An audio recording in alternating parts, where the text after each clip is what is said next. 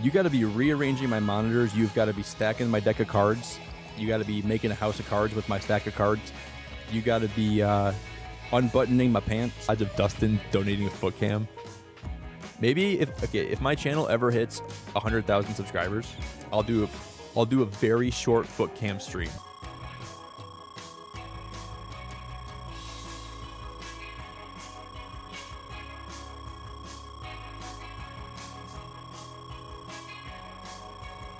No way. No way. No way. There's no way. It caps out at 99,000. Oh, this game is horrible. There's no way. Dude, no, there's actually no possible way to hit 100,000. There's an owl. Oh, that definitely hurt. That definitely hurt. I shouldn't be here. I got ulted on. Guys, I just broke my glasses.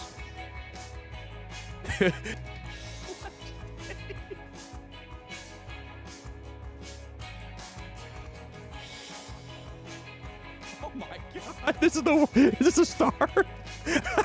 This is like an arrow, dude. This is not a star. Okay, it's the new meta though. It's the brand new meta. Let me get a bird's eye view of this. We have to color it in though, guys. We gotta color it in first, right? Ampharos, come here girl. Come here, girl. Come here, girl. Ampharos. I'm gonna start making alarm clock noises. I'm gonna get a bucket of water.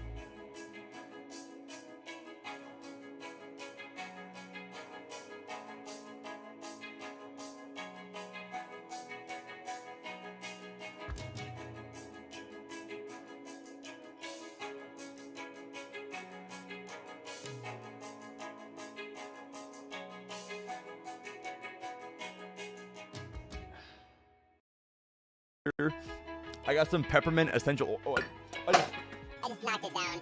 Oh my god, I'm an idiot. Can I stop them? Maybe. Oh my god, oh my god, I got that.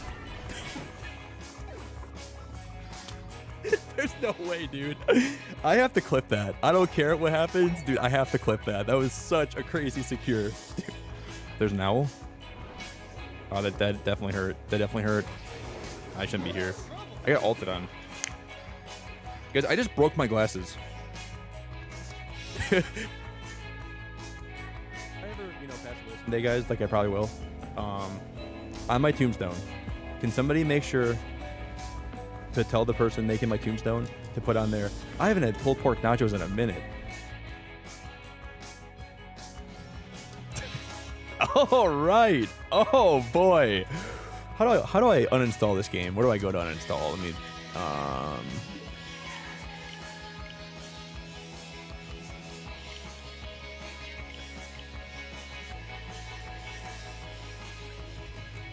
yeah, if we lose, you got to be rearranging my monitors. You've got to be stacking my deck of cards.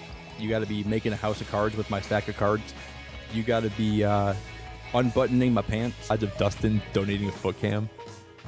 Maybe if my channel ever hits 100,000 subscribers, I'll do a very short foot cam stream.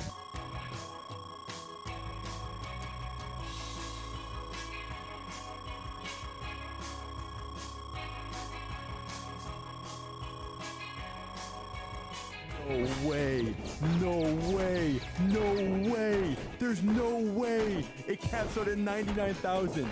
Oh, this game is horrible. There's no way. Dude, no, there's actually no possible way to hit 100,000. There's an owl. Oh, that definitely hurt. That definitely hurt. I shouldn't be here. I got ulted on. Guys, I just broke my glasses.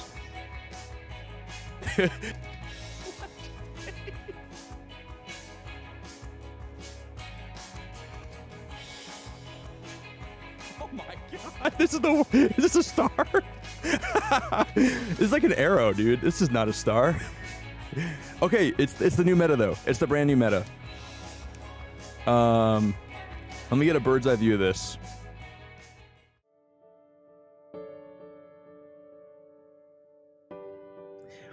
Tell me why the first thing I see in chat tonight is Sleepy telling me that she got bit by a snake. And why does that not surprise me? Even a little bit. I hope you're okay, Sleepy. How you guys doing tonight? Everyone doing all right? It is good to finally be live. Sorry for the wait. I made some coffee. Then one of my friends called me. He got a new PC today, and he was just talking my ear off about it.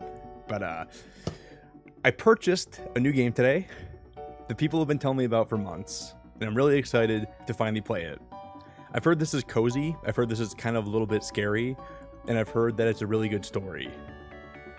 Because if someone could do me a favor before we get started, if someone can please make me a like goal, you'd be my hero. Just make it like 100 or something before we get things kicked off tonight. What is happening, Beacon fam? Everyone doing all right? Hello, Krista. Hello, Sleepy. Hello, LB. LB, you're fine. For the rest of the week, don't even worry about it. Hello, Brian's. I saw that you gifted a membership today, and I really appreciate that. What's up, Ken? Hello, 350. Dude, 350, you were from the Kato raid, I think, a couple days ago. What's up, Lyra? Hello, Aiden. Hello, Pokemon. What's up, Jackie? How you doing tonight? Leslie, what's going on? Bradley, how you doing? What's up, Krista? I would like to know, has anybody in this chat tonight played through Beacon Pines? And without spoilers, how do you guys feel about it? I've heard good things about it so far. Tigress, that's so nice of you. Can't be here too long. Gotta get some sleep, going to Universal in the morning. I hope you enjoy this game. Really enjoyed it myself. It's cozy, a little scary, and very fun. Cool. It's supposed to be raining tonight, so we're gonna have a really cozy time playing through this in the middle of the rain. What's up, Pat's Patch Gaming? I need to go pin a light goal, don't I?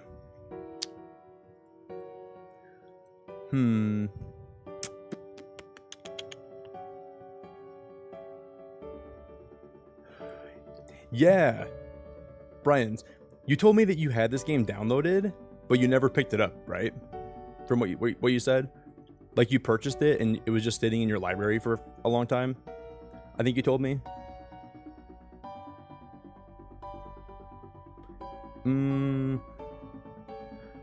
I gotta pin a light goal.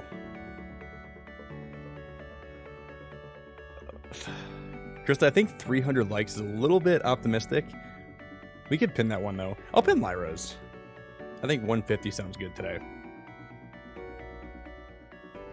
Yo, what's up, Brog? I gotta make sure that I mute the background music because I have some like some extra music playing. And I want to make sure that that's not playing through the whole game.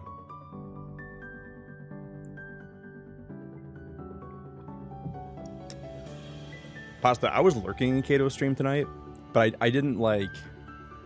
I wasn't super active, so I was busy the whole time. But her stream was on my TV for like a good couple hours tonight. If Kato's streaming, there's a good chance that I'm lurking in her stream. There's a very good chance that I'll be in her stream, but we're gonna play through. I've heard this game is roughly like maybe like 4, 5, 6 hours long, so we're probably gonna play through the whole game tonight. Dude, Muck Bro, I hope you're having such a good day, brother. I really appreciate you. I can't really tell you enough how much that means to me. I think guys, so tomorrow night, I think we're probably going to be doing more Splatoon 3. And I think I'm going to do Animal Crossing on Thursday. And I think on Friday, Saturday, Sunday, we're only going to do Splatoon. I'm not too sure if I'm going to be playing through Fae Farm this weekend at all. I'm on the fence about it. We'll see what happens, I guess. We might do Fae Farm. We might do Fae Farm next week. I got to figure it out. I'm not too sure. If you guys could do me a favor, could we get all the hearts in chat for Muck Bro tonight? If you would drop my man some hearts, I would really appreciate it. If you would for me.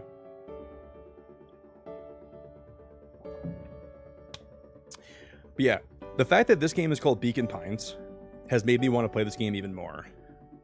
So before we get started, if you guys would like to drop a like on the stream, I would be super grateful.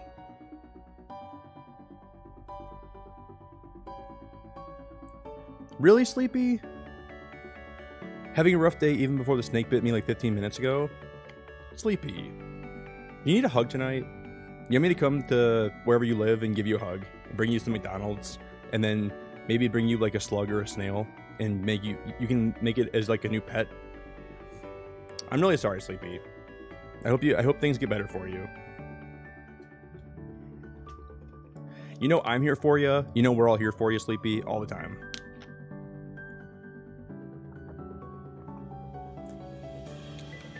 I haven't actually played Animal Crossing. I haven't really done much to my island in the last few weeks, so I really want to get back into that game and like do some more things.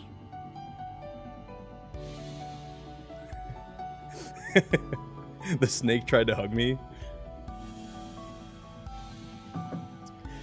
I'm assuming a lot of you guys have probably never seen my island before, so we're gonna do maybe Animal Crossing on Thursday. And if anybody after stream wants to play Palia with me for like an hour in my Discord, we might do a little bit of Palia grinding in my Discord today. So just let me know. If anyone's free and you want to get some Flowwood with me, and you want to maybe get, we'll figure it out. But I love you guys for being here so much. If you did drop a like on the stream already, it means a lot to me. If people want to drop the link for my socials, if you want to drop my Discord, my Twitter, my Instagram, you guys can drop those links. Really excited for this one.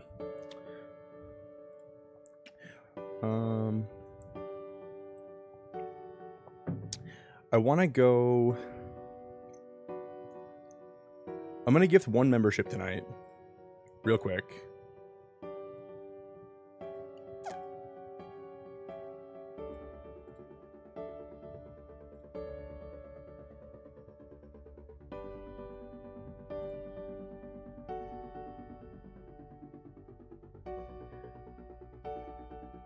And then I gotta post this to one more place, guys.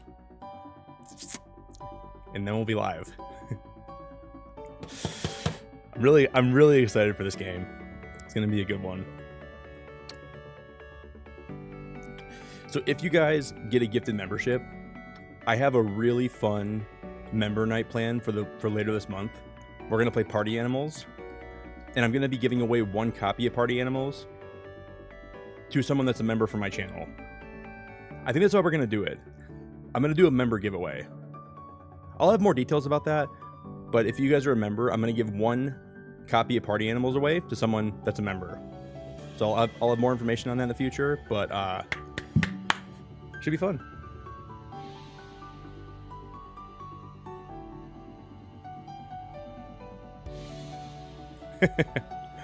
Well, hello, Stephanie. Hi, Steph. I hope you had a really good shower. I hope you had fun playing Splatoon tonight for as long as you did.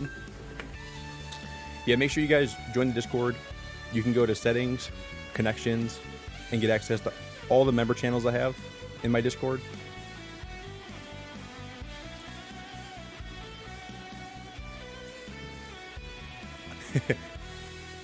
JJ, I really appreciate you. I see Nikki, I clicky. I see JJ, I say hey hey. Thank you. One of my friends today was having a really bad mental health day, so I was kind of being there for him too. So I think it's kind of going around, Jamie. Must be the bad for bad days because my mental health sucks tonight. Just hang in there, and I promise things will get better. It'll get better, and I'm really sorry. It kind of hits all at once, right? Like everyone kind of like collectively starts having bad mental health days and everything. But I've heard this game is really fun. We're gonna play a lot. We're probably gonna finish this whole game tonight. There's a lot of choices, so during the game, I'm gonna have to you guys have to help me pick the choices, and it's like a narrative-based game. So we're basically reading a book together. That's kind of like that'll play out through the whole course of the game. It's pretty creepy. It's a little bit spooky. There's gonna be a lot of comedy involved in it. But I'll be asking you guys how to kind of like how we're gonna have this play out. So it does rely on you guys working with me to make choices. And then later on in the game, we're able to go back and make some changes. Like let's say the story's playing out and we don't like it, we can go back and actually alter the story and make it better. From what I've seen. Is it really good, Summer? One of the best games? I've heard it's really good. So I hope it lives up to the hype. I gotta hold up. Okay.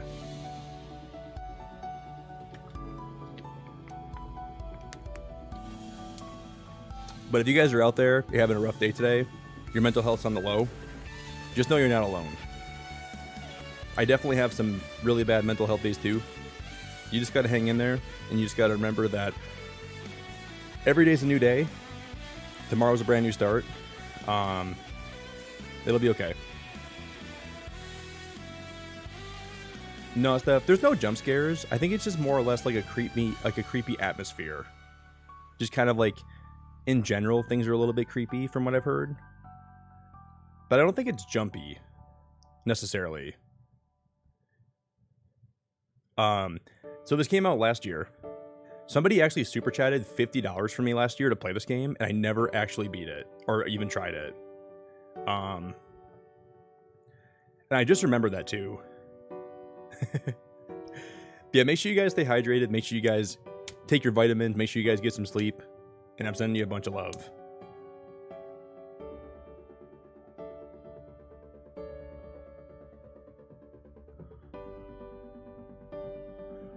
What? I wanted to let you know that you were the one to get me in Splatoon, and I met someone who you're sub to. I'm gonna be moving to England to live with him someday.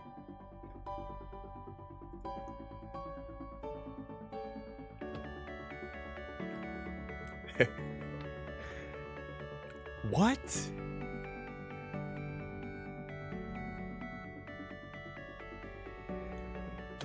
Okay. That is crazy. All right. I have to mute this. Yeah, I've heard this game is a little bit creepy, but I've heard the story is amazing. The characters are really good. There's comedy, there's spookiness to it in general.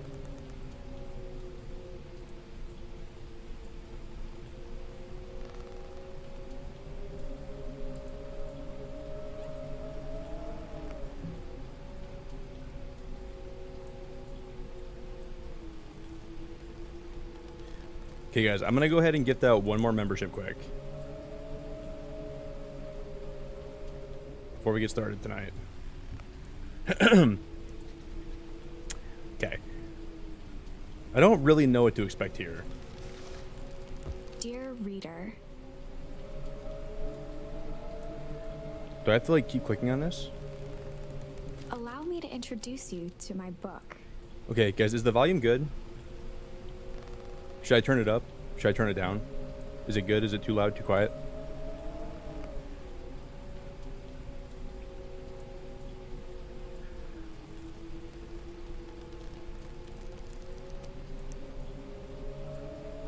Volume's good. Yo, Doga, thank you for the $10, man. When did you get your own game? Howdy, Beacon fam. Apparently last year. Though it might at first appear like many books you've come across, it is far from ordinary. Thank you, Doga. I really appreciate you. You may, therefore, have some misunderstandings about its nature. The story that awaits you has not been fully told. The story that awaits you has not been fully told. In fact, its conclusion is not yet known, even to myself. It is in that way that my book is special. It is in that way that you are special. Hear that, guys? You are special. The book is special. You are special. Things will get better for you. Just hang in there in life. Without you, there is no story. Chapter 1. Chapter 1. Normal isn't what it used to be. This is a story about change. Nestled in a shallow valley is the town of Beacon Pines. I love the name. I would live in Beacon Pines. I would definitely live here. Far from the town square, across the river, past the neglected welcome sign, a young boy walks alone at dawn. A young boy walks alone at dawn. See? His name is Luca Van Horn, and like you, dear reader, he's here for a reason.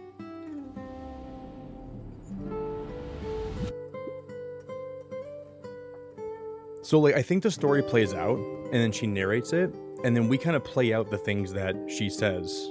And then I think we're able to actually alter the book a little bit, too.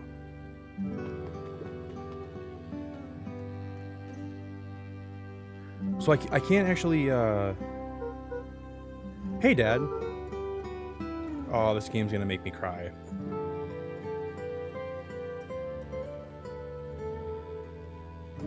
How are things going? Today's the first day of summer vacation. I start middle school next year, I guess. Oh, I'm gonna cry. Oh my lord, man. This is the kind of stuff that hits me in the feels. I was 6 years old when you died. And it's been 6 years now. From here on out, you'll have been gone longer than you were here. It feels like that should mean something. Mom always said that this tree was your favorite spot in the world. Me too. Hey, Luca. I knew I'd find you here. Rollo was Luca's closest friend. Okay, so Rollo and Luca are friends. He possessed many fine qualities, but subtlety was not one of them. Well, after I banged on your door till your gran answered, and after I checked the pond and climbed up the treehouse, then I knew I'd find you here. Rollo finally noticed the tears welling in his friend's eyes and the flowers on the grave. Oh yeah, right. You and your mom always did this on your dad's birthday. Yeah. I didn't know if you were going to keep doing it now that your mom's...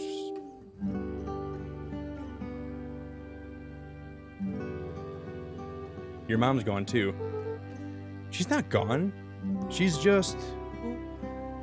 missing.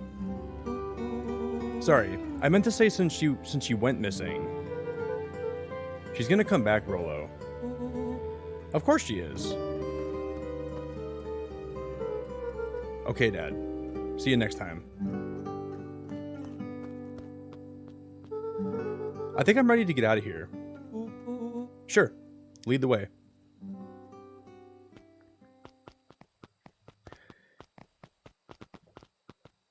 This is really pretty. The art style is really, really pretty.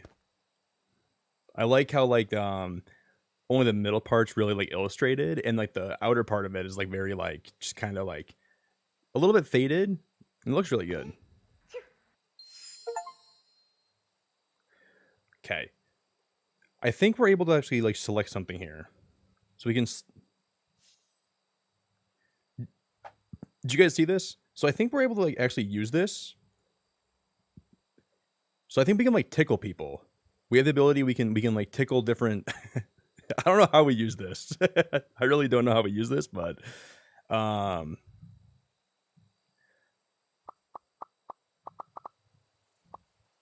Okay, I want to put this away. Wonderful. I had a good feeling about you from the moment you opened my book. That charm is a very special thing. Very special indeed. The charm's a very special thing. Very special indeed. Keep hold of it for now. Its purpose will reveal itself soon enough. Oh, it's so cute. When you walk through these dandelions, they can actually make you like... They can make you sneeze a little bit. Oh yeah, I almost forgot. The whole reason I was looking for you, I was wondering if you'd ever get to that. I found the perfect way to start our summer. How's that? Rollo looked to the side suspiciously.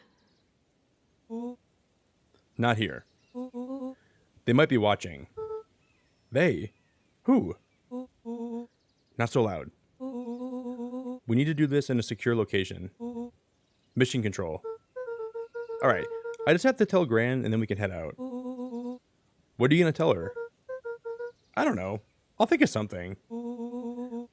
If it's all the same to you, I'll meet you at the welcome sign. Your Gran still kind of wigs me out. I don't do well with people. She moved in like half an hour ago. Just meet me at the sign when you're done. Alright, suit yourself. I won't be too long. Okay, tell Gran before heading out with Rollo. I really like the art style so far. It's really, really cool. I'm definitely... How do you move? Okay, so we had to actually change that a little bit. Yo, Huggy, I hope you're having a great night, man. Dear reader, forgive me for this interlude. Remember that charm you found in the dandelion patch? The tickle charm? There are more of those special charms to discover throughout Beacon Pines. I love that it's called Beacon Pines. Whenever the narrator says Beacon Pines, there's like a shot of serotonin that just shoots through my head, and it's really adorable. There are more of those special charms to discover throughout Beacon Pines. They've been known to reveal themselves to those who are willing. Some of them can be found in this very house. So you can find some charms in this house then, huh?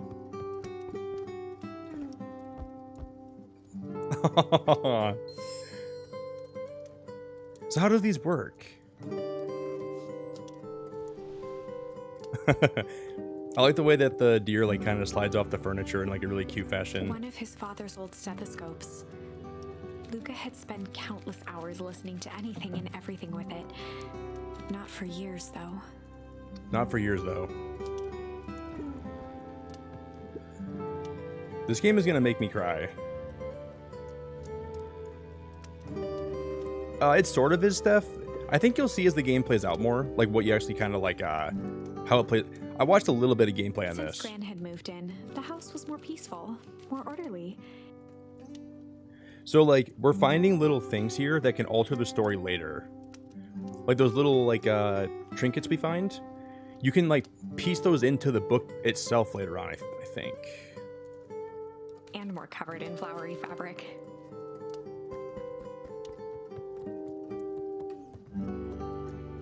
This is so cute. Yo, Jess, I hope you're having the best night. It is great to see you here. An array of prepared meals crowded the refrigerator, each labeled with a day of the week. Ooh, each label of the day of the week, huh? A pair of dull scissors, a broken can opener, a mostly empty bottle of glue, and some loose string. Okay. So I think... So, like, you see how we found this thing called junk? We can actually paste that into the story later, and it'll completely change what happens. Like, there might be a sentence, and we can throw the word junk in there, and it'll change the whole story, which is very cool.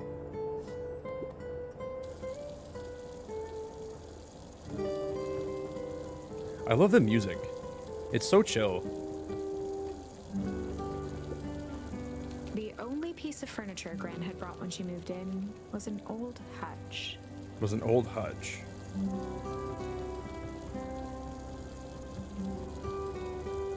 I wonder if we can go out this back door.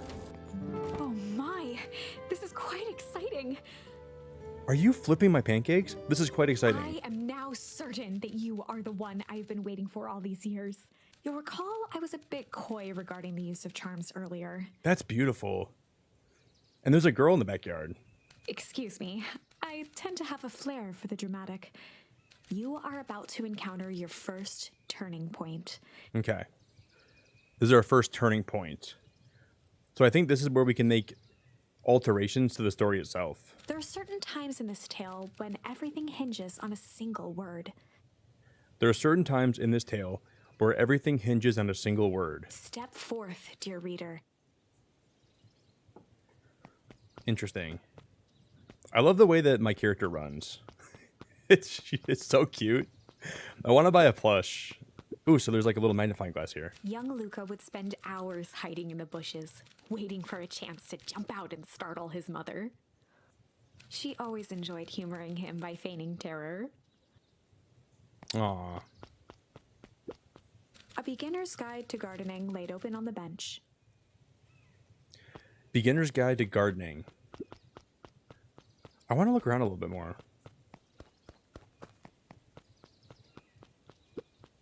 A sturdy old wheelbarrow. Is it me or does this narrator have the best voice ever? I could listen to her just talk about anything. A sturdy old wheelbarrow. A rustic old bench. A big willow tree. Stones that are sprawled out in the garden in a very particular fashion. The wind's breezing through the leaves. It's so relaxing. I really like it. Okay. So I think when we talk to her, the story's going to start branching out. And we're going to be able to make a lot of changes, and it'll determine what happens. Hey, Gran, I'm going to go. For Pete's sake, go change out of your pajamas before you say another word.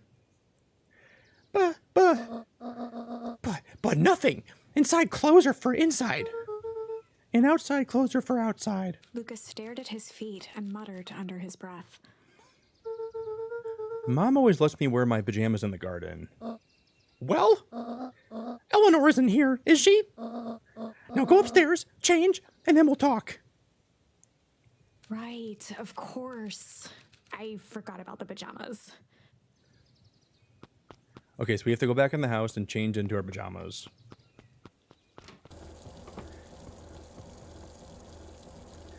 Can we turn the sink off? See, it's just like little stuff like that. We can open the fridge, right? We can close it.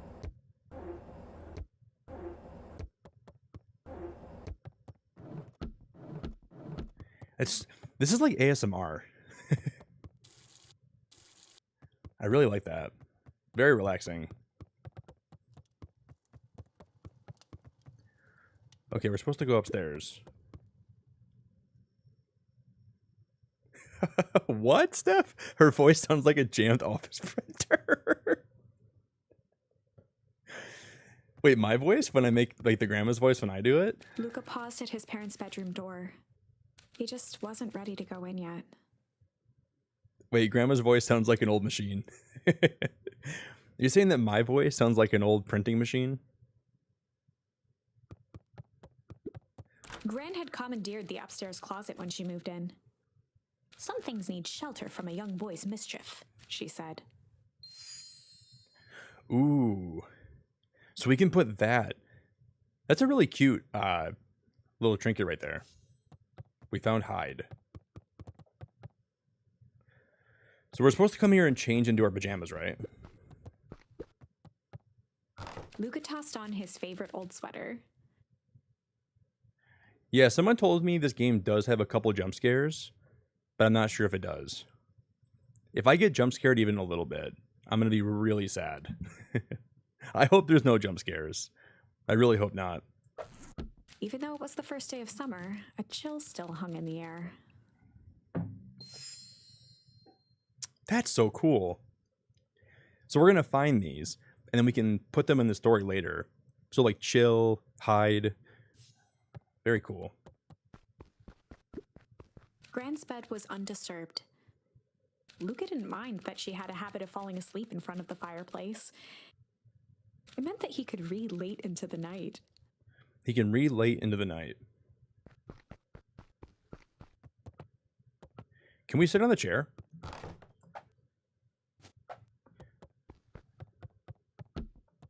Can we close the books? Gran's moving in meant that most of Luca's things had been crammed in the corner. Wait, Summer, this game has mini games? You can use the charms for mini games.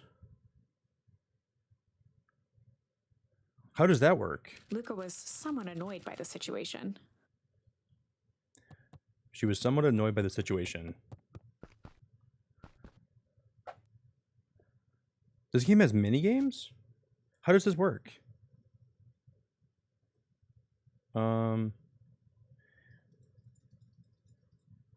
I don't know why I can't, like, actually, like... Okay, we have those just sitting there, okay. We'll do them later.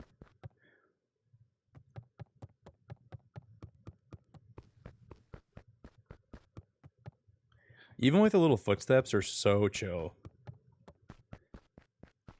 I like the noises that my feet make. They're really cute. I gotta go ahead and turn... I heard my stream in the background. Okay, we gotta find my pajamas, don't we? That's what I'm looking for here. Oh wait, did I already change into my other clothes and I'm just crazy? Did we already do it, guys? Am I good now?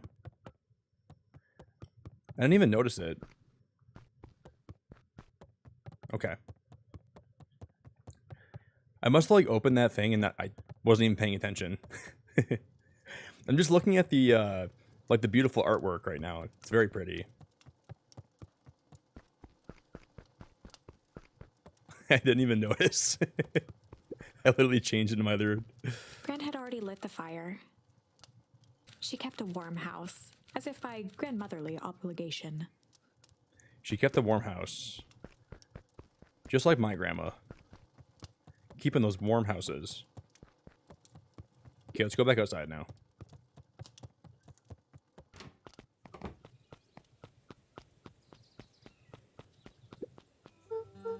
Okay, I'm gonna go hang with Rolo for the day. See you later. Hold up now. Where are you and Rolo headed exactly? Oh, nowhere The special. less Gran knew, the better for everyone involved. Oh my god, that is so pretty. So we can change this, right? We're just gonna go what for the day? We're just gonna go...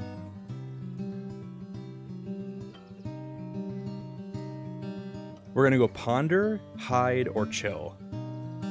What do you guys want to do? Should we go chill for the day? Should we go hide for the day? We're gonna go hide for the day? That does not make a lot of sense. Or do you want to go ponder for the day?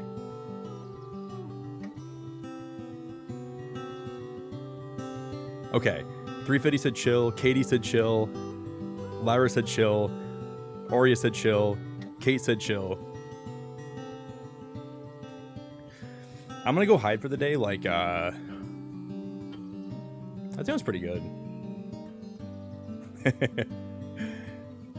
Ninja, there's no chili option. I'm gonna go chili for the day. I mean, it does sound good, though. I could go for some chili, but I don't have a chili thing, man. I would like to have some chili right now. It does sound really good. What's up, Ninja? We'll go chill. We were just gonna go chill for the day.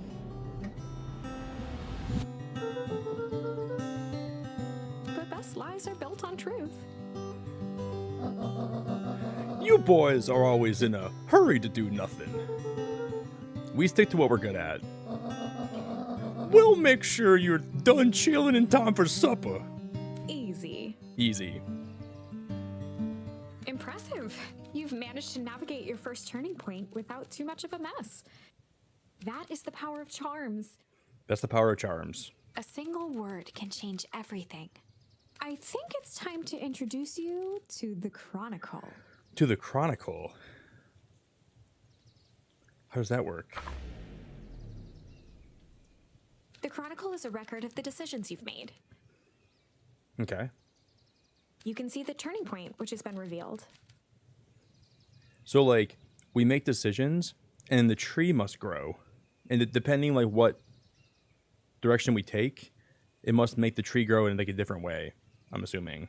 At any time, you can use the Chronicle to go back and invoke different charms, creating new branches. Wow. So you can go back at any point, and you can change what you've already done, and it'll alter the story, apparently. Luckily for us, this is the one and only turning point where the charms won't dramatically alter fate. So this is the only time the charms are not going to dramatically alter fate. It's the perfect opportunity to experiment with rewriting things. Wow, that's cool. Okay. We were just gonna go... We're gonna go chill for the day. We're just gonna go chill for the day. That's so pretty. Wow. The best lies are built on truth. The best lies are built on truth. You boys are always in a hurry to do nothing. Yeah, we stick to what we're good at. We'll make sure you're done chilling in time for supper. Easy. Thanks, Grandma. So you can open up the Chronicle at any point, and you can alter the whole story, which is very cool. Oh, and Luca! You and Rolo stay out of trouble. I know.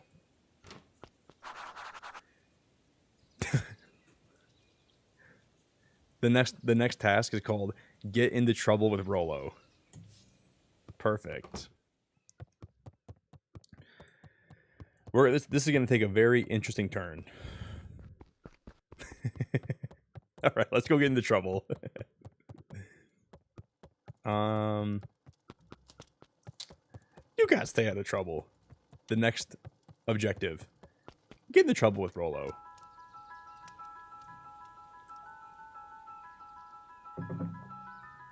So there's lots of endings, huh?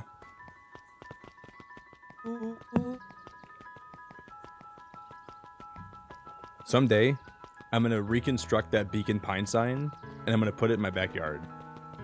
That's a really cool sign. Woo! Dang it, Rolo. Look at how cool that is, guys.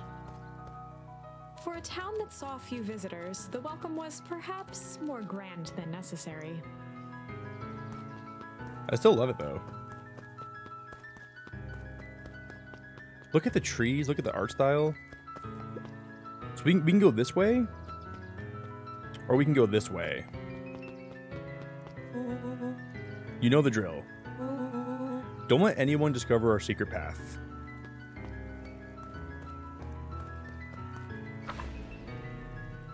Chapter 2. Welcome to Beacon Pines. I've heard this game gets really creepy, though. Is that true, Summer? Does this game have like a really creepy, like, some creepy chapters where it gets a little bit, like, suspenseful and stuff like that? Because somebody warned me that it gets a little bit creepy. I'm not exactly excited for that, but I kind of am, actually. It kind of feels like fall right now, so I could use a little bit of creepy vibes, you know? For many years, this valley had been a small mining outpost. It wasn't until Sharper Valentine built his fertilizer company that Beacon Pines was established. Over the next 30 years, the town had grown and prospered. So over the next 30 years, the town had grown and prospered. Until the foul harvest and his sudden death. His sudden death. In the 6 years since, everyone was simply trying to get by.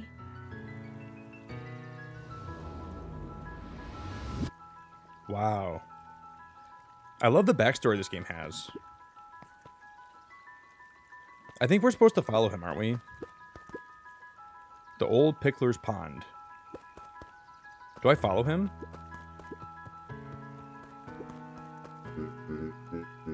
Sorry, young Mr. Van Horn. Can't talk now. Very busy with preparations. Mayor Augustus Valentine was not busy.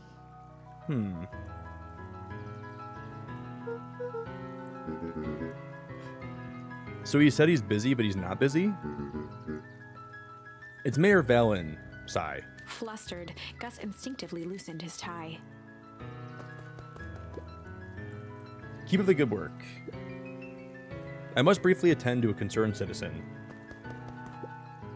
Huh? It's nothing. Just keep at it. Alright, what can the mayor of Beacon Pines do for you today? Just saying. Just saying hi, I guess. Good day to you too, young Mr. Van Horn.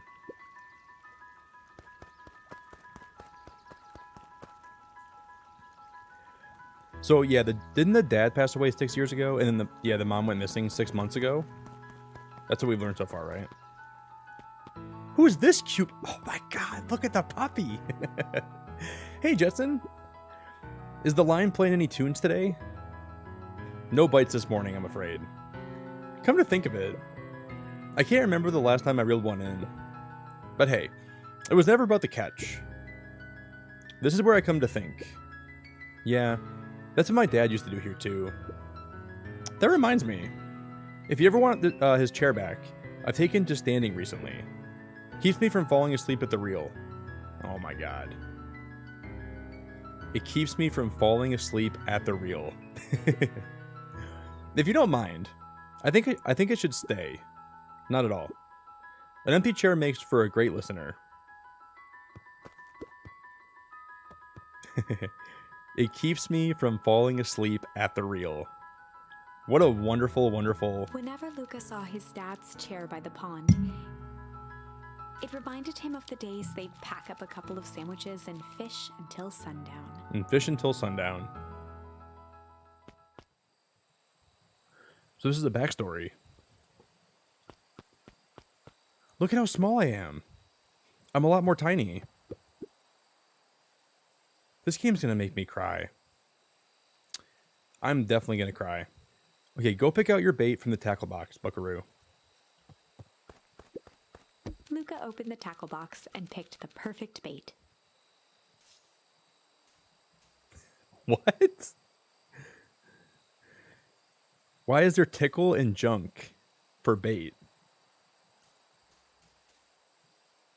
What do I pick, guys? Should I pick junk or should I pick tickle? Probably junk, right? I would imagine is probably the way to go.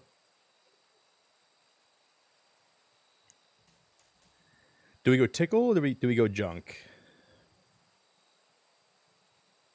This doesn't really make sense to me. Why are we picking between tickling and junk? You know?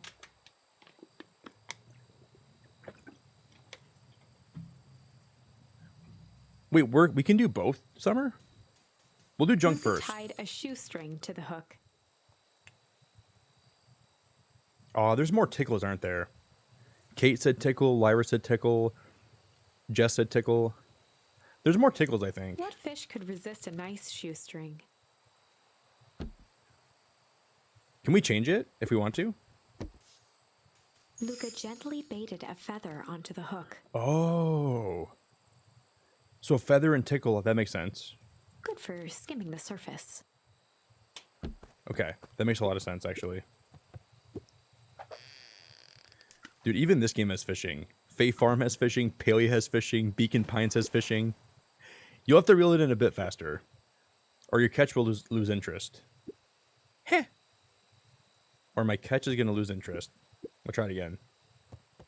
Okay, let's get another feather out of here. Luca gently baited a feather onto the hook. Good for skimming the surface. So when it turns red, you want to reel it in, huh? What? Hold up, let me get that out of the...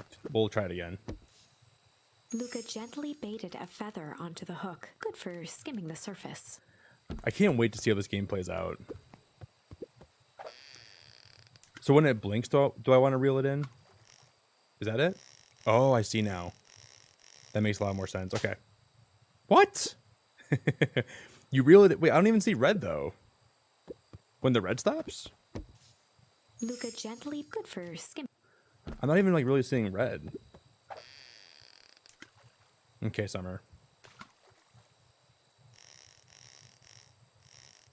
I don't see red at all.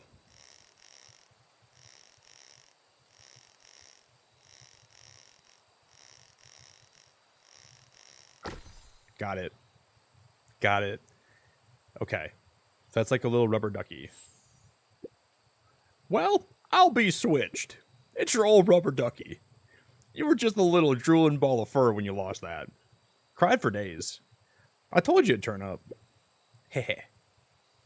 Thanks, Papa. So we found our rubber ducky. What does that do, though, for us? Oh, maybe we have to use the other one, too, right? So we can fish with tickle and we can fish with junk. Luca tied a shoestring to the hook. What fish could resist a nice shoestring? What fish could resist a nice shoestring? So we found a rubber ducky. I don't really, like, I'll be honest. I don't necessarily understand how the fishing works yet. I'm trying to figure it out. I'm just kind of, like, reeling it in, like, slowly. There's a boot. Just like in Palia, we found, like, an old boot. Where do you think the other one is? Hard to say. Sometimes things drift away. That's not fair. No, it's not. Well, wherever it is. I hope that other boot at least has a sock to keep it company. Can we find, like, 2 boots in? What if I was to fish again? Could I find, like, more stuff? Yo, what's up, Sarah? Yo, Sarah, how you doing? So maybe the more things we find here, we can, like, come back and, like, fish more things out, right? That's what I'm kind of, like, thinking about this. Like, if we find more of these, we can find more charms, and then come back and fish more things out, right? Luca tied a... What fish... We can just leave here now, I think. Looks like we could use some new bait. What do you say we head out and find some more? Okay, Dad.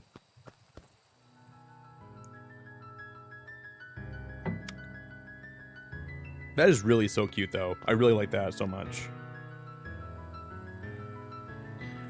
And this is like a little treehouse. It says keep out. There's like a little cat on the tree that's painted on there.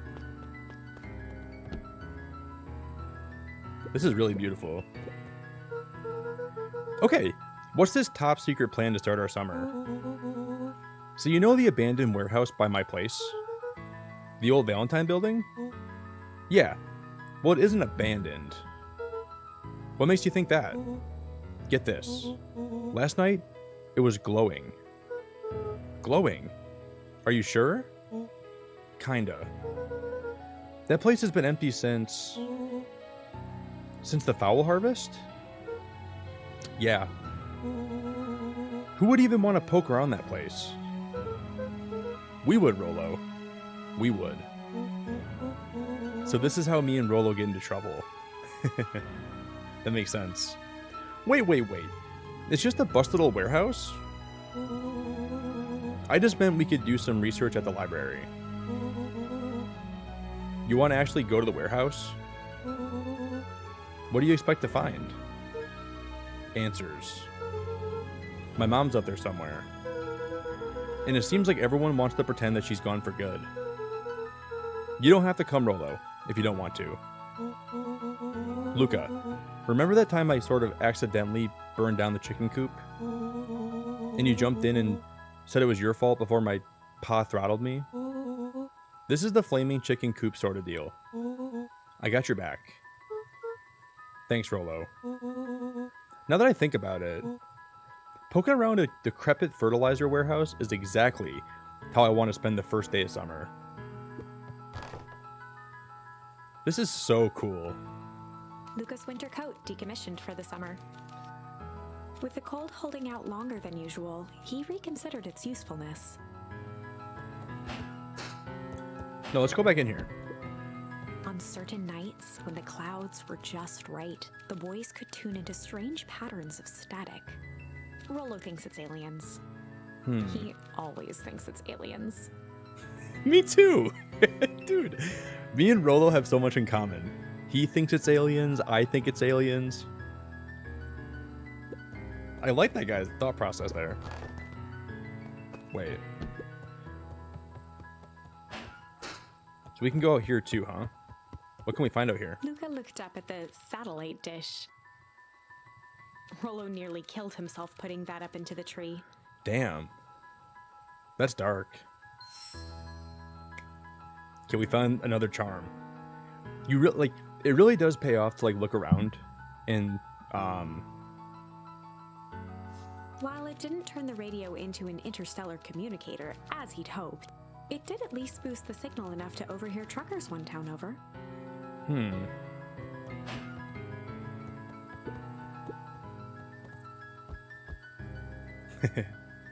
like how you can just kind of like flop on furniture and just chill like that. Very cool. After Luca's father had passed, Rollo became obsessed with them building their own Hank atomic star scraper.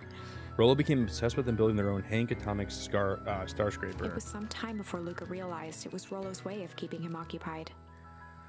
Interesting. Okay, I think we found everything in here so far.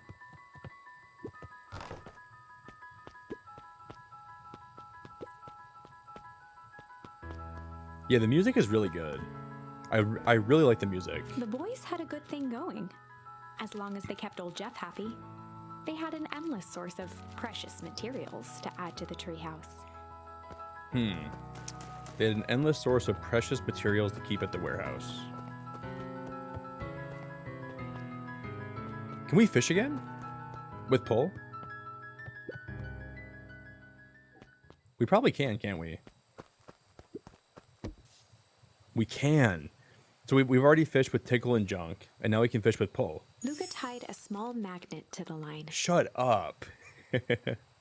That's a really cool little feature. Fishing with the law of attraction. Fishing with the law of attraction.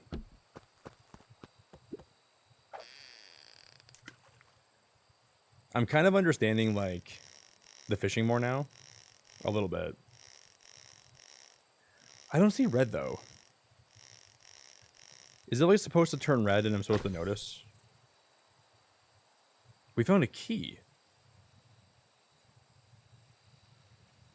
I wonder if that key is going to be useful later. Where do you think the lock is for this key? Now, why would we want to find that out? Because then we would know the secret. Gah, that's no fun. The second we know what it unlocks, it just becomes a boring old key. Right now, this key could unlock anything. Cool. Can we grab the key and take it with us? So we can't grab the key.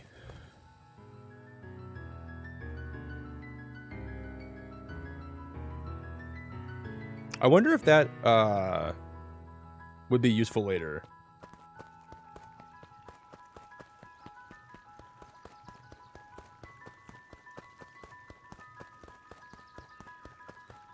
I feel like we're gonna have to go back there later.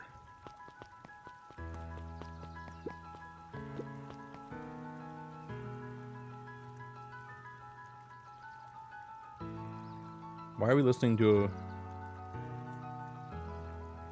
What am I doing with that? That makes no sense to me at all. Come on, Andy! Grab his wallet! I'm sorry, Iggy. I can't. Do it, or we pound ya. Yup. Yeah, but my mom said... Yeah. But. If I had a nickel for every yeah, but, I'd be the freaking king of nickels. Ain't that right, Tish? I love nickels, man. They're my favorite kind of coin.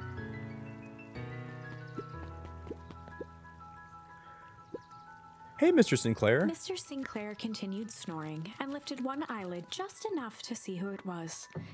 A tactic he often used to avoid undesirable conversation. Interesting. Bah, don't you see I'm sleeping, boy? How's the napping today? Crummy as always. Used to have a perfectly nice view from here. Till Perennial Harvest put that monstrosity of a building in the way. Why don't you just move your chair a little bit? Why should I be the one that moves? If it's a showdown they want, I ain't gonna be the one who blinks. Man, that guy's rude.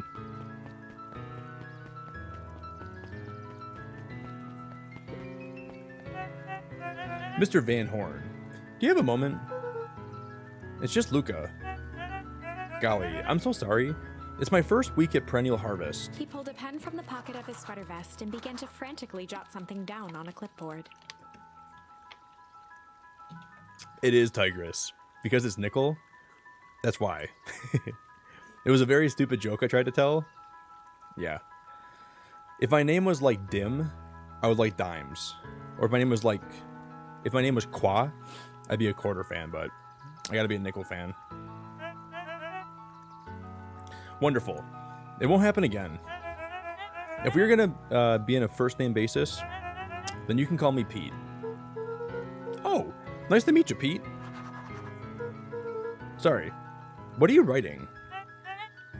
Just documenting. Gosh, it's exciting to be a part of something so darn special. You know, it's not just about new fountains and phone booths. We're gonna change the world. And it all starts here, in Beacon Pines. Isn't that amazing? Uh-huh. Anyways, I better get... That reminds me. We'd love to hear your thoughts. My thoughts? You bet. If we're gonna change this town... I just didn't even read his dialogue. I'm sorry, guys. That sounds intense. Whatever you said sounded really intense. I didn't catch it, but... Can you repeat it? I just pressed the enter button over your dialogue. Changing the world is intense. So what do you say? Could you answer a few questions? Well, I guess. Wonderful. Open to answering a few quick questions. One down. See? It's not that hard, is it? Okay, we're gonna go. What is something you love about Beacon Pines? Never thought about that before. Perfect. It's the only place I've ever lived. See? That wasn't so painful. Pete stopped scribbling and glanced up from the clipboard. Was it? I guess not. Huzzah. Our first 3 questions answered in record time. Are you literally writing everything down? Thank you so much for your time. I need to process these answers. We can save the rest of your thoughts for later. Okay. Our harvest awaits. I kind of think that was really important to the overall story. One of the things he said, it was a little bit sus to me.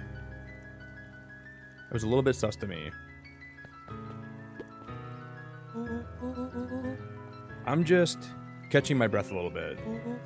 Go on. I'll catch up. This is so pretty. This is so pretty.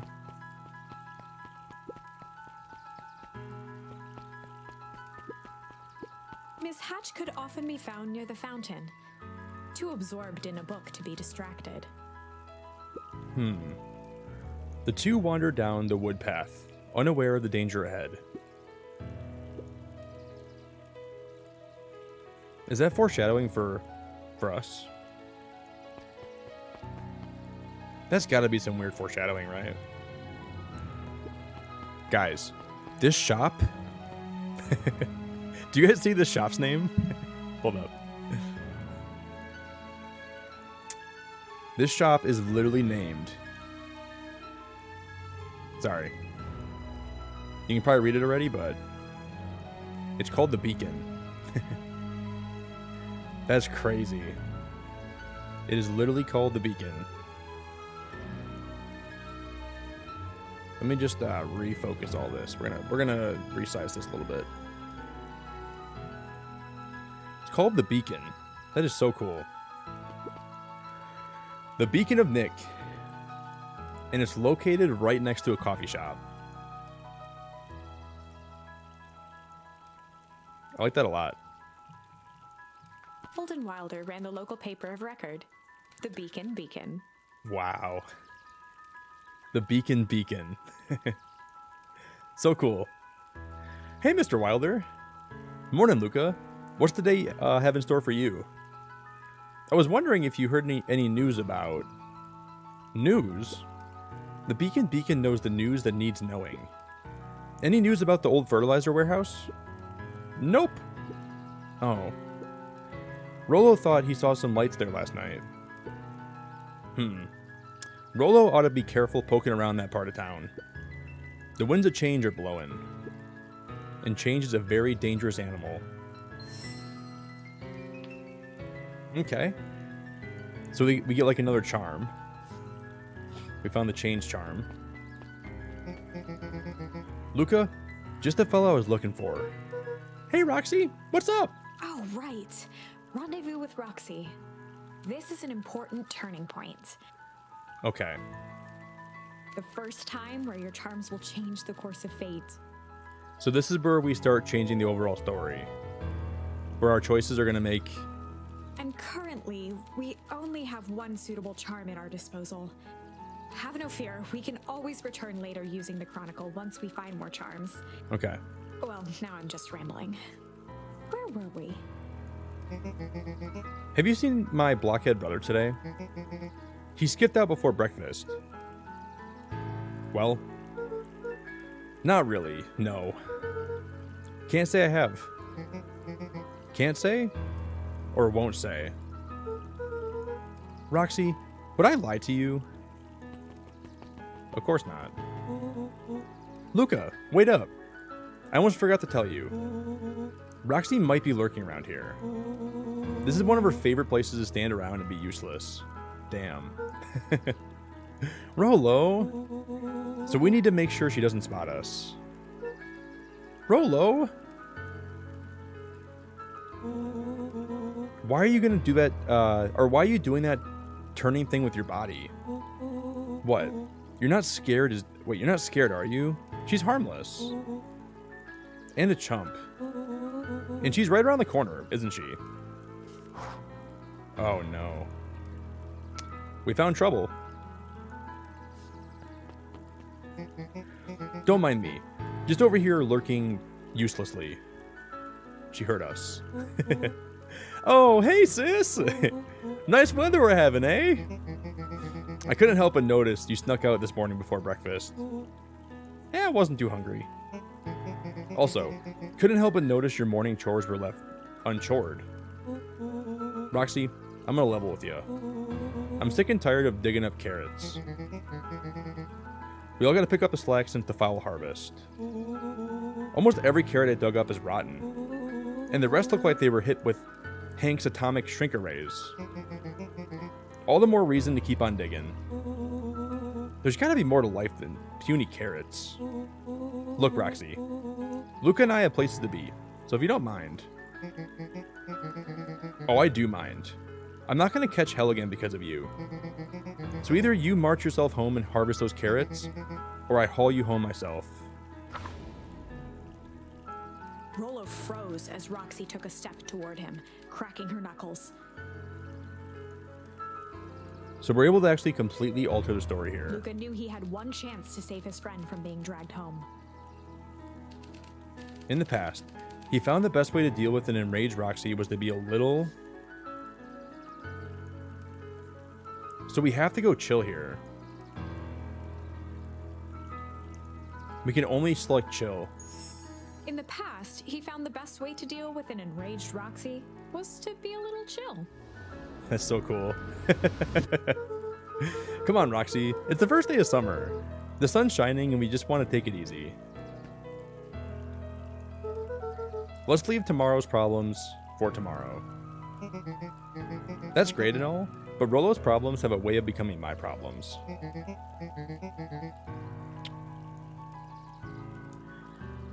But like later summer, when we find those charms, we can like come back here and then change the story, right? I believe. March, you big oaf. Aw, rats. I expect a full report about the Valentine place.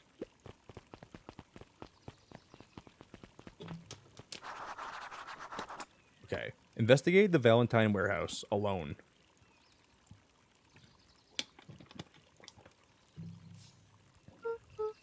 So, Fitz, what are you up to on this lovely day? Nope. Did she say nope? What? Did she say... I asked what she's up to. She said, no, I'm good. Okay. Sharper Valentine, founder of Beacon Pines. Never underestimate what a great man can do, given time. A bit much, if you ask me. So we found the new charm there. We found an indulgent. Can we go in the shop here? Okay, we can't go in the town hall. Can we go in the coffee shop? I don't think we can. Hey, Miss Nelson. Morning, Luca. Any big plans for the summer? Not really. Heard anything about the old fertilizer warehouse? Any strange happenings? Can't say I have. Either way, a dusty old warehouse is no place for a young boy. You be safe now. Can we go up here? This is a very cool cafe. Piper? Hey, Luca, what's up? You know it's summer break, right? Of course. And it's like the morning? Correct. And you're studying? Like they say, the early bird gets the proper education required for a successful and fulfilling career later in life. Damn. I like her. She's very cool. Hey, Zariel. Or Zariel. Hi, Luca. Could you please tell this lazy butt to help out in the cafe? Lumi, Zariel, would like you. Luca, let me give you a little gem of advice. If you never do what you love, then you'll never work a day in your life. You're really setting up the kid for success. There's got to be something in here we can,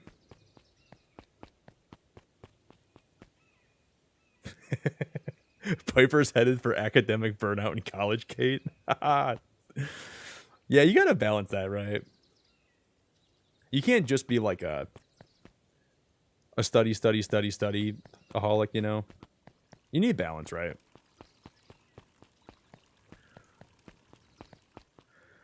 So we came from this way.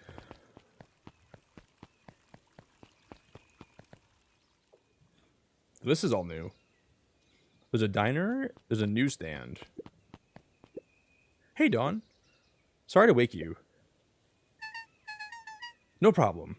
It comes with the job. Dawn had dreams of becoming a big-time reporter. At night, she searched for the story that could be her big break. By day, she hawked papers at the newsstand. What's up? Rolo said he saw something strange going on in the warehouse. You know something about that? You might say I've heard some things. I'm working on a story about it right now. So what's going on? I can't say quite yet. I still need to follow up on a few leads. All right, keep me in the loop, okay? Sure thing. Things seem to be quiet in town today. Yep. Everyone's prepping for the festival. Should be back to normal tomorrow. I'll catch you then. All right, catch you then. Oh, and Luca? I'm really sorry I haven't been able to find out about anything about your mom yet. I'm just grateful you tried. I'm still keeping my ears up. So our mom's missing. Our dad died 6 years ago. There's something fishy going on here. I guess Mrs. Fratelli is getting ready for the festival.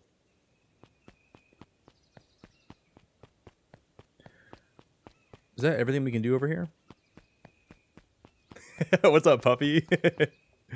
Yeah, I'm trying to voice act as much as I can, you know? Making it interesting and fun.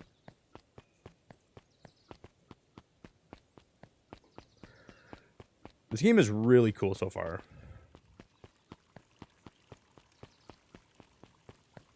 Can we go this way? There's a library, there's a drugstore, there's an abandoned house. Hey, Solomon. Apologies. No time for chit-chat. Damn, man. That guy's a jerkwad. Looks like the library has not been opened yet. I'll check back later. So the library's closed, huh? Luca, my boy. This guy's name is Mr. Nuncreed. I was just on my way to... I just sold the last of your grandmother's preserves. Can't stock the shelves fast enough, turns out. That's great, but I'm actually... I guess Juniper will just have to swing by with more of her lovely jam. Uh-huh. Well, don't let this old man slow you down. Just remind her that she still owes me that dance. A promise Gran regretted the second it was made. Will do. She's a fine woman, that Juniper. Yeah, she's pretty cool, I guess. A real fine woman. Gotta go. Well, that guy's a certified creep. I would not leave that guy alone with anybody. That guy's a big fat creeper. I'm gonna just not talk to that guy anymore. I'm okay. The phone booth was brand new, part of Perennial Harvest's Beacon Pines Reborn initiative. It didn't see much use. It didn't see much use.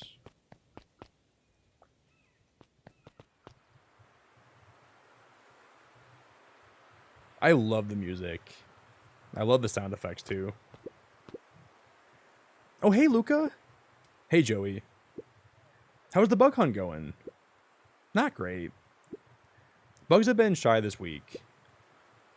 Bugs get shy? Oh, sure. Bugs aren't that different from people. Sometimes they just want to be left alone. If you're going into Weep Wood, just be careful where you step.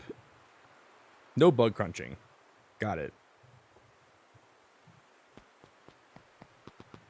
The path led into a small hollow at the edge of Weepwood. Okay. No turning back now. Why are those trees glowing? Is that sign new? The fence thrummed with a gentle electric buzz. Okay. So what would Rolo do if he was here? Luca often asked himself what Rolo would do. So that he could rule out that option. I'm definitely not touching that thing. Yeah, I don't blame you. Can we go behind this way? Do we have the option to crawl in there if we want to? Okay, we can't even go in there if we wanted to.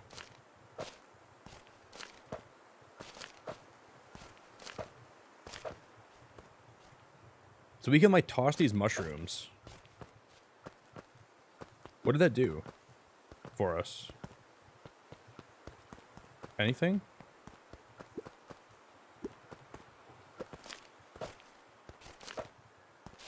Why are those here?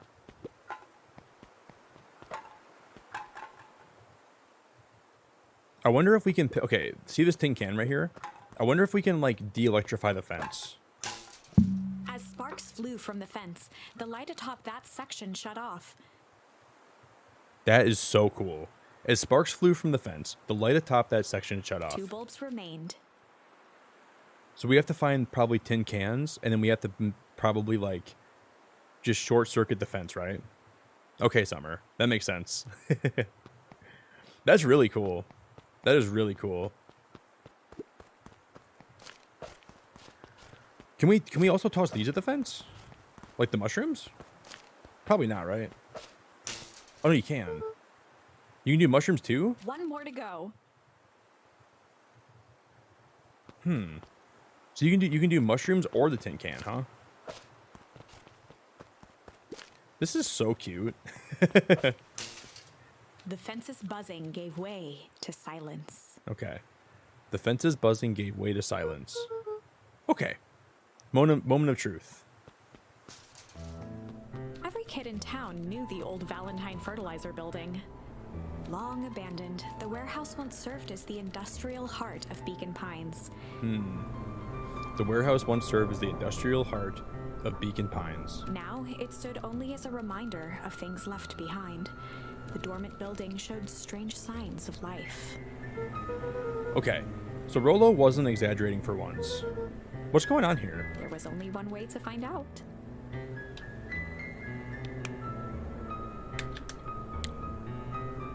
Yo, Christian! Hello, Christian. The Beacon of Nick is playing Beacon Pines today. What's up, Ava? Hello. This game is so cool so far. It's so cozy and so fun and so, we just started playing and I'm already so invested in the story. Very, very cool. Wow. That smells awful. Too bad Rolo's not here. He'd have no problem poking around in here. The hose emitted a subtle sound. It was actively draining some kind of liquid.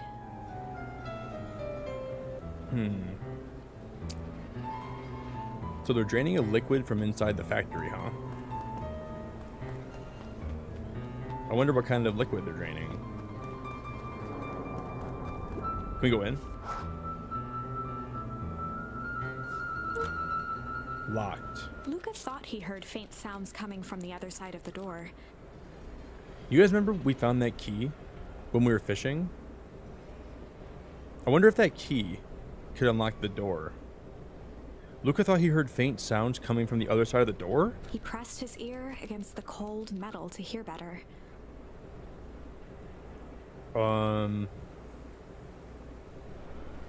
If there's a jump scare coming up, guys, I'm gonna poop my pants. I've heard this game has jump scares. If I get jump scared at all, it's over. We're just gonna end the stream. I'll play something else tonight. I don't want any jump scares today. Oh my god. I hope not. I feel like there's gonna be some kind of jump scare here. I'm not ready for this. I'm actually nervous. He pressed his ear against the cold metal door.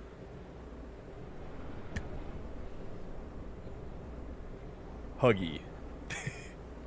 Dude, you didn't have to do that, man. You really did not have to do that. If you guys can do me a huge favor, can we get a bunch of hearts for Huggy today? Wait, what did he say? Hold up, I missed his message too. Huggy, thank you for the gifted memberships, man.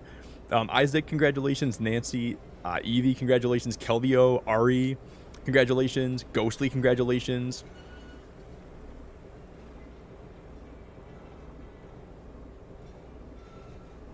You guys are genuinely the best.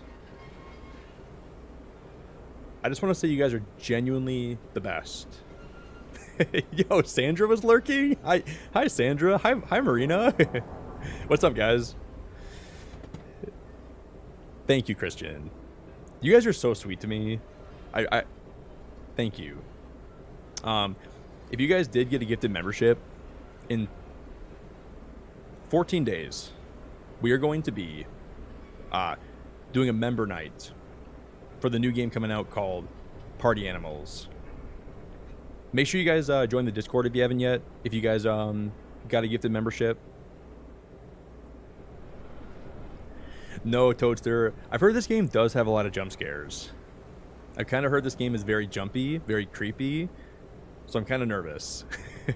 Thank you, Huggy. Thank you, Christian. Thank you, guys. We'll see, man. Hopefully not. A zipper? Footsteps. The sound of footsteps grew louder.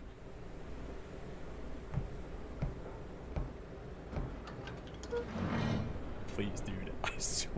I swear to God. Bro, somebody help me. Somebody help me. Dude, it's gonna be jumpy. Oh no. The footsteps are getting closer. I need water. I need a water break.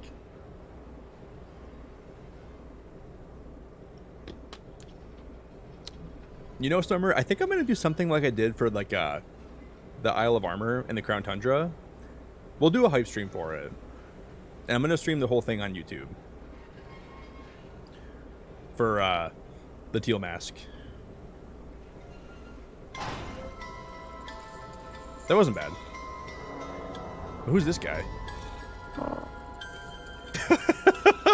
Dude, what? That word came out of nowhere. Are you serious? Dude, are you...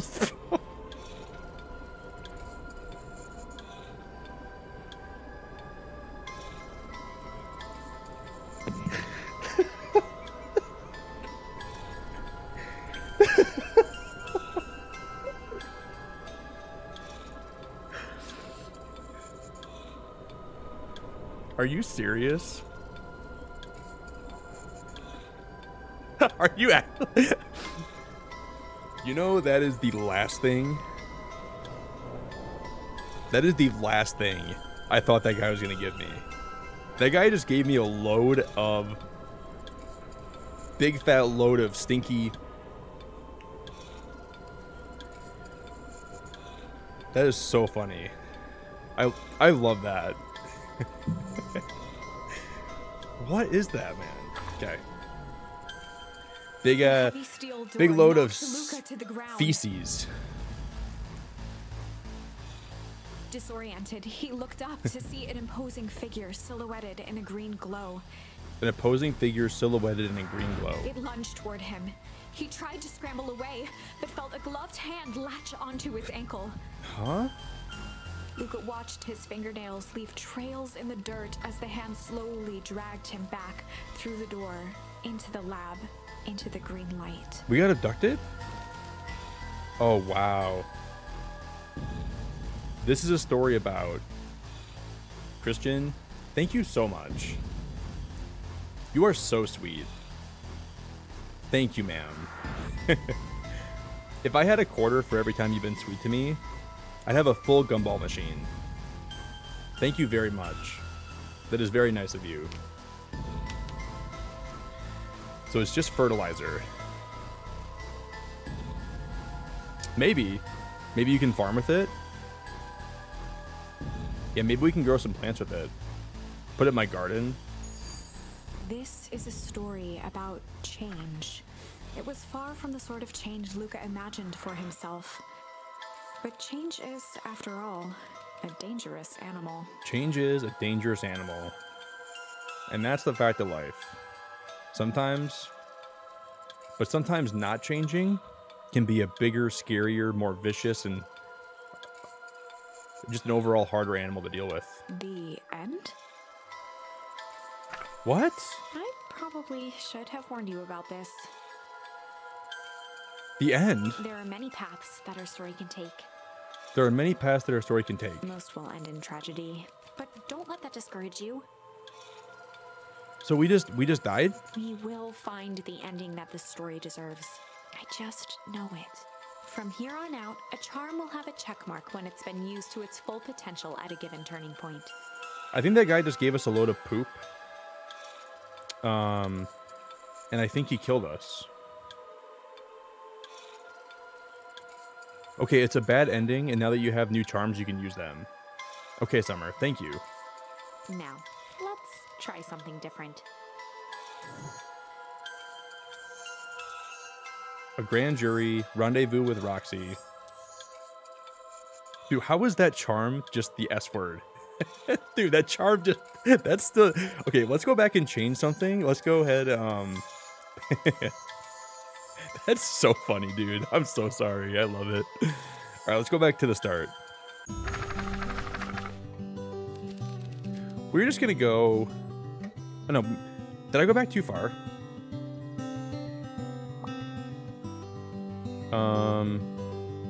Shoot, did I go back too far, guys? We're just gonna go ponder, hide, or chill.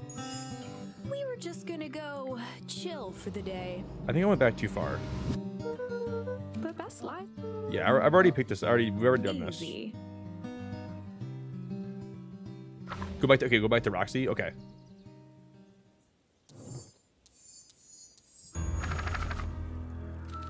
In the past, he found the best way to deal with an enraged Roxy was to be a little... That is so dope. So with the story, we had to take a path that killed us, but it gave us the ability to go back in time and then rewrite it, right? In the past, he found the best way to deal with an enraged Roxy was to be a little shit. Let's go! Let's go! Oh, I love it. Make a break for it. What have you done? This game is amazing. This is like the best game I've played in a long time. Well, and like since yesterday when I played Palia. It's a very cool story game though. Run all you want, you little twerps. You gotta come home eventually.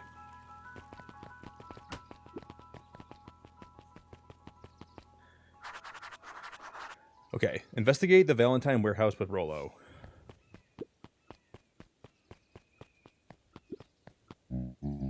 Luca, my boy. Hold up. Sorry, Mr. Nuncreed. So, kind of in a hurry right now. We already talked to him before. Yeah, it did change. Boy's got too much of his father in him. A real shame. Oh. If you were to go back and like... Okay, now you can talk to other people. I got you. I win. Little help? I am the champion. We were racing? Did that road get longer? Like anything ever changes around here. It seemed longer. You're just lightheaded from the run. You really need to pace yourself better next time. Not sure why I would take advice from second place. Has that sign always been there? Wait, what? Caution. Electrified fence. No, that's definitely new. Creepy. How are we going to get around an electric fence? Don't worry. I got this.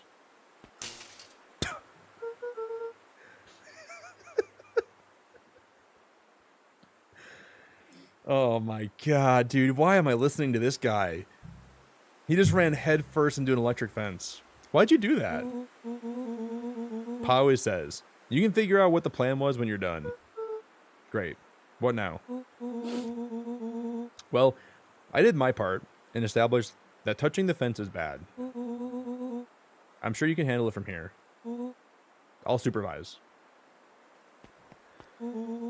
My man went head first into that electric fence from a safe distance. I want to go back though for a sec. Oh, we can't. Okay.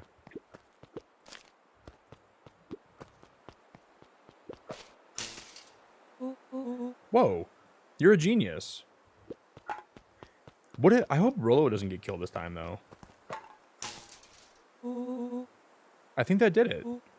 Luca. You never fail to impress. As the glowing windows of the old warehouse came into view, Rollo began to bounce excitedly.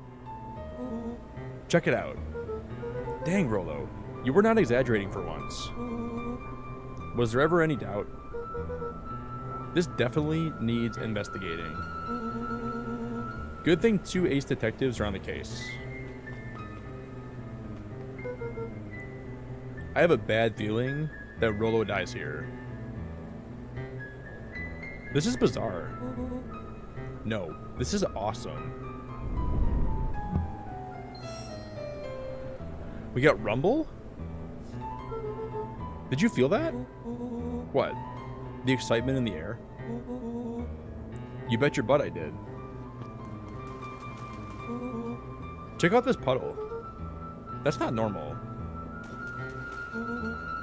And this hose.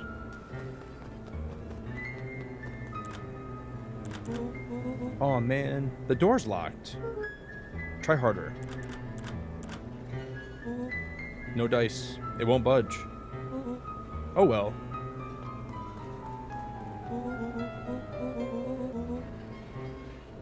This dumpster's new, right? I bet it's got a lot of stuff in it.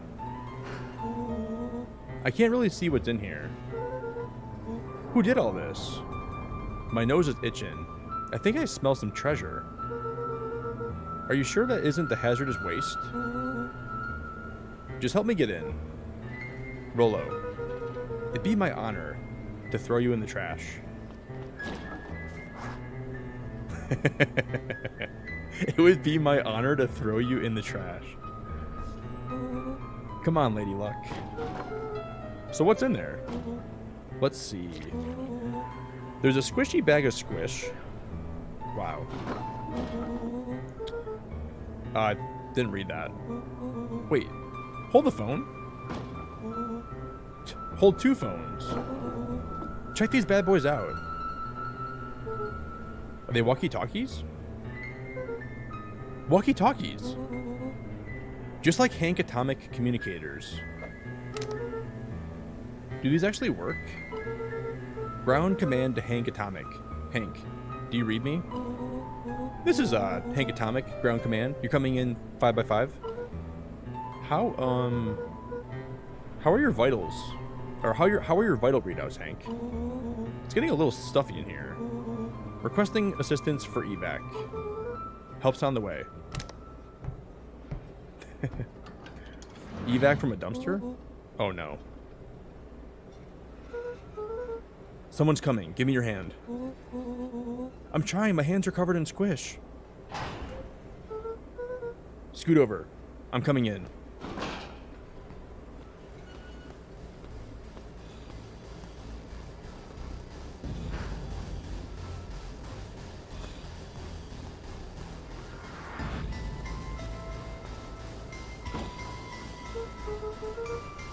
Well, that guy killed us last time. Tell me you saw that.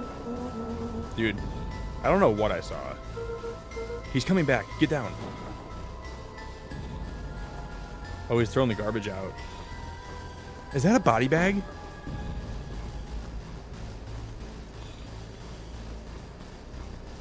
The boy sat petrified under the weight of the bag.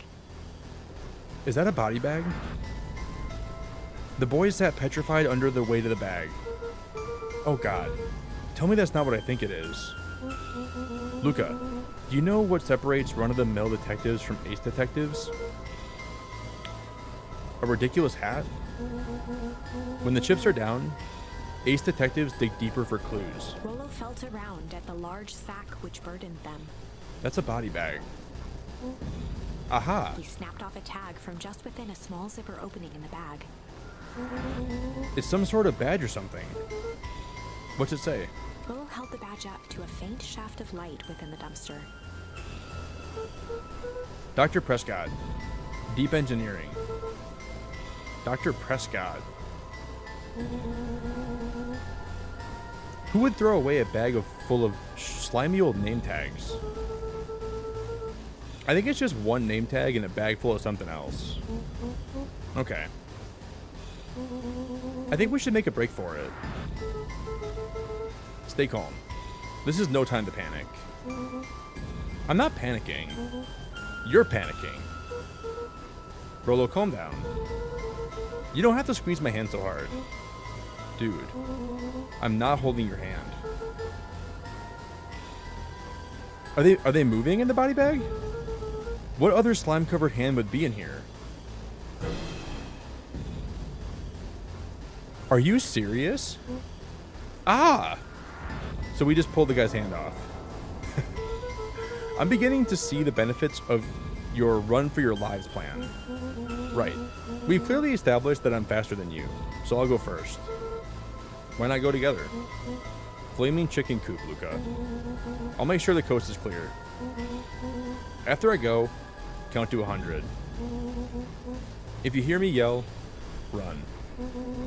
If you don't hear me yell, run. Actually, either way, I love this game, man. Yo, Raiders, thank you so much. PokeChit, I hope you had a really good stream tonight. If there's a mod that could drop the link for PokeChit tonight, guys, I would really appreciate it. If we can get a link drop, it'd mean a lot to me. Hello, Ken. Hello, Rio. Hello, Definitely. Hello, Colin. If you guys just joined us, this is a... Thank you, Papa. Please consider, guys, going to drop a big fat sub to PokeChit. I think I'm going to go ahead and take a quick water break, guys, and I'll be right back, okay? I really got to get some water and get some more coffee. Your boy is dehydrated. I really appreciate everyone that's been so supportive today. If you guys are new here, my name's Nick, like I said. This is a really fun and creepy story-oriented game. So I really hope you guys enjoy the stream that we're going to be doing. Thank you, bandits. The Chip may appreciate you, but the hideout loves you. Thank you. I love you guys back like a lot. So I'll make this break, guys, really fast, and then we'll come back. I'm gonna try my best to finish this all in one stream tonight. I'm gonna do my best. But thank you, bandits. Thank you, PokeChit, for the raid. It really means a lot to me. I think it's better to leave people in suspense here, right? All right, we'll go. Hold up. Let's get to like the next like narrative part. Rolo, I'll give you credit. You sure found an eventful way to start our summer. It's what I do. Well, here goes nothing. Lucas sat in the dark, tracking the sound of Rolo's footsteps as he ran. 1, 2, 3. He pressed his ear to the dumpster wall, straining to hear Rolo's footsteps as they faded away. 15, 16, 17. He tried not to think about the contents of the dumpster as he counted. 35, 36, 37. The thick stench made it hard to breathe. Screw it, that's long enough. So we're just in the dumpster right now. Luca carefully lifted the lid and peered out. Nothing. No sign of Rolo. No sign of the man in the yellow suit. Time to haul ass. Luca clambered from the dumpster, stumbling to his knees. He was up like a shot and running, sprinting toward home as fast as he could. Beacon Pines flew by, blurred by the tears that welled up in his eyes. He wouldn't remember getting home at all that night. Throwing his front door open, storming up the stairs to his room, and surrendering to sleep almost as abruptly as he hit his pillow. Chapter 3. Wow. Okay, so we made it to chapter 3. This is probably the best time for us to take a break, all right, guys? I'll be right back. Finding a friend. The next morning, it was quieter than usual at the breakfast table. I want to get to the point where I'm like in the game, so like there's music playing, so it's not like super quiet. I can just play the music. Hold up, I can just play this music quick. I'll be right back, guys. All right, I'm gonna get some water, and I've heard this game takes like 5 to 6 hours to beat, so we're gonna try to like make sure like we're at least making progress throughout the whole stream, you know, with like minimal breaks. So I'll try my best to make it back, and we're gonna try to beat this all tonight. Is my goal. But if you dropped a sub to PokeChit, I appreciate you. And if you dropped a like on the stream, I appreciate you. Be right back, everybody.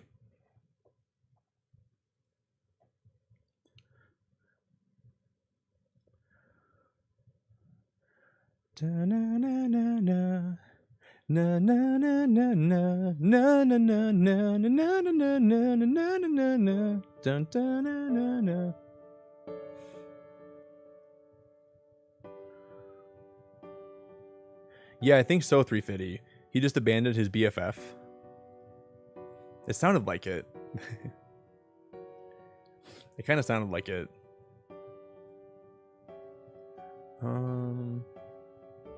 Okay, BRB.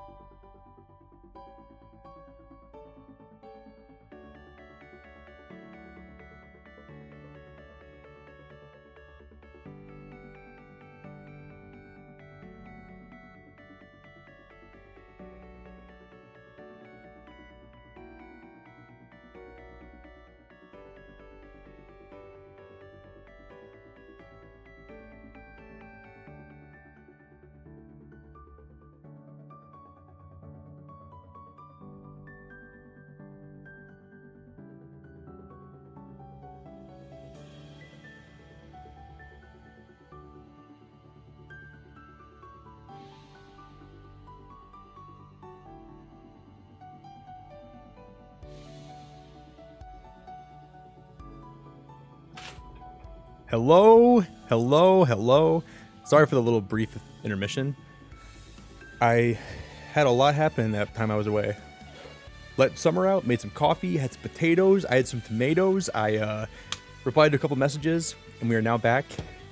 And I'm really excited to see how the story plays out.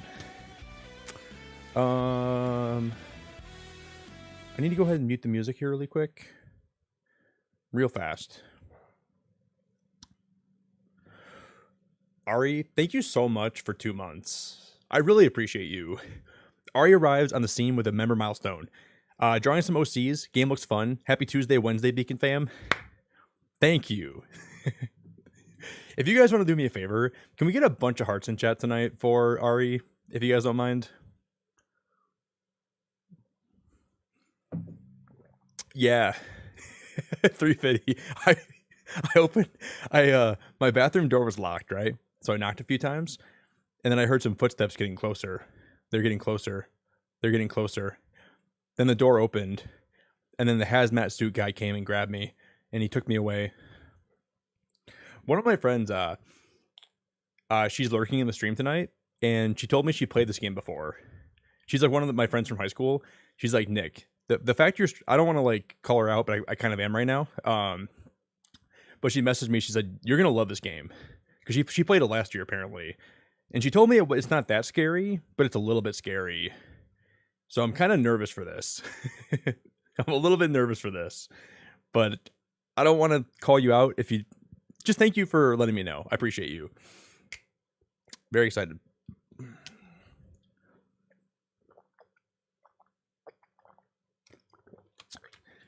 So, there's a few people in the stream tonight that I think have actually played through this game. So if I need help or if I have questions, just don't be afraid to let me know. Only the sound of silverware and chewing interrupted the awkward silence.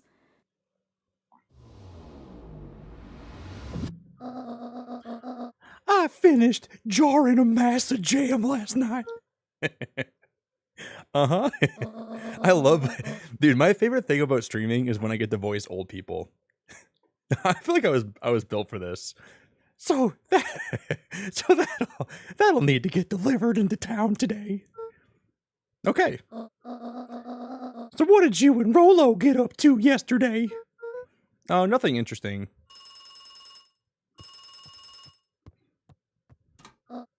Hello? Calm down. No, of course it was the right thing to do. Yeah, Mama Cat. This game is really cute, but also pretty dark. There's a lot of very interesting language. There's a lot of talk of death. There's a lot of talks of like really dark subjects, kind of. But the art style is also very cute too. No way, Jess. I was gone so long. Ian bought the game because he couldn't wait. Wait, Ian bought the game? Is that what he said in chat? Wait, what did Ian say? Hold up. Is that what he said? For real? Wait, Ian purchased the game because he couldn't wait for me to get back. I love that. That's so funny. Start gathering, folks. I'll be right here. I'll be right there. Are you sure that there isn't anything you want to tell me about yesterday? Anything I want to tell you? Not really. We were just, we sort of ran about it for a little bit. Gran's brow furrowed. She let out a long sigh. Her voice was quiet and even. I have to go take care of something.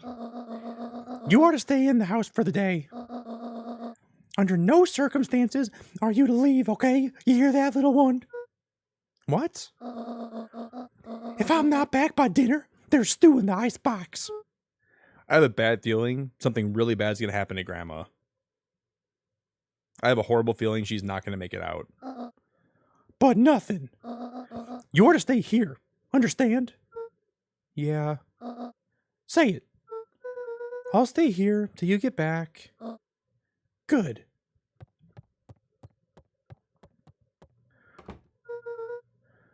Ah, this is going to get creepy. This is really going to get creepy. Well, that was strange.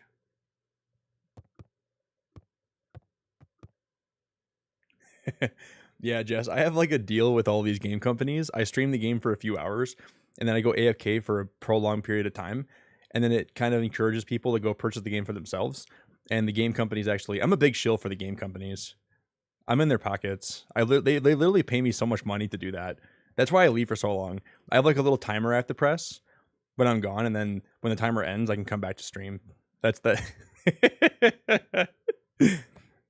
That's 100% what it is, yeah. How'd you know, Jess? How'd you know that? A faint electronic sound floated in the air.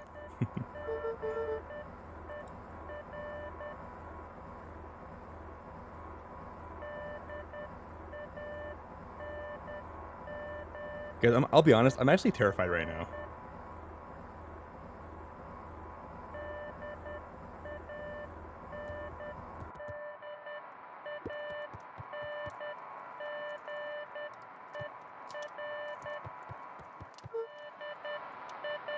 Oh, for freaking sake. Hello? Is anyone there? Oh, frick, dude. This is gonna...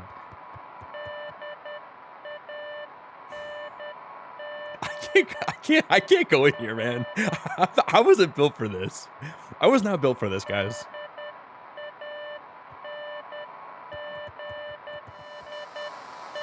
It's the walkie-talkie. Hello? Rolo, is that you?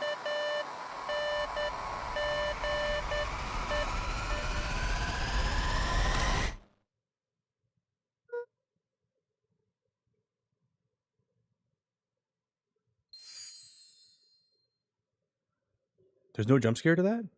Okay, so we unlocked the strange charm.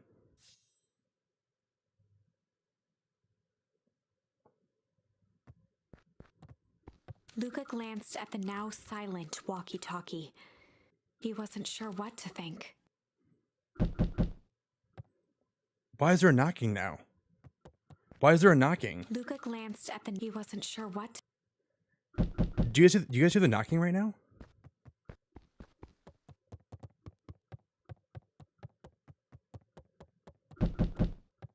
Oh, hell no. Oh, hell no. Oh, hell no. There's a door. There's knocking. Oh, someone's at the door. Do I answer it? Grandma? It's Roxy. Did you guys hear that we, so the walkie-talkie went silent, right? Oh, hey, Roxy. If this is about me accidentally kicking you yesterday, is Rollo here? No. Look at me, Luca. This is serious business. Is Rollo here? No. I haven't seen him since yesterday. Rollo didn't come home last night.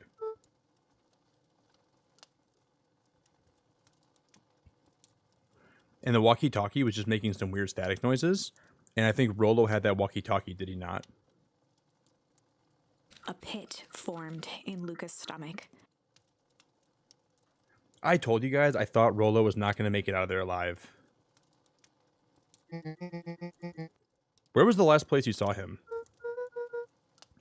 We were playing around in Weep Wood, and then it was late, and we went home. Weep Wood? If he's alive, I'm going to kill that little creep.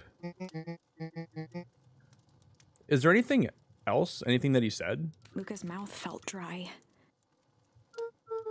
No. We were just messing around. Okay. I need to go, I missed what she said. You just stay out of trouble. Go see if he's hiding in the library or something. Luca could feel his heart beating in his throat. Rollo. Where are you? Okay. So the next task is we're gonna check the library for Rollo. I just feel like Rollo's not gonna be alive. I have a really bad feeling that he's not gonna be alive. But we'll see. How is this like cute game? This game is so adorable and so cute.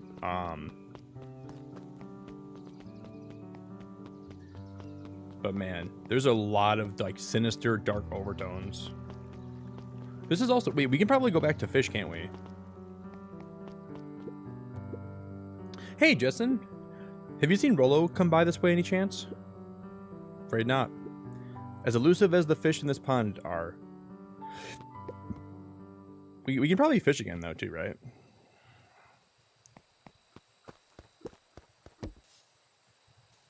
No, we can't. So we already have, we already used all those.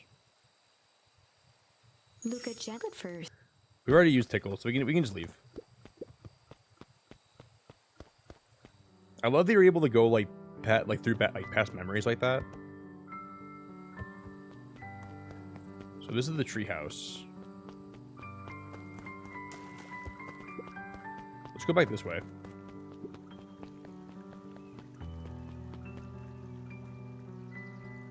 I also I purchased the soundtrack to this game too. We really need to get back to work. Just a couple more minutes. If Roxy said she will be here, then she will be here. I just don't see why I'm standing around, doing nothing, and waiting for Roxy, when I could be standing around, doing nothing, and getting paid for it. She's trying to get her bag. Come on, Lumi. Roxy needs our help. Yeah, well, good intentions don't qualify as legal tender. That's a cool charm. Arg, my parents wouldn't listen. No offense, but isn't Rollo always getting into trouble? Something feels different this time. What can we do to help? We need to check where the adults aren't. So I guess it's up to us to check Weepwood. Our shift doesn't end for a couple hours from now. We could spend the time making posters. That'd be great. I guess. Maybe Rollo is actually going to be alive still.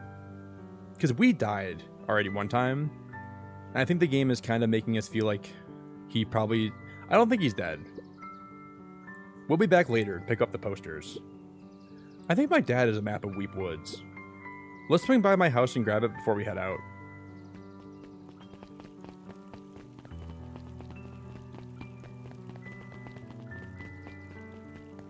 So they're going into the woods, right?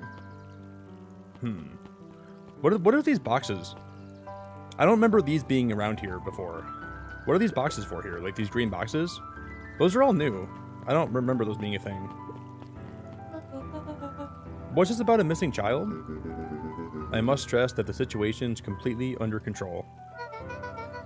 It just all seems so terrible. And you're sure there's nothing we can do to help now? Nonsense. Young Mr. Cotter will turn up safe and sound, I'm certain. Just focus on settling in. I trust my sister has supplied you with suitable lodging. Oh yes, Miss Valentine has been more than accommodating. We were just telling our daughter, Beck, that, is that an acorn I smell?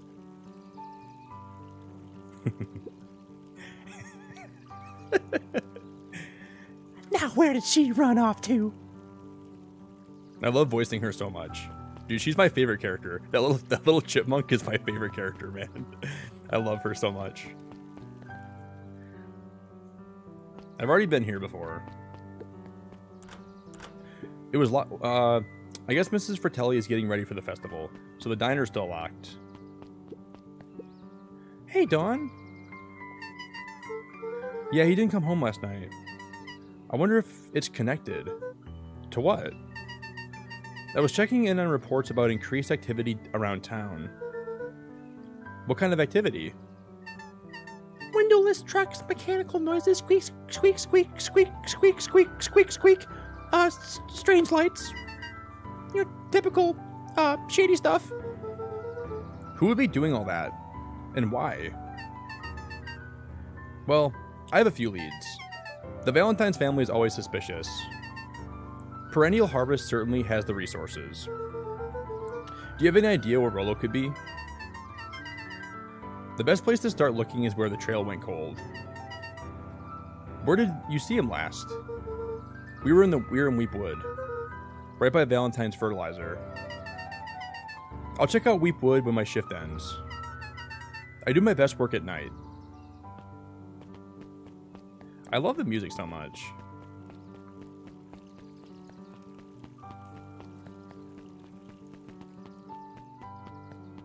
So, the library is now open, though. I've never met her before, or him. Kato volunteered at the library during the summers. Kato? He wasn't very social, so he'd dedicate each summer to becoming an expert in a single subject, Aww. making him a reliable source of very particular knowledge. If you were to ask Kato something he didn't know, he'd escape into the dusty old bookshelves and return with just the right thing. Hey, Kato. Kato was lost in his reading. Luca crooked his neck to see the title, Introduction to Melitology. What is melitology? Ahem. Oh, hey, Luca. Oh, my favorite character. No question. He's my favorite character going forward. Hey, Luca. You snuck up on me. Good book? I don't know. I just started it. He gestured to the shelves. I'm really running out of books I haven't read yet. So now it's on to the wonderful world of bees. Turns out, bees are pretty cool. For instance, did you know that around 70% of bee species actively live in underground tunnels? Or that if there are two queens in a hive, they will fight to the death for supremacy? So we learned the fight charm. So I don't know if you guys know this already, but like when we get those new charms, right? That's basically a word for the book. So we got the fight charm, right? I'll see if you'll be the first to know. So what's really cool is we can press the B button here, right? And we can go back to our, like, this is kind of like the tree of events that happens. And you can go back and put different words in. And the book, and the story will change. Different outcomes, different endings. It's really cool. So now that we learned the fight charm, we could probably do different things.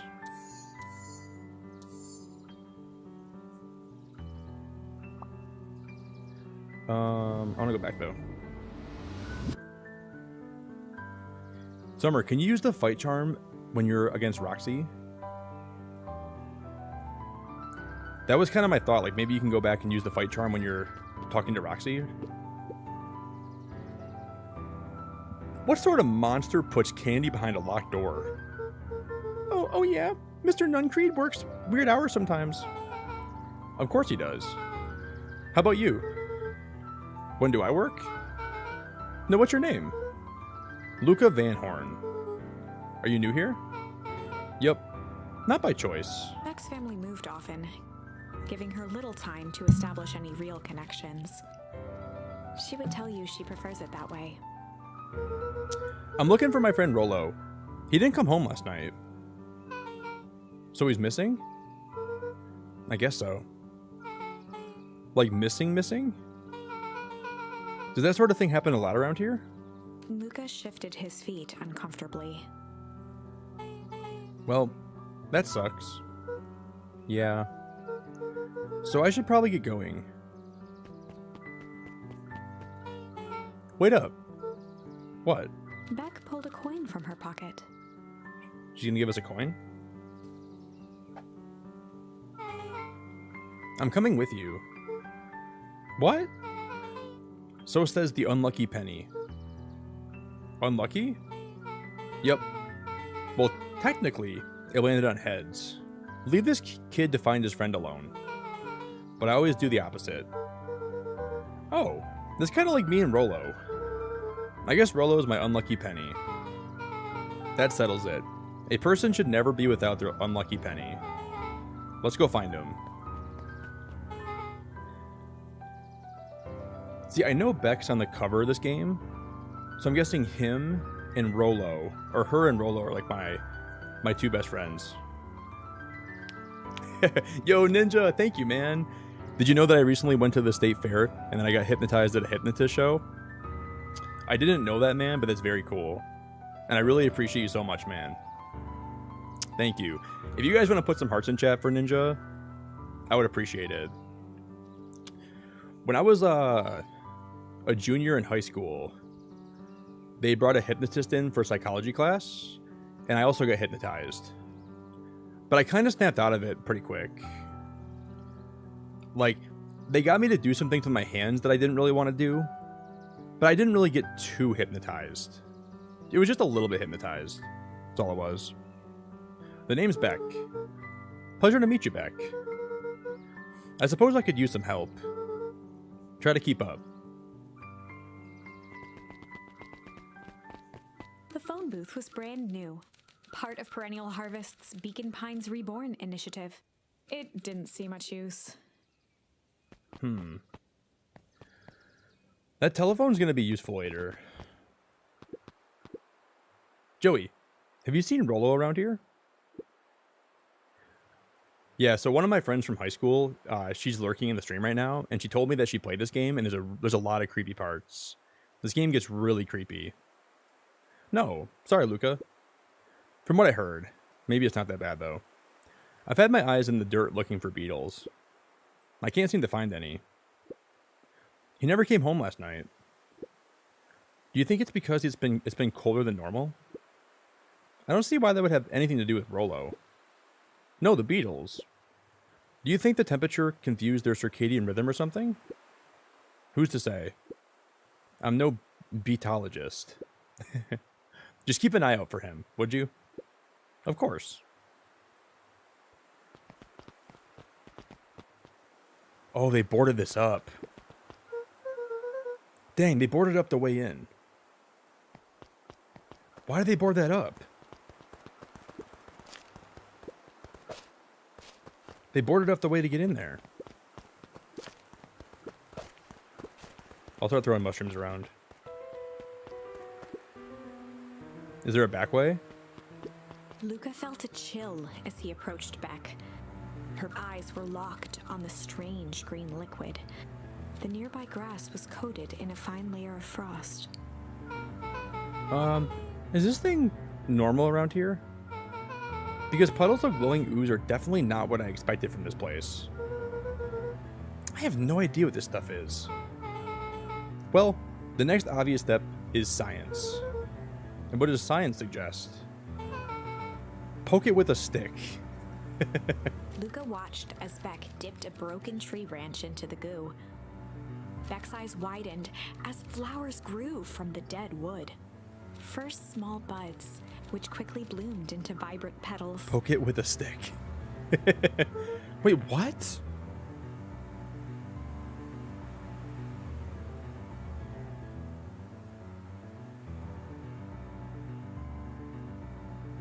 They're experimenting with some really crazy stuff here. As quickly as they had grown, the flowers began to shrivel and turn gray. What? Beck dropped the stick with a grunt of disgust. Okay. So the science tells us this gunk is weird as hell. Yeah. It seems dangerous.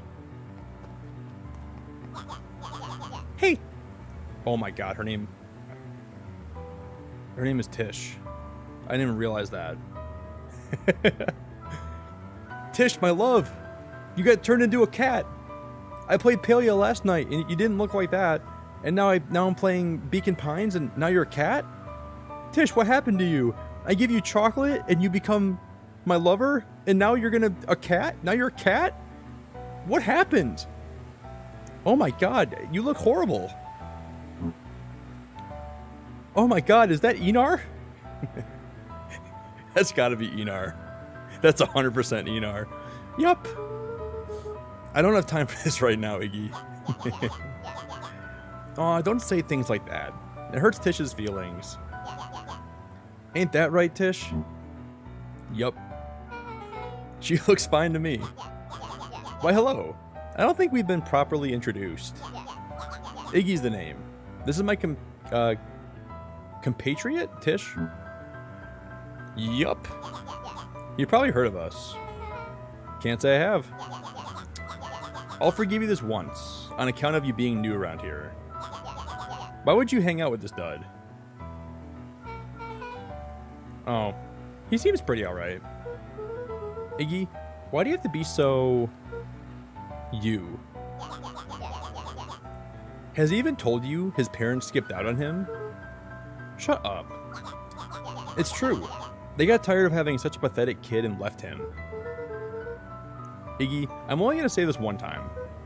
Don't talk about my family. Well, look who's growing a background now that a girl's around. First his pops croaked. Then his mom finally couldn't take it anymore and bounced. Oh, this girl is horrible, man. This girl is so mean. Iggy took a step towards Luca, his sneer lit by the glowing puddle. That is not the Tish I know. That is a shadow of Tish. Beck could see tears welling in Luca's eyes, his fists clenched. Some things about Beacon Pines were very different from the city. But a bully from a hayseed town is really no different from a city bully. Beck took a deep breath and thought. Oh, we can choose here.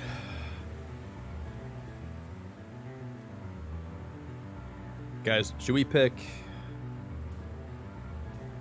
time to bust out the tickles or time to bust out the strange? What do you guys want to do here? Yeah, Randy Rose. I didn't know what to stream tonight. You recommended this game to me a long time ago. And I know you've been a member for so long, so I wanted to stream something fun tonight. Do we go tickle or do we go strange?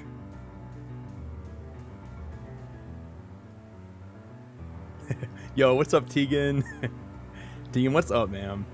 Okay, Tegan said strange. Aurea said strange. Toadster said strange. I like tickling though. I am a tickler. But you know what? I think we used tickle one time already, so we'll do something new. Well, time to bust out the strange. Thank you guys. I'm down. All right, Luca. Looks like you need a little mud bath. What's wrong with you? We're about to pound your friend. Beck stared in silence, the only sign of life being the twitch of an eye. The only sign of life being the twitch of an eye. It's weird when people don't talk. Okay, I'm a tickler, man. I was born to be a tickler. I'm a tickler. Yep. Stop being a weirdo. Hello? Are you some kind of wackadoo? Makes sense. Wackadoos travel in packs. Dud? At the sight of Iggy taunting Beck, something in Luca snapped. Iggy's smirk shifted to a look of shock as Luca launched himself into his stomach. Shut up. Iggy's clothes were drenched in the glowing ooze. Wow. You jerk. My clothes are ruined. I'm gonna... Iggy's voice began to slur as he struggled to get up. No. Okay, we got struggle.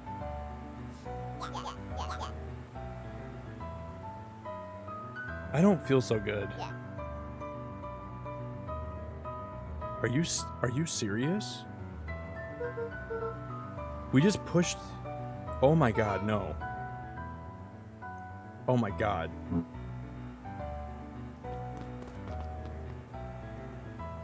What did we just do? What did we just do? Property of Valentine Fertilizer Company. It looks old. We can't go that way. We made some bad choices, guys. We made some really bad choices there. Okay, we can't go... We can't go right here and we can't go left here.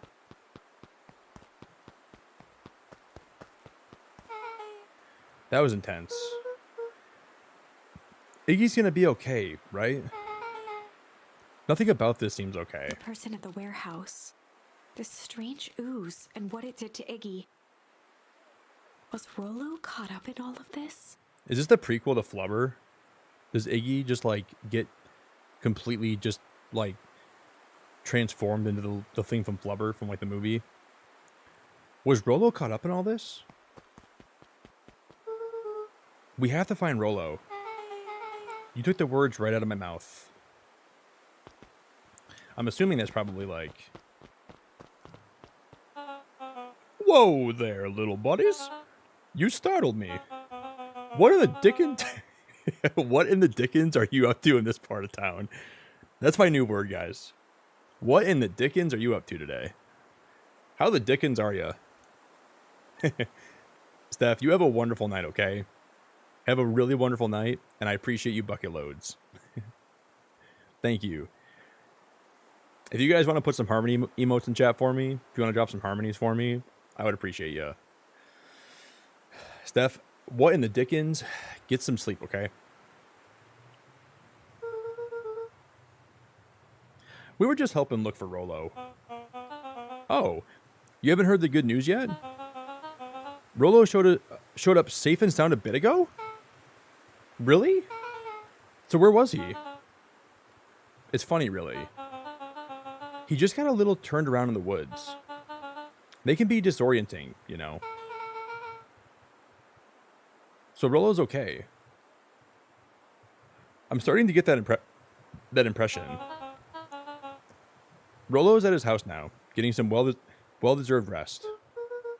Wow, that's a relief. You two should scurry along before you get lost yourselves. Yeah, come on, Beck. I can't wait to introduce you to Rollo. That reminds me. Luca, your grandmother was looking for you. She was? She was worried sick. You should march home straight away. I guess. Beck, your folks might be getting worried too. I'll walk you home. I need to talk with Nelly about work anyways. Beck glanced toward Luca.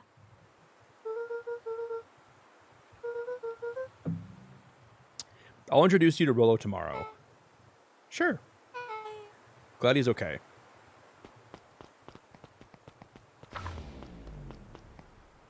Rollo was safe. We haven't seen him yet, though. Do we know he's okay? A wave of relief washed over Luca, which was quickly replaced by a sense of dread. Oh, no. Gran is going to kill me. Oh, yeah. I kind of feel like until I see Rollo safe and sound, I don't know if I'm going to believe it. If he hurried, he might just make it home before sundown.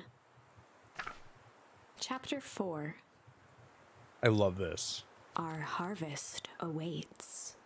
Our harvest awaits. Luca took a deep breath and gingerly opened the door, steeling himself for Gran's wrath. So we know our dad died 6 years ago. Our mom went missing 6 months ago, or something like that. Something has to be up with the fertilizer company. Either they got in with the wrong people. Something's happening. Something's really bad's happening. Gran, I'm home. Everything's fine. Oh my God. She's either going to be dead or she's going to be missing. I am so scared, guys.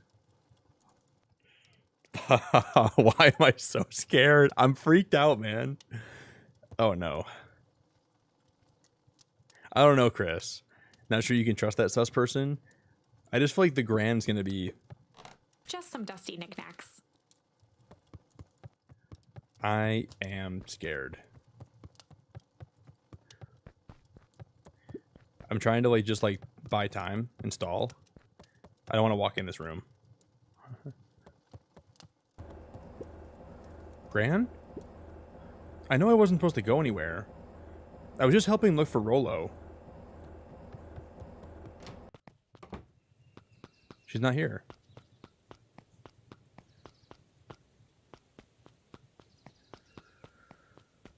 She's not out back. I wonder if she's upstairs right now. Gran? Roxy came over. She was worried about him. So I figured you wouldn't mind if I helped look for him. Where's Gran at? It turns out Rollo's safe and sound. Oh my God, I'm so scared, dude.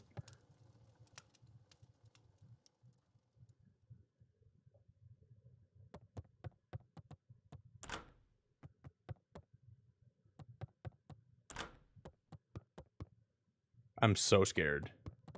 Luca was alone. So the grandma's gone. Luca was alone. The house was empty. The house was empty. So Gran's not back yet.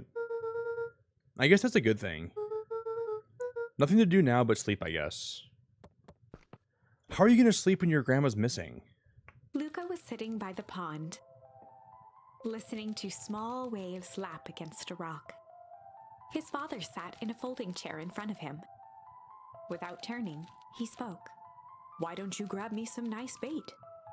"Sure thing, Dad." Luca hopped over to the tackle box and popped open the lid. Inside was a rolling, buzzing mass. "We're fishing with bees?" Luca's father gave a warm chuckle. "Well, you catch more fish with bees than honey. Pick us out a good one." Weird. Luca closed his eyes and plucked out a bee. He could feel its wings struggle between his finger and thumb. Holding it at arm's length, he hurried over. His father deftly baited the hook and examined his work. "Interesting choice." With a practiced flick of the wrist, the line buzzed in a graceful arc. The water accepted it without a splash or ripple. This music's kind of creepy. The wrong choice, but I respect it. The pond began to freeze over. Sometimes we gotta make the wrong choice before we can make it right. I love that. I agree. Sometimes we have to make the wrong choice before we can make it right. I agree. Pallid ice propagated across the still surface with an alarming speed. Luca scrambled back as the ground beneath him turned cold. "Dad, I don't understand." "Sorry, kiddo. Understanding isn't always part of the deal." The relentless ice shot through the fishing line toward his father. Dad, look out! His father casually wound the reel. None of it's your fault, you know. Never was. Dad, we have to go! Luca grabbed his father's shoulders, trying to pull him away. Please, you have to run! The ice crackled as it spread across Is his that how he father's died? hands. That's the thing about fishing, Luca. His chest began to crystallize. No. You toss your hook in, and you never know what you're gonna pull out. Wait, what? A shock of searing cold ran up Luca's arms. He gave one last desperate tug. The chair tipped backwards in a single frozen mass. Luca tried to stop the momentum, but it was too late. He watched the icy form of his father slam into the hard ground, shattering into 1,000 pieces that crowded around his feet. Dad, I don't understand. This must What be does like all just like a mean? dream. That makes no sense. The gentle rustle of leaves was the only reply. Oh my god, I'm scared, dude. That's the walkie-talkie. Luca's eyes struggled to focus on the walkie-talkie. Okay, yeah, Chris, you're right. We still haven't seen Rollo yet. Rollo has not popped out yet at us. So we don't even know if he's alive.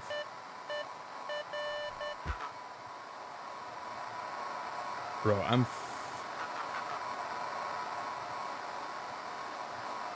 Faintly, he could hear Rollo amongst the noise. Rollo? Luca. Rollo, is that you? Luca. There? Rollo, it's the middle of the night. Luca, thank God. Listen, I don't know how long this thing will work down here. He didn't make it back. Whoever said Rollo made it back's lying. Down here? Rollo's voice was coming through more clearly now. But some words were still just static. Listen to me. Someone grabbed me yesterday. The man in the hazmat suit? It was blank, blank, blank, took me to some sort of blank. I think I'm underground. Underground? Are you okay? Kinda. They seem more interested in blank, blank, blank for now, at least. Mr. Kerr said you made it back home safe. No. Kerr, no. Trust. He's... Hold on. Someone's coming. The signal went silent. Rollo?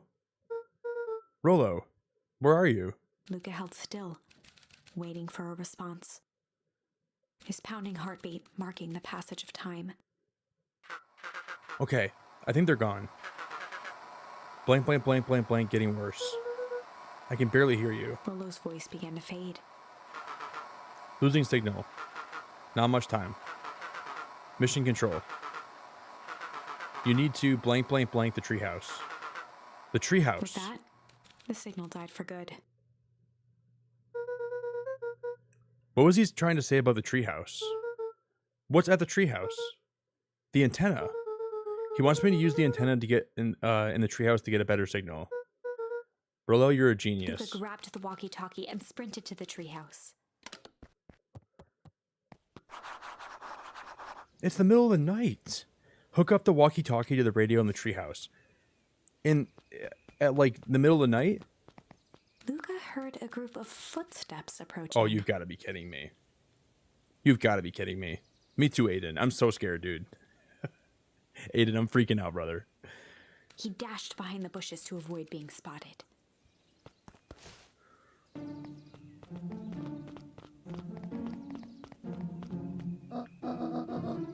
So, we all understand our roles. You can count on me. I still think we need more time.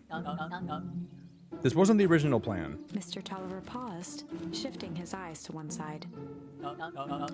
We're all in danger now. I, for one, refuse to sit idly by while that danger persists. So we have the refuse charm now. Haram, you just keep your wits about you. Mr. Tolliver took one long, quiet breath. You're right.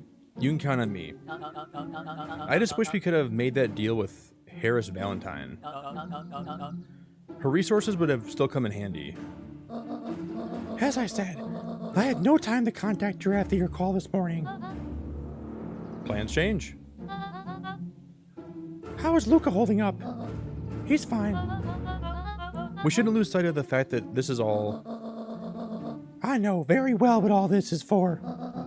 We have no choice. Operation Sparkplug has a new objective. Are we in agreement? The three shared a determined look. Good.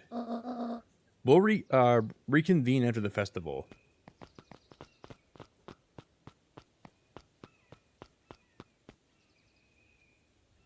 Does she know? Wow, why'd she stop there?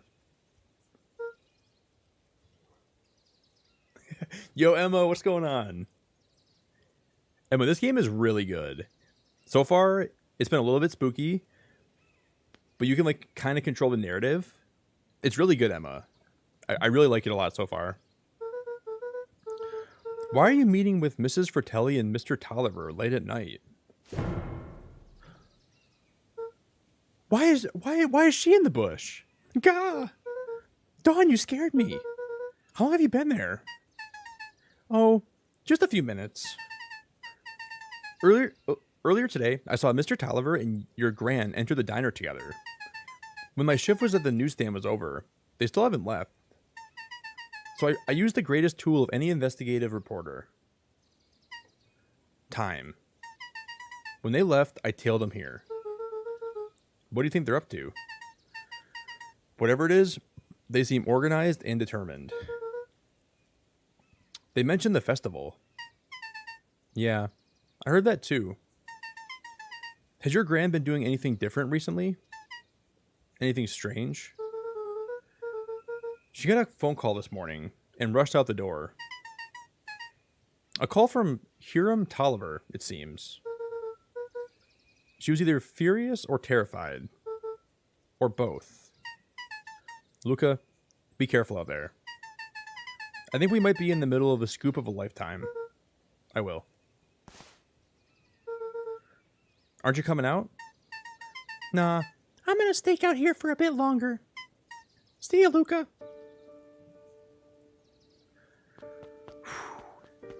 Sketchy.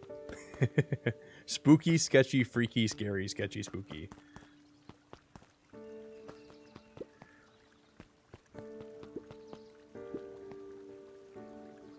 Can we listen here? Or we can just hang out here, right? This music is so good.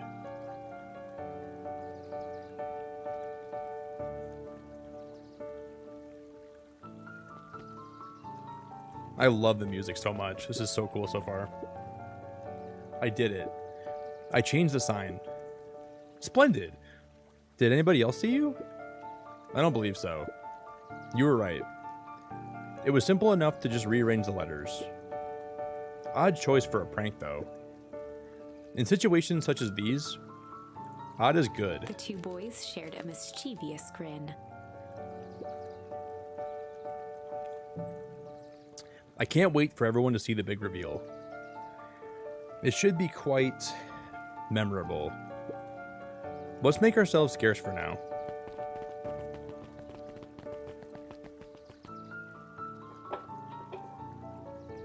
So they said they changed the sign. I'm a little bit confused as to what that means, but... Like the perennial harvest sign? Okay, we have to go... We're supposed to go to the treehouse next. I wonder if we can fish right now. Okay, I'm assuming we can probably... We have a new one. Yeah, Tegan, there's definitely a This is bat. place to sink her on the line. Sometimes the best stuff is at the bottom of the pond. I wonder if anything we catch in the pond can be beneficial for the story. I'm going to say probably not, though.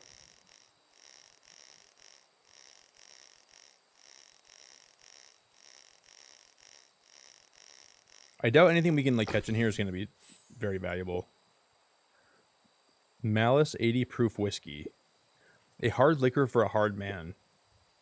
We found whiskey in the pond? Best leave that be.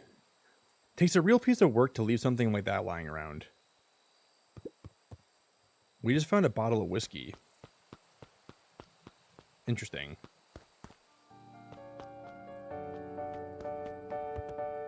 Okay, so we're supposed to go to the treehouse.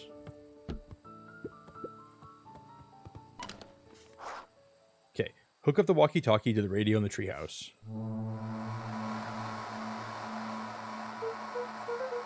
Rolo? Rolo, are you there?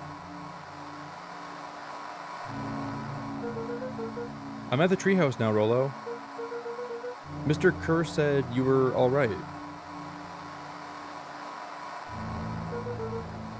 What happened out there? Dang it, Rolo. Where are you?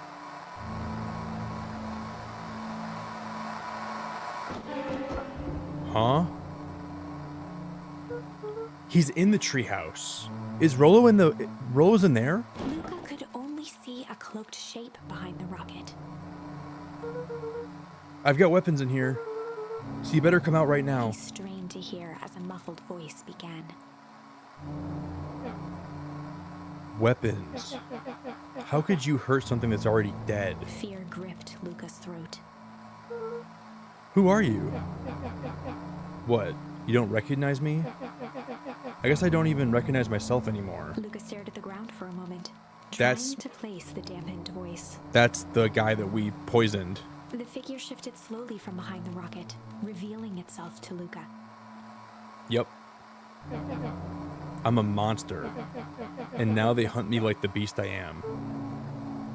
Iggy? Luca reached over empathetically. Iggy's tone jolted to dejected anger. Don't touch me. This is all your fault. Luca slumped to the ground, overwhelmed by guilt. I'm so sorry.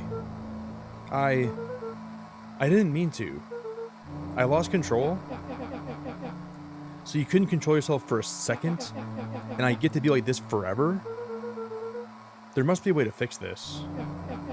Oh, you're gonna be my savior? Perfect little Luca saves the day. With his positive attitude and the power of friendship. None of this matters. There's no time. They're after me. They chased me all through through Weep Wood. I only came in here to hide. Hide from who? Who's after you? Luca! Luca! Rolo? It's not safe, Luca. Rolo, where are you? The treehouse. I'm at the treehouse, Rolo. Where are you? No, Luca, the treehouse isn't safe. They said they were going to the treehouse. I was trying to tell you to stay away from the treehouse. Who said they're going to the treehouse? The clipboards. What did I tell you? Those perennial harvest wackadoos are after me. They've been chasing me, yelling questions at me. What sort of questions? They were saying the same stuff they always do, but it's different now. Less asking, more threatening. We're gonna figure this out, Iggy. Yeah, well, thanks. Oh.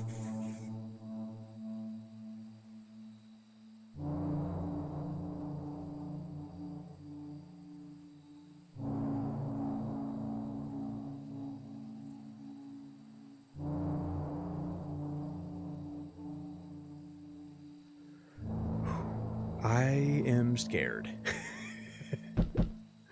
Is anyone present in this arboreal domicile?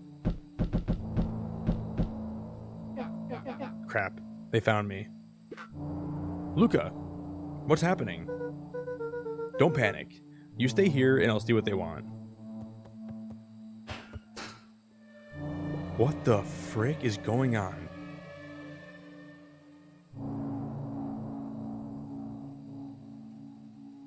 Hello? Mr. Van Horn? We would love to hear your thoughts. Do you have time for an informal chat? We'll be brief. Your time is valuable to us. We'll be down in just a second. Of course. Why are they all clones? We have a problem. Luca, you gotta get out of there. Yeah, it's the clipboards. A bunch of them. How many? Maybe all of them. And yeah, you were right. They're saying the same stuff, but with the creepy knob cranked to 10. Might young Izzy be present? Yo, Berry Picker, thank you for the $5. I love to see indie games getting some love, also hi. You are the best, Berry Picker. It really means a lot to me to see you here tonight, so I appreciate you. Lots of love, friendo. If you guys want to do me a favor and drop a heart in chat for Berry Picker tonight for me, it would mean a lot to me. Might young Izzy be present? We would love to hear his thoughts. Run. Iggy slumped to his knees. I don't know what to do. I'm just so tired. Luca, what do we do? Luca grabbed the walkie-talkie and headed for the window. Why are they all the same people? And they call them the clipboards. Follow my lead.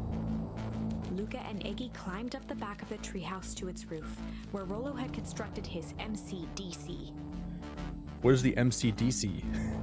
I don't even know what that is. The Mission Control Defense Cannon. The Mission Control Defense Cannon. From behind the crowd of clipboards, William Kerr strode forward, a warm smile on his face.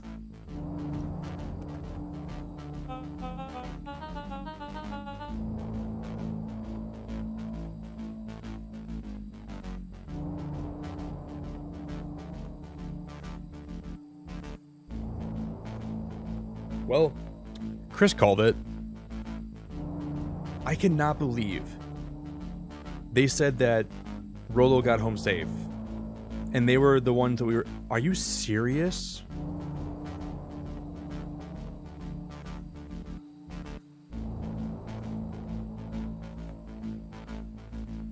Wow, I'm stunned. You gave us all a heck of a scare. Go away. Just leave me alone. I'm sorry, Iggy, but no can do. Don't worry, though. We're here to help you. Help? Then why were you chasing me? Luca, can you talk some sense into your pal here? Just look at him. He's not well. What's wrong with him? What did that gunk do to him? Well, that's a pretty honkin' big question, Luca. All you need to know is that he's sick. He's real sick. I just need you to let us up there and take care of him. You're gonna kill him.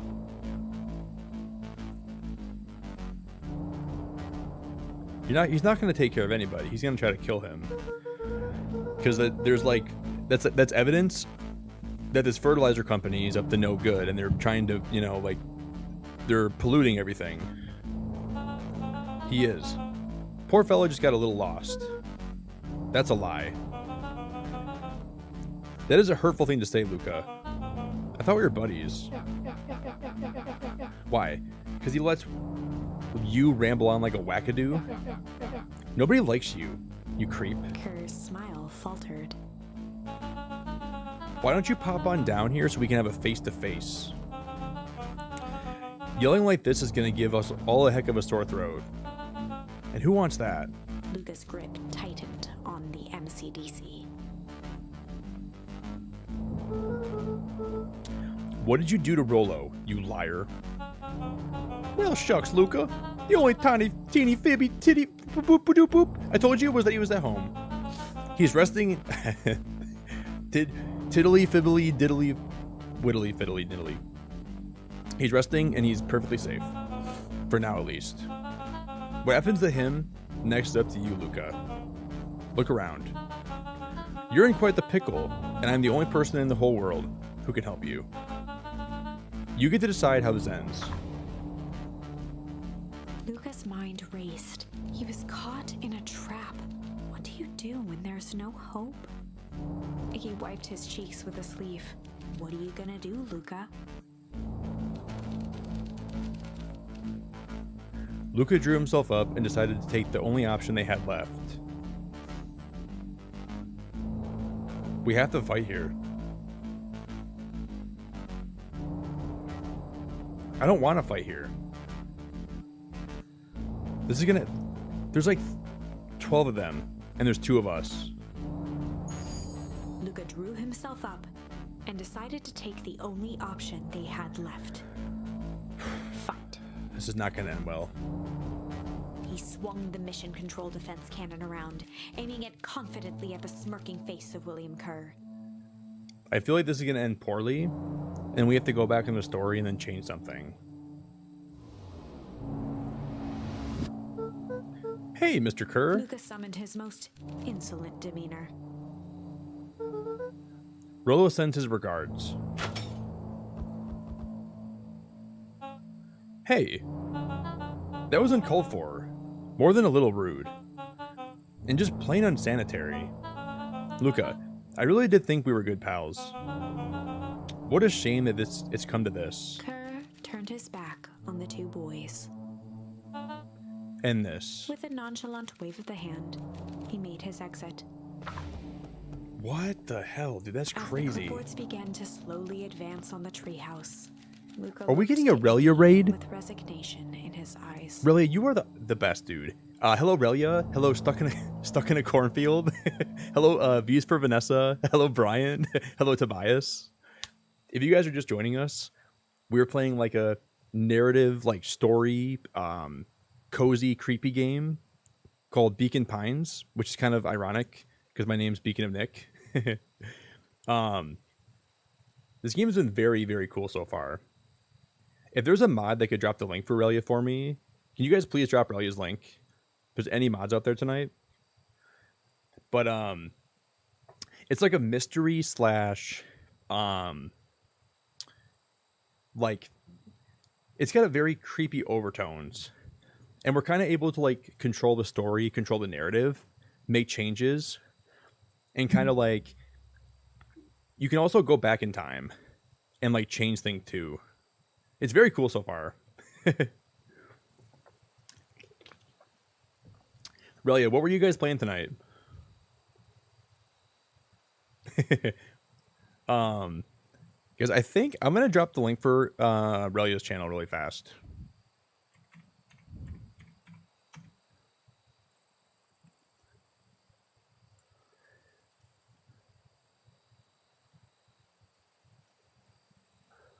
Whoa. Isn't Gunbrella like a new Metroidvania game coming out, Relia? I think I've seen you post about it before. Is it a Metroidvania? I think it is, from what I've heard. But guys, if you want to go drop a big sub to Relia, that is the link for his channel. If I can drop it.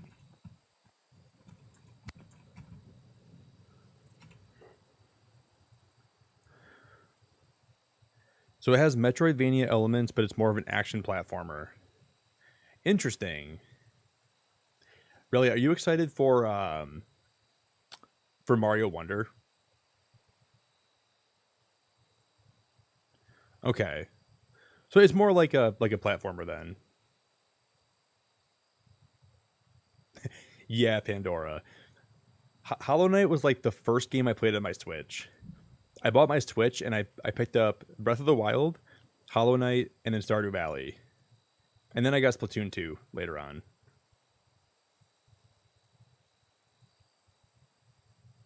That's cool, Relia. I think me too.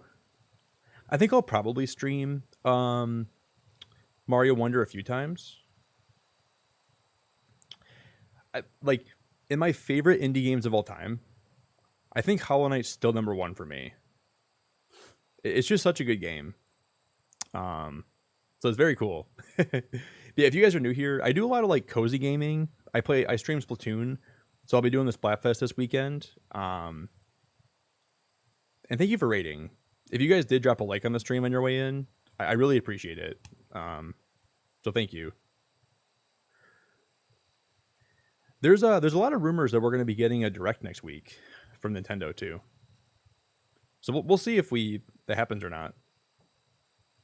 I guess we'll see.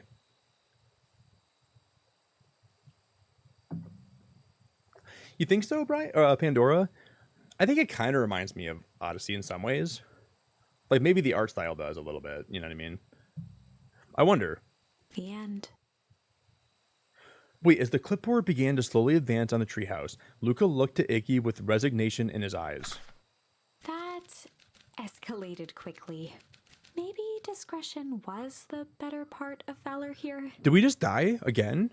Let's put a pin in this for now. We did die. So that ended up... Rendezvous with Roxy, the Warehouse of Horrors. So we have to... Oh, we have to go back this way, don't we? So instead of strange, we can go tickle here. Beck took a deep breath and thought, well, time to bust out the tickles. Well, time to bust out the tickles. That makes so much more sense. Hey, Tish, you want to see something cool? Yup. Check it. Beck lunged forward and began to tickle under Tish's arms. So instead of pushing her now, or yeah, pushing, we're gonna tickle her.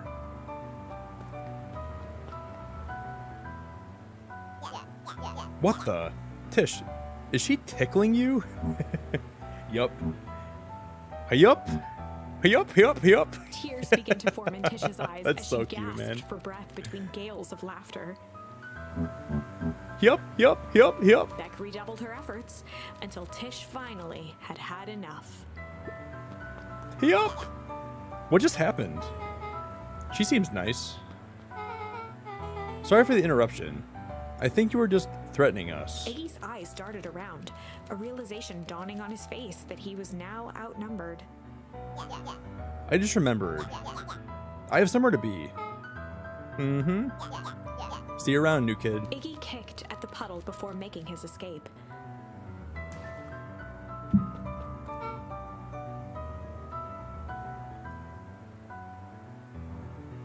So instead of... Oh, no.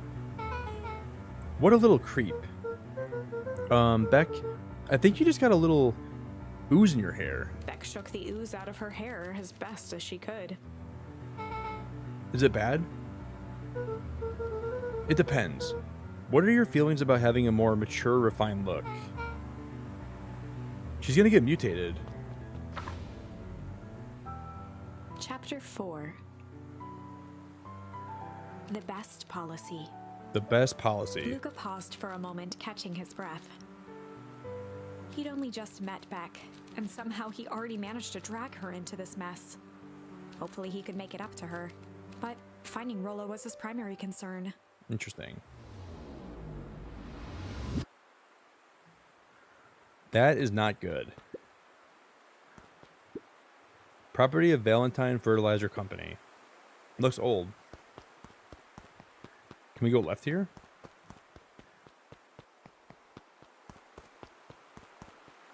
We have to go back now. I'm still assuming that... Oh, wow. Luca, what the hell are you doing out here? And why did a kid with the gray... Why did a kid with gray hair just run past us in a panic? Roxy and Fitz looked drained. It was clear they'd spent all day searching. That's Beck. I don't care who she is. What happened? We were just helping look for Rollo. Luca, I need you to start telling me the truth. Roxy's temper could often be dismissed as the impatience of an older sibling. But this was the most intense Luca had ever seen her. Her eyes were wild and unfocused, looking straight through Luca. We're running out of time. In a torrent of rambled words and tears, Luca broke down. Rollo and I were just playing in the woods yesterday. We were investigating lights at the old Valentine warehouse, but someone was there in a strange suit, and we hid in the dumpster and had a heavy bag dropped on us. I think it was a body. And so we ran, but we got split up, and I ran home. And it's all my fault. And now my best friend may never come back. Wow. Just wow. Roxy, still exhausted and angry, softened briefly as her eyes hunted the ground in thought. With a determined sigh, she looked up at Luca. It's not your fault, Luca. Rollo's gonna be okay. I promise. Roxy drew herself up. I'm gonna fix this. Luca, go home. But I want to help. This is too dangerous for a kid. I can't just sit around. I have to do something. Roxy tried to think of the safest place to send Luca. You go back to that little treehouse you two like to play in. Wait there in case Rolo shows up. Sound like a plan? Luca wiped his cheeks and gave a quick nod. You did the right thing, telling me the truth. Now scoot. You really believe his story? What other options do we have? Things have been strange around here, leading up to the festival. My dad has been acting weird lately, too. Well, weirder than normal. Looking into the puddle, Roxy rubbed her arms to warm up. Oh no. Is she gonna, like, dip herself in the puddle? This place gives me the willies. Okay, wait at the treehouse until in case Rolo shows up. Okay, this is the way we're supposed to go. Yeah, this makes a lot more sense. Can we talk to this guy again? Okay, we can't talk to him. Mr. Nuncreed jumped with a start. Why is Mr. Nuncreed here? Whoa! Don't sneak up on an old fellow like that. Sorry. Wait, oh, he doesn't, Kate. Kate, you're so right. He doesn't have his walkie. Because we went home first, right, Kate? We went back to our grandma's house last time. And the walkie is still in the room. You're right. Yeah, you're right, Kate. You're so right about that. What? Luca motioned to the phone booth. Oh no. I was just checking because I thought I heard it ring. But the dang thing never does, of course. Yeah, I've never seen anyone really use it. The whole thing's a waste of money if you ask me. Any word from Rolo yet? Not yet. Long time for a boy to lose his way. Rolo knows those words too well to get lost. I suppose you're right. Silly boys, antics have this whole town worried sick. Antics. We all know Rolo likes to play his little pranks. You think this is a prank? What other possible explanation could there be? He's not playing a prank and he didn't get lost. Someone took him. I know it. How would you know that? Unless... Luca, is there something else that you know? Do you guys hear footsteps?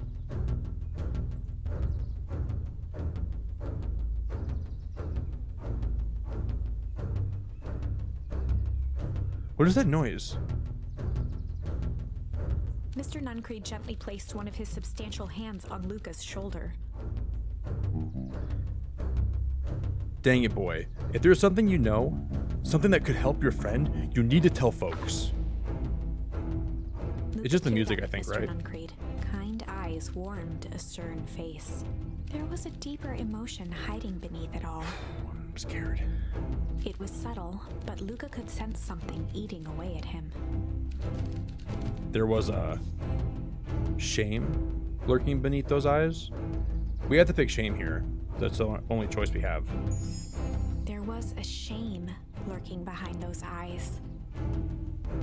A deep sadness. If Mr. Nuncreed was that worried about Rolo, maybe he could help. Yesterday, Rolo and I were messing around at the old Valentine warehouse. Mr. Nuncreed raised an eyebrow. Both of you? You were with Rolo when he went missing? Not exactly. I was hiding in the dumpster. The dumpster?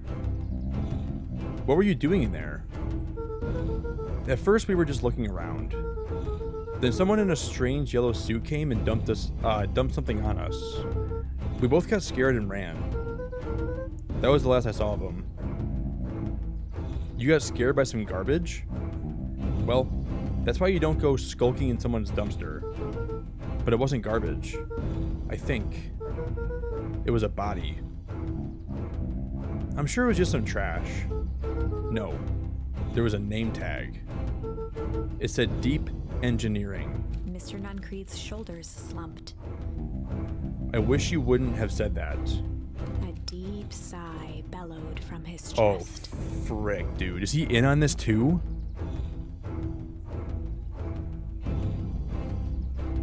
I don't trust him. I don't trust this guy. I do not trust this guy. I do not trust this guy at all. This guy is bad news. Why did you have to... I tried, Luca. God knows I tried to keep you safe. Luca attempted to take a step back, but Nuncreed's hand clamped down on his shoulder. Are you kidding me? Are you kidding me? Are you actually kidding me? But you Van Horns just can't help yourselves, can you? Well, this music's the worst.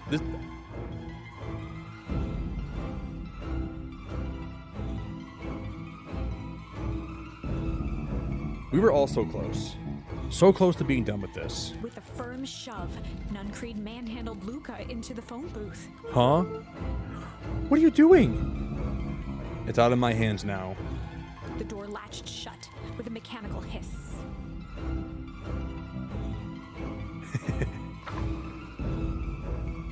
Oh no. As Luca pounded the glass, the floor dropped from under his feet.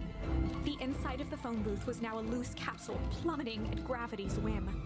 Luca winced and pressed Wait, his inside of the hands to phone booth walls. was now a loose capsule plummeting at gravity's whim? As he braced for impact, the capsule hurried to a surprisingly smooth stop. Wait, what? He felt a cold rush of air. So we... and What? opened his eyes with hesitance. Did we just get, like, transported somewhere? Two large figures in hazmat suits occluded his view.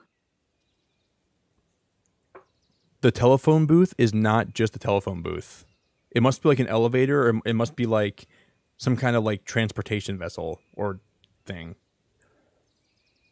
I think so, an ice cream. I think the phone booth is like a secret elevator, is what it must be. Luca heard the deep, resigned voice of Mr. Nuncreed over an intercom. That piece of feces. He knows too much. The end. We died again. We just died again. Wait. No. Wait, what? This isn't the end. I know there's still much. Somehow this went wrong. Okay, let's try something else. So we have to go back now. Fight. Can we go back here? No, what the There was heck? If Mr. I've already done that before. The shame? Nuncreed. I'm so confused. We just did this before, didn't we?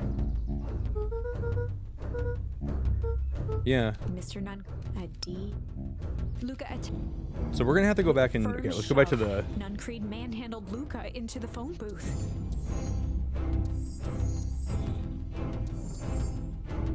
Is it this way? Oh, we have to go struggle here. So we have to go to the left side now, right? Oh my god, are you serious?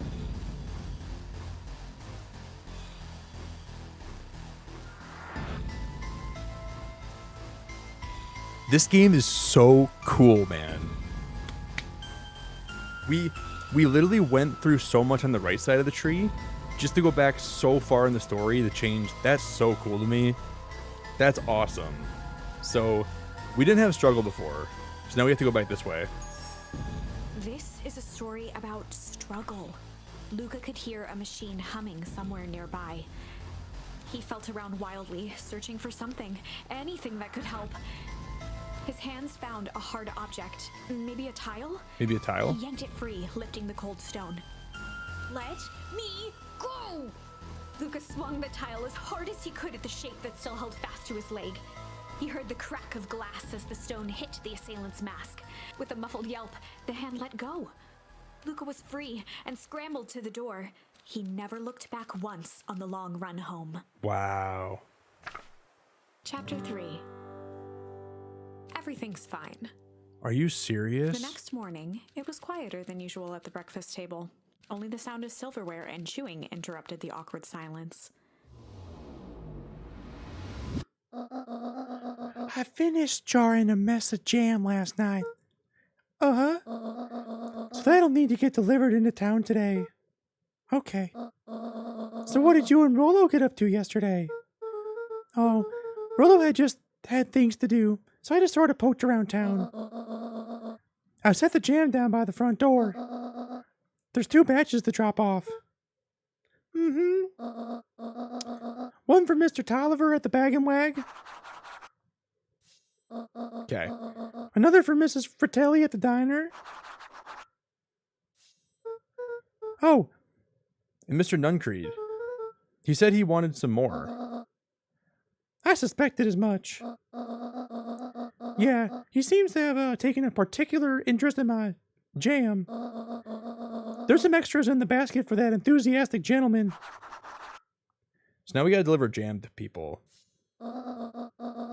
Just make sure. I missed that. No problem.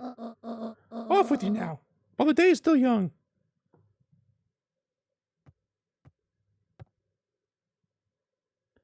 Yeah, this game's on Steam, I know that much. You can buy this game on Switch too. So it's on Switch, it's on Steam. It's probably on Xbox and PlayStation too, I think.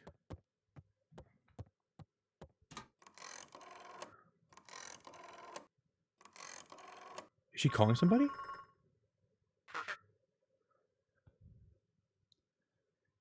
She must be in on this too. Hello, it's Juniper Hartford. Before you hang up, just hear me out. I have a business proposition. The simple matter is we both have the same problem that needs solving. Very well. We can meet tonight. There is some sus stuff going on here today. Okay. Wow, Rolo's back. After all that, Rolo's back with us. Sorry about yesterday. Roxy can be so annoying. But good news. No more boring chores for me today. Did you make it to the old Valentine warehouse? So what'd you find? Give me the dirt. Something happened. There was something else there. Wait, who was it? Was it aliens? I knew it'd be aliens. No. Zombies. No. Alien zombies. What else could it possibly be? Rolo. I've got to deliver these into town first. We can catch up after. Ooh, is it a whole thing? It sounds like a whole thing. Yeah, we shouldn't talk about it here. Meet me at the treehouse tonight. I'm not sure what this treehouse is you speak of. Meet me at Mission Control. Roger that, Space Cadet.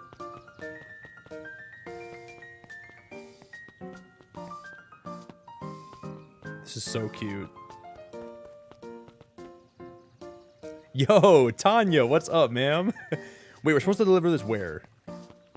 I forgot where I'm supposed to go with this. This way? Do you guys remember where I'm supposed to deliver this to? I don't remember. Can I check? To Mr. Nuncreed, to Mrs. Fratelli, Mr. Tolliver.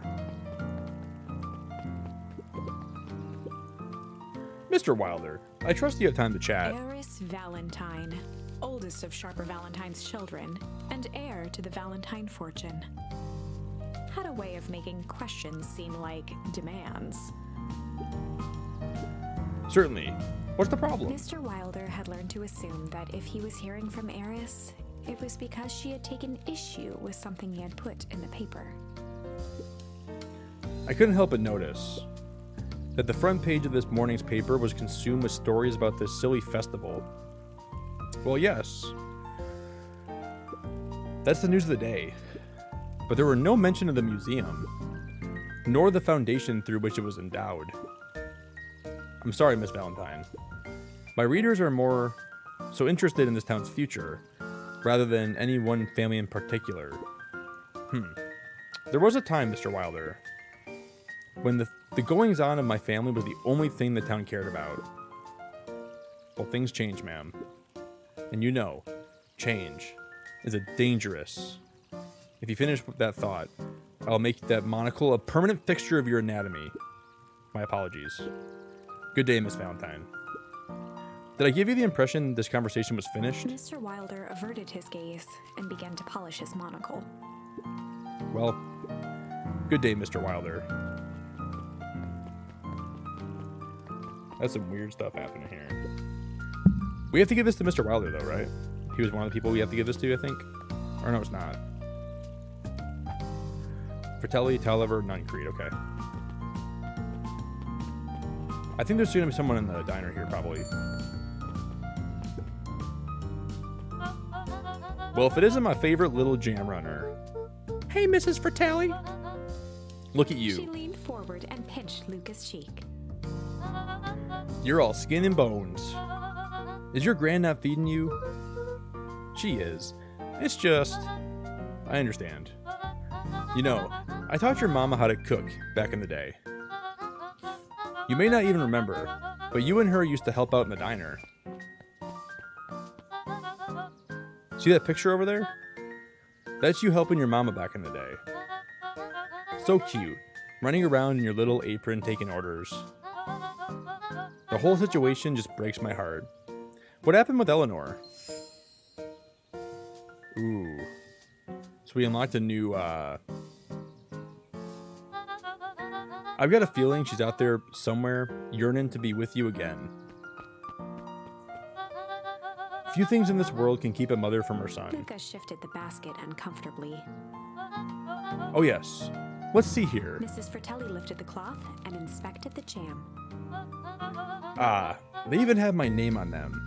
How thoughtful. She carefully lifted out her jars of jam. You tell your grand hello for me, Luca. Will do. Perfect. Luca squinted at the faded photo of him and his mom at the diner. Memories of that day came flooding back. Aw. No way. We're gonna actually see our mom? Tanya, this game is really good. This is one of the best story games I've played in a long time. It's very good. I'm ready to help, Mama. All right, little buckaroo. It's up to us to feed these folks while Mrs. Fratelli's away. I've got to deal with the inventory before I can start cooking. Do you think you can handle taking some orders in the meantime? Yes, Mama. This is so cute. Aren't you a little young to be waiting tables? I'm just helping out. My father had me hustling when I was your age as well. Father always says, children are to be sails, pulling a family ever forward. That doesn't sound very fun. There's plenty of time for fun. For instance, Father and I have always made time to have lunch together once a month. Luca glanced at the empty seat across from Gus. Should I come back? Oh no. It turns out Father was too busy to have lunch today. I'll just go ahead and eat alone. Oh. The silver lining is, without him, without him around, I can have my usual. A nice stack of cold cuts topped with a pile of sloppy chili. So we have to make the orders for them too? Whoa. Tender, chill. That is so cool. Yo, what's up, Leon? Good to see you, Leon. Wait. Stack of cold cuts topped with a pile of chili. I got the order wrong. Hold up.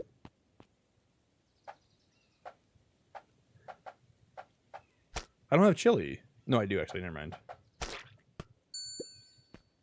I was like, how do I make the sandwich for that guy?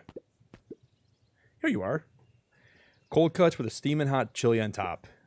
I call it the hot and cold. That's perfect. Thank you. Hiya, Roxy. Luca? I'm helping. Wow. Hopefully your work ethic will rub off on Rolo. What can I get you? I'm not really feeling like a burger. How about a chicken sandwich with bacon on top? This is so cute.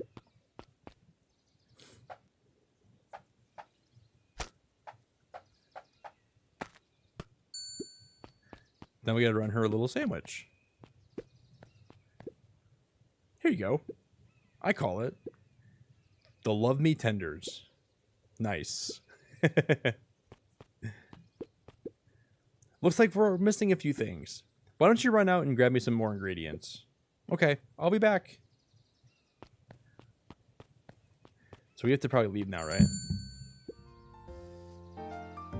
That's so cool, man. All right. Guys, I'm gonna really fast go get some more water and use the bathroom. But I'll be right back, all right, guys? We're gonna try to beat this whole game tonight. I think we're getting pretty far. Thank you everyone that's been so supportive today. All the lurkers out there. Thank you everybody that's became members today or gifted memberships today. If you want to join the Discord, you guys can type in !Discord too, and that'll drop my link for you. Okay? So lots of love. Thank you guys very much for hanging out with me tonight and making this game a little less creepy for me. Because this game has been pretty creepy. I'm not gonna lie. I've been kind of scared. I've been a little bit freaked out today. But with you guys here, it's a little bearable. Ooh. So guys, earlier, I left the stream, right? And then Ian said, you know what, Nick's been gone for too long. I'm gonna buy the game. And he's trying to catch up to me right now. Are you getting pretty close, Ian? Are you kind of close to me? You probably are pretty close because I've been like kind of taking my time. You're probably getting there. Yeah, lots of love and thank you guys again for all the support today. I really appreciate you guys a lot. Thank you.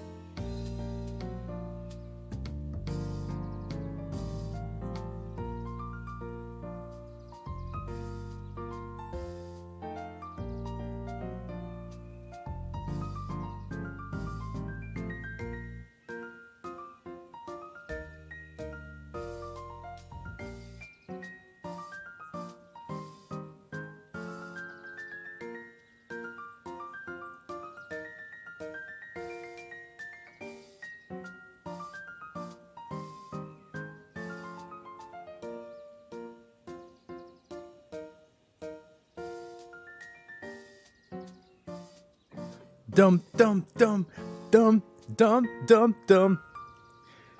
So guys, I'm currently speaking to some of the devs for Moonstone Island.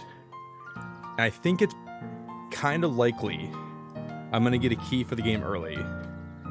I just got one of their emails. I think it's very possible. I really hope it happens. So I'm holding out hope. I emailed them a few days ago, and they just got back with me like maybe yesterday. I missed the email. I just saw it. So it's not certain, but I think it's very possible I can get it early. I really want to play that game here. It looks very cool. I'm so sorry, Tegan. I'm so sorry.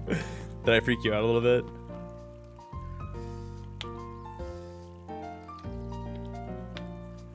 They are, Chris. More AFK deals are happening. That is so true.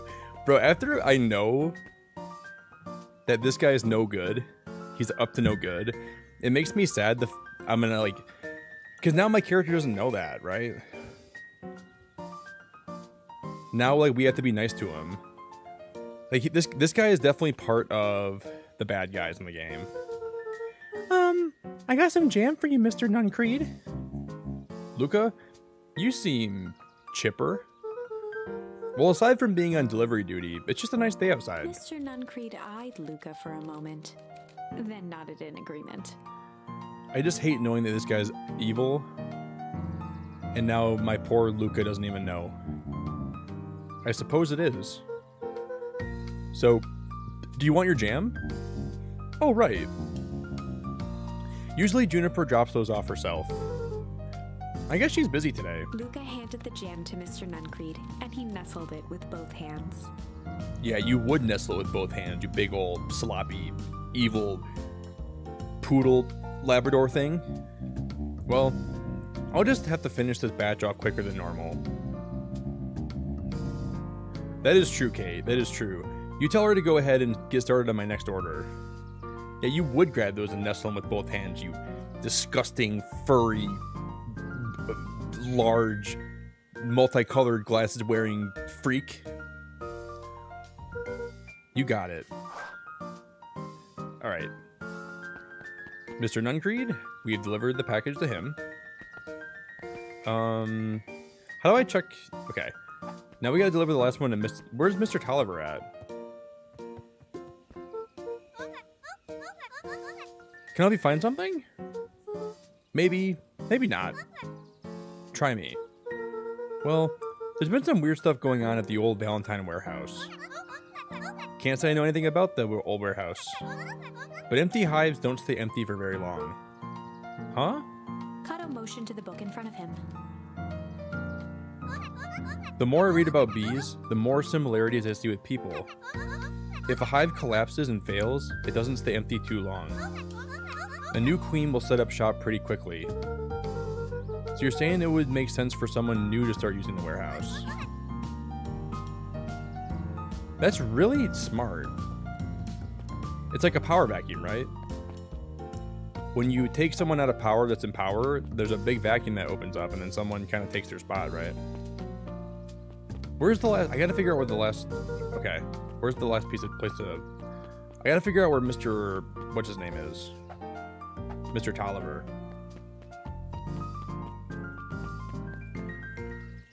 Yo, Christian, you have a good night. Thank you again for all the gifted memberships today and being so sweet. I just want you to know I really appreciate you a lot. I really appreciate you very much. Anger from the past, mistakes not yet made, and glimmering hope for the future. He carried them all in equal parts. Everywhere he went.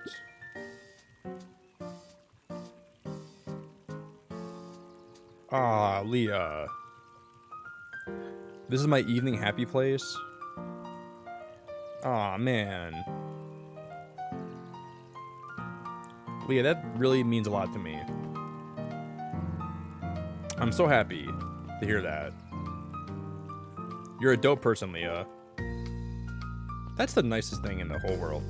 I really appreciate that a lot. I'm glad I can have a nice, chill place for you to hang out and hopefully absorb good vibes. And you can be here to make me less scared then too. Works out. I could never play this game by myself. I'd be way too scared, I think. Oh, is this the guy I'm supposed to find right here? You tell those jerks, it doesn't matter how many boxes they pile up. I ain't moving.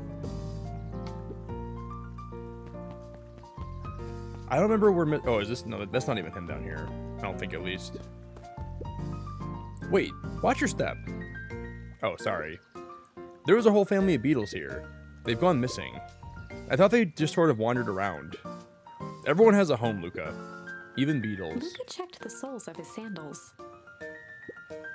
I think we're okay. It's weird that they're gone. They went missing when the festival preparations began.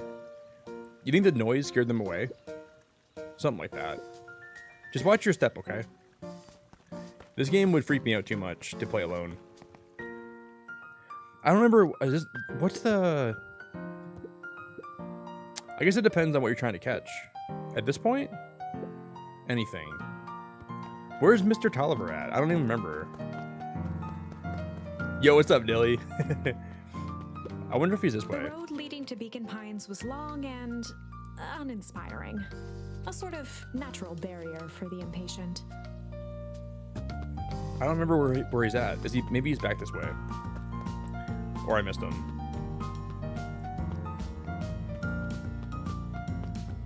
I don't think he's this way. This is where the game started, right? Yeah. So this is our father's grave right here. That's where our father died. Well, he didn't die there, but we buried him there. And then our mother went missing. So our mom's missing as of 6 months ago. We don't even know where our mom's at right now. And our father died 6 years ago. And the story doesn't really tell you what happened to your dad.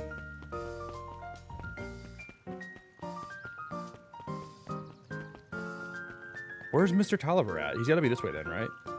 Oh, he's probably towards... Oh. Do we have to keep going towards the woods? We probably do. Wait, we can go in this... What's this place? Jeff's hardware closed down about a year ago. The effects of the foul harvest stretched wide. When there are no crops in the field, tractors don't need fixing. Tractors don't need fixing. There's also a drugstore here, but we can't go in the drugstore. Where's he at though? I don't know. I'm not even sure where the last guy's at. Yo, JD, have a good night, okay, man? I think I'm gonna stream some more Splatoon tomorrow night.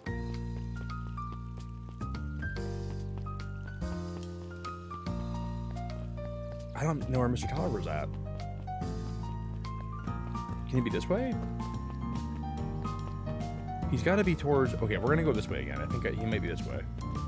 Is he at the treehouse? I gotta know what he looks like. I don't even know what Mr. Tolliver looks like. I keep forgetting. Do you guys know where he's at, by chance?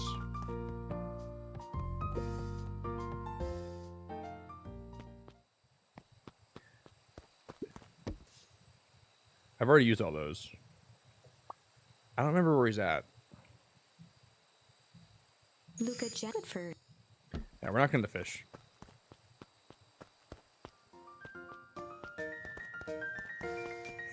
Sounds good, JD. We'll probably run some more Splatoon tomorrow night, man. That sounds fun to me.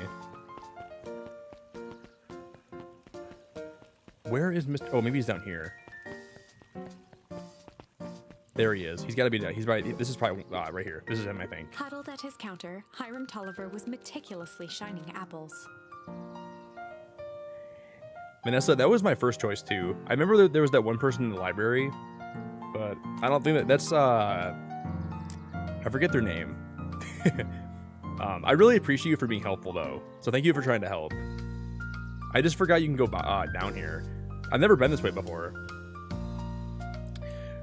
Hiram Tolliver was meticulously shining apples. More accurately, Hiram Tolliver was meticulously shining one apple. Wait. Beep! Yelp, Mr. Tolliver fumbled the apple, flailing at the air as it fell. Oh, sorry. No bother, no bother. He leaned forward and lowered his voice. I see you have something for me. Yeah. Grant had some jam I'm supposed to give He you. leaned in a bit further. I need coffee in my life right now. Chris, you have a good night, man, okay? I appreciate you so much. I know it's super late, dude, so get some sleep. And then I'll hopefully see you back here tomorrow night, Chris. If you guys want to do me a favor, can we get a bunch of hearts in chat for Chris before he goes? Can we get a bunch of Chris love? One of the nicest human beings in the world. Please show him some love, guys, if you would for me. Show him a bunch of love. Yeah, these ones on top. She wrote your name on them. Mr. Tolliver leaned back, speaking loud enough for anyone to hear. Ah, yes. The jam. Thank you so much for delivering this jam to me. He reached forward and snapped up the jars of jam, giving Luca a little wink. Little winky wink. I shall put it on my store shelves post haste. It's my last delivery. Can I just leave the basket here with you? Of course you can. Doesn't my grandma want the basket back though? Isn't it kind of weird that like my grandma's not gonna get the basket back? He leaned in for a final whisper. Well, that's creepy. Of course. He just whispered of course to me like that? Well, that's the creepiest thing I've ever seen. Hey, you! Anchovies or pineapple? What? Don't think. Just answer. What would you guys pick? Would you guys pick anchovies or pineapple? Pineapple. Why? How old are you? 12? Perfect. Follow me. Who are you? Anyone ever tell you you ask too many questions? Just try to keep up, okay? What just happened? Well...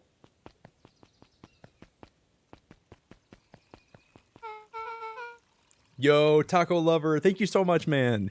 The Beacon and Beacon Pines to everyone. Hope everyone is doing well. This is such a nice game. It's the best game I've played in a little bit, Taco Lover. For, like, story. I like this game almost as much as, like, Jenny LeClue. That was a really good game, too. Here's my new friend I was just telling you about. That's wonderful. Yep. We just hit it off. Oh, really? Get this. His favorite pizza topping in the whole world is pineapple. And that is correct, too. Pineapple is my favorite pizza topping. It went from being my least favorite pizza topping, and now it's my favorite pizza topping of all time. I think, at least. It's probably on the same level as, like, mushrooms and bacon, though, but it's pretty close. Oh, and what is your new little friend's name? Beck locked eyes with Luca. The look on her face was equal parts expectant and desperate. Luca Van Horn. Nice to meet you. I'm Nellie. This is Alona. We're Beck's parents. Beck gave Luca a quick nudge. Oh, yeah. Beck told me all about you. Already feels like we've known each other for years. So you both can stop obsessing about making me friends. Oh, darling, we never doubted you. It's just that, for children with fewer than 5 close friends, the probability of a stunted development doubles. Wow. I didn't even know that, really. Interesting. Well, 1 down, 4 to go, I guess. What Nelly means is that we just want to, we want this move to be as easy on you as possible. You can relax. A friend has been friended. This calls for a celebration. Luca, you must join us for dinner tonight. Dinner?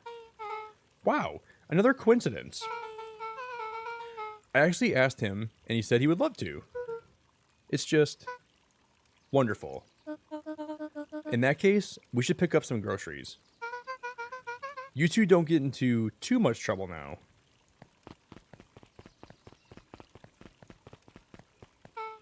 Wow, I can't believe that worked. Thanks a ton. You're welcome? I owe you one. My moms are great and all, but they can be a bit much sometimes. Our house is a little cottage next to the big mansion place. Wait, you live on the Valentine estate? Yeah, that's the spot.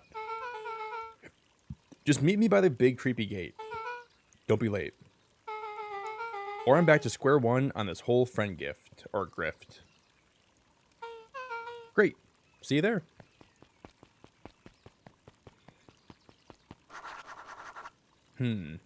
Okay, meet back at the big creepy gate. Like the same gate that we've been to before. That like why does all roads lead to that big creepy gate and it's not great. Good morning, Geoff. What's so good about it? Another day further down the tubes, if you ask me.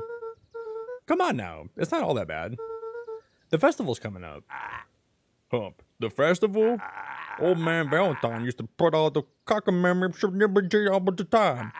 Where'd you get us? Well, it's Perennial Harvest putting on this one.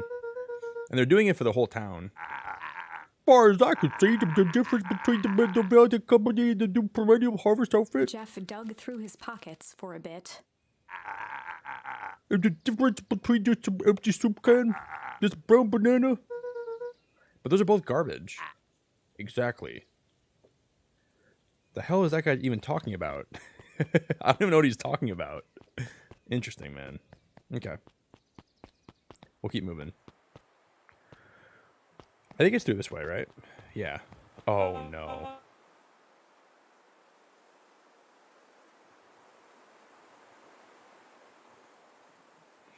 Oh, no, this is bad. What brings you to this neck of the woods? I was just wandering around a bit. Wandering? How wonderful. Children, oh, to be young. Anyways, I can't just let you pass just now. Top secret business, that away. Mr. Kerr winked with a wry smile. I'm just yanking your chain. Perennial Harvest is just making a few improvements. He gave Luca an energetic thump on the shoulder. Better head home now. Our harvest awaits. This is gonna get bad. I've never been here before. So who all lives in that house? Harris and Gus Valentine grew up here. And Solomon moved back a few years back. The creepy little kid in the vest? That sounds like the one. So just 3 people live in that huge thing. I bet a bunch of shady stuff happens all the time in that place. Not really. The Valentines pretty much keep to themselves. So it's empty and boring? Pretty much. What a waste. My mom says that it used to be way busier back before Sharper died. Before the foul harvest. Okay, that's like the 5th time someone mentioned the foul harvest. And you all use that same ominous tone. Eventually, you're gonna explain to me how that harvest got all fouled up. But we can't keep my parents waiting anymore. This way. His parents? Or her parents? Most kids would have just ditched by this point. Why are you still here? You look like you could use some help. You know what, Luca? You're not so bad. Let's get through this as simply as possible. Just eat, smile, and nod. Fun. Great. Whatever you do, don't bring up their work. I think I can probably handle it. Beck took a long breath, then gave a firm nod. Here goes nothing. Chapter Oh, no. 4. Dinner with the Moodwills. The Moodwills. Ilona Moodwill was worried about change. A gardener at heart, she understood the necessity of change, relied on it even. But there was a difference between the controlled world of her plants and this cluttered cottage in a strange town. Sure. Almost done. Nellie was a blur of activity, digging through boxes. Sorry, love, couldn't find the dishes. We'll have to make do with paper plates. Dinner went by without much conversation. As she watched Beck and Luca finish up their pizza, Ilona let herself relax into the chair. I like that name. Alona's a really cool name. The things she cared about were still here. Nellie finally had the job of her dreams. Beck was beginning to take root. Ilona's task was simply to tend to them. I love that name. She could do that. So, Luca, tell us a bit about yourself. Where do you live? Oh, I live with my grandma over on the other side of the river. Your grandma? Where are your parents at? Beck Manners. It's all right. My dad passed away in an accident at the fertilizer plant 6 years back.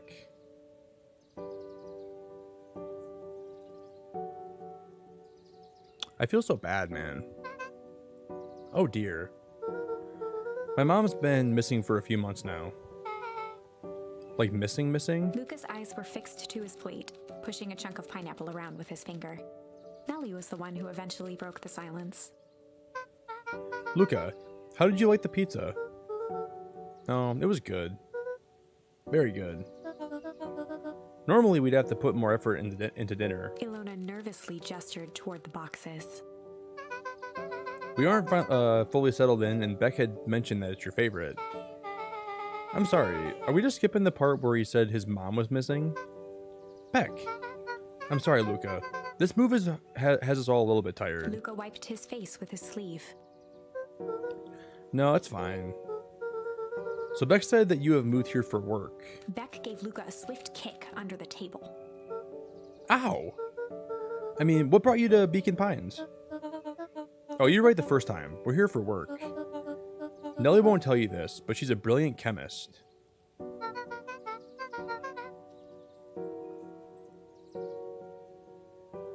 Does she work at the fertilizer plant? She's a chemist. Perennial Harvest just made her the newest lead research of deep engineering.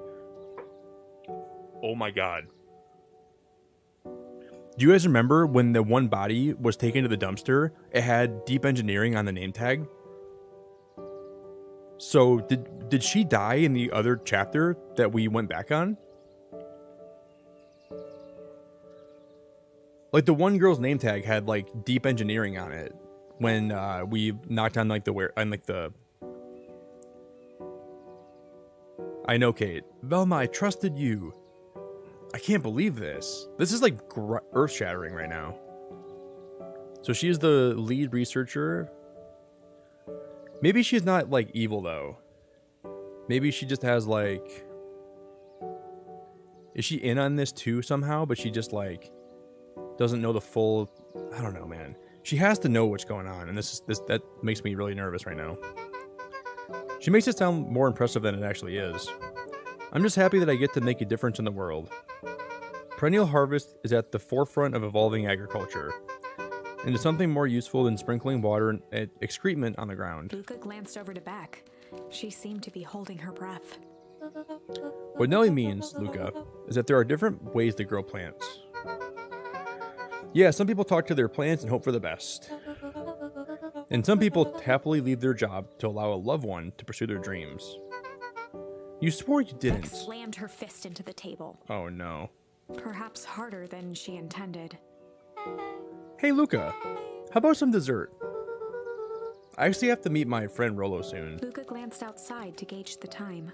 The sky was darker than he expected, filled with ominous clouds. There's a storm brewing. I should probably get going.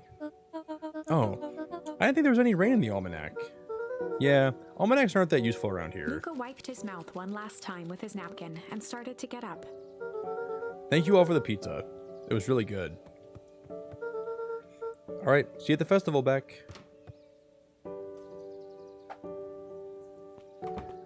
There's something not right. Wait up! I'll walk you home. Aww. Surprised, Luca turned around. He knew Rolo could be prickly around new people, That's so nice. but Beck seemed cool.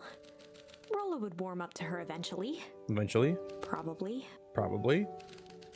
Luca began to respond, but the sky answered for him as the clouds above began to... Do we go rumble? Or do we go break? We have two choices, guys. The clouds began to rumble, or the clouds began to break. What do we do?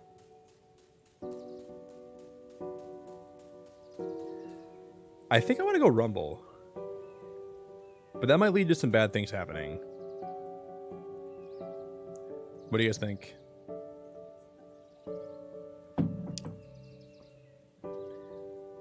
You think rumble, Ninja? You want to go rumble? Okay, Aurea said rumble. Vanessa said rumble. Aiden said rumble.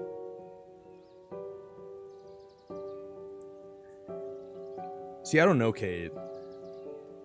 Okay, Emma said rumble sounds more poetic. Tanya said rumble. Ooh, let's get ready to rumble.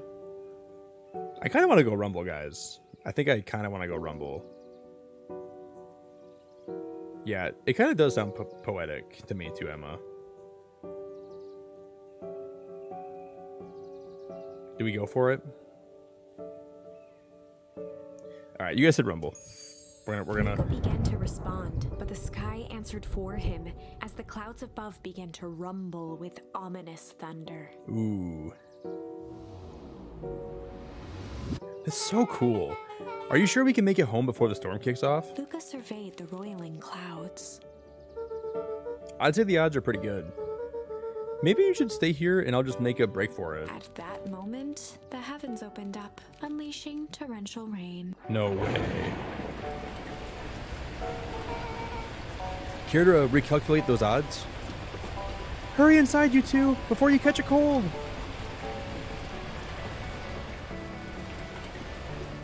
So we're gonna stay the night here, huh? Luca, Nelly. Or Luca, Nelly will keep trying to reach your gran on the phone. This music is so good right now, man.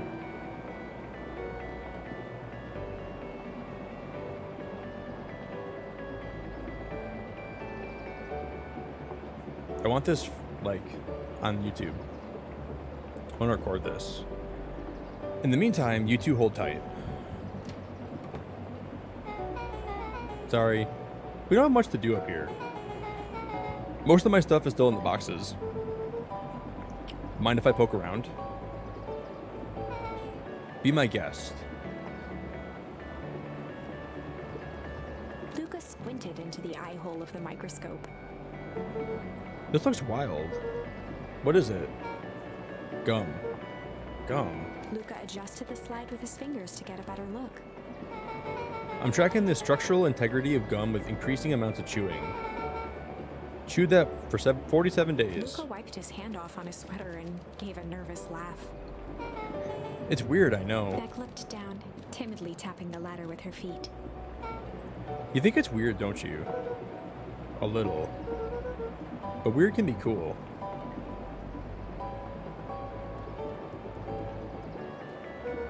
Oh wow. Rolo and I have a radio just like this at the treehouse. Probably not exactly like this one. My mom and I tore the whole thing down to the bolts. Fitted it with some state-of-the-art vacuum tubes. She seems pretty awesome. She gets kind of carried away sometimes. I think she feels guilty for working too much.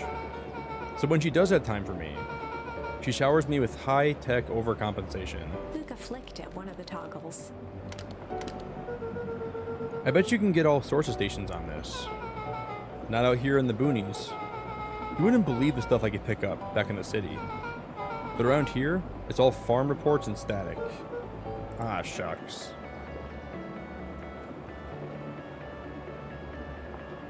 I'm not sure, Emma. For Halloween this year, I'm gonna do some spooky games. For like probably member streams. But like for regular streams, I'm not too sure, Emma. That's a very good question. I don't know yet for my Halloween plans for streaming. I'll find something to do. Luca bent down to examine the bouquet of wilting flowers.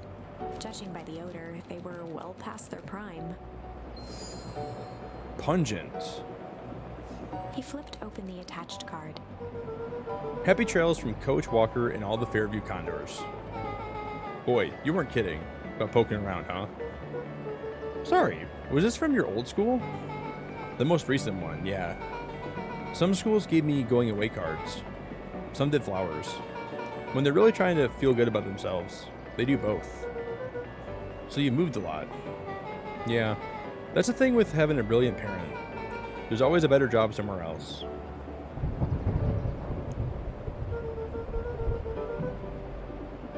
These flowers would last longer if you put them in some water. That's the sort of thing I would do if I cared. Well, you cared enough to keep them. Can I ask you something? Of course. Dang it, didn't that hurt? I'll be honest. That hurt more than I expected. Well, at least you look cool doing it. Beck took a moment to watch the rivulets of water running down the window.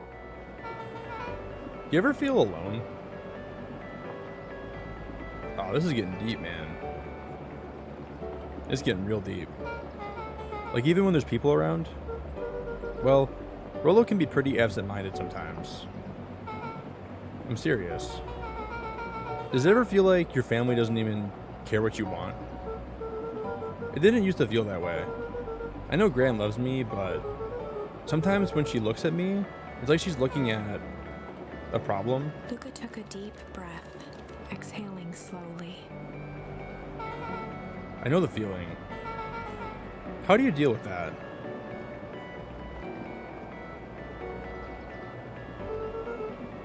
I guess I haven't yet. But one thing my dad told me when I was little: don't hold a grudge, especially against yourself. If you try to hold it all in, you're gonna pop. So then, what do you do when you don't know what to do? Dad never got to that part. Something I figured out on my own, though. You gotta do something. Anything. Here. That's so deep, man. What are you doing? I don't know. Something. We're gonna register our complaints with the storm.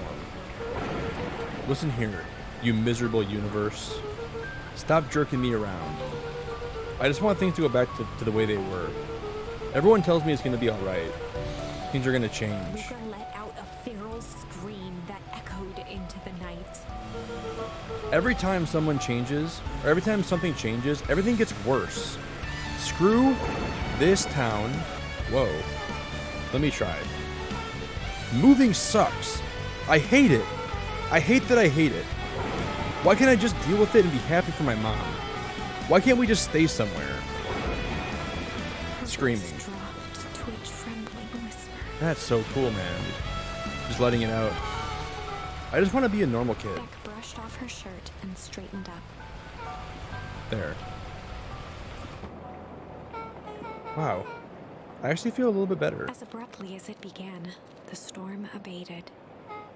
Thanks. That was symbolic. So they screamed and yelled, and then they got it all out. Then the storm kind of subsided. Me too. I should head out before the rain starts again.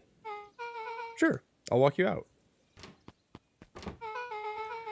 See you and Rolo at the festival? Sounds good. Luca.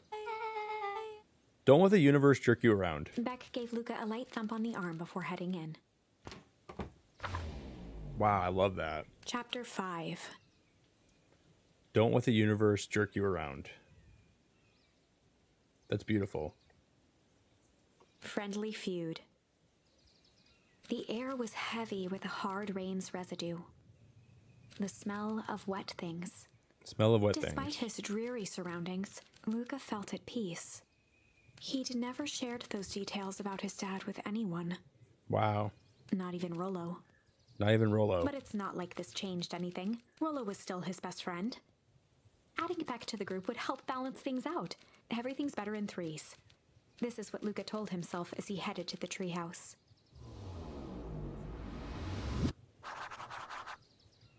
Okay. Well, I don't think Rolo's going to be there, right? Maybe he will be. I don't know. Hey, Dawn. Tracking down a lead? You bet. I heard a juicy new rumor. Turns out, when Sharper Valentine died, he left behind a peculiar last will and testament. Oh my god, this is gonna get so creepy, dude. He didn't just give his kids an inheritance. There were conditions. Like what? The document stipulated that Harris had to take on a child as her ward. A kid our age, who just showed up to town one night with a lawyer. Solomon? Bingo. So Harris was forced to take care of him. Yup. Or she would have lost everything. Why would Sharper care so much about some random kid? Rumor has it, Sharper sowed some wild oats. That explains why Harris treats him. Poor Solomon. How'd you find all this out? A good reporter never reveals her source, Luca.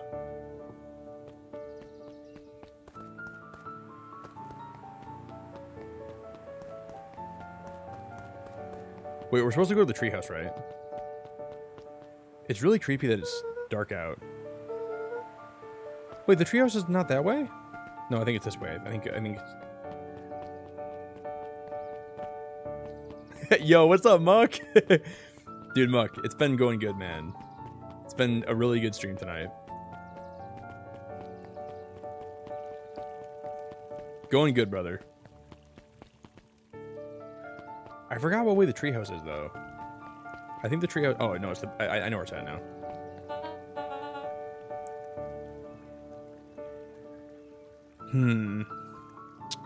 I don't trust this person. Excuse me. What are you doing? Just locking up for the night, sir.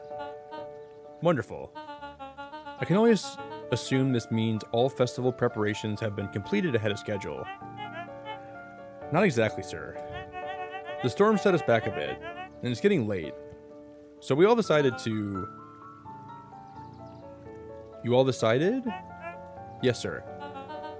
I was unaware that your job involved deciding things. We are all here at Perennial Harvest because we believe in creating a better future.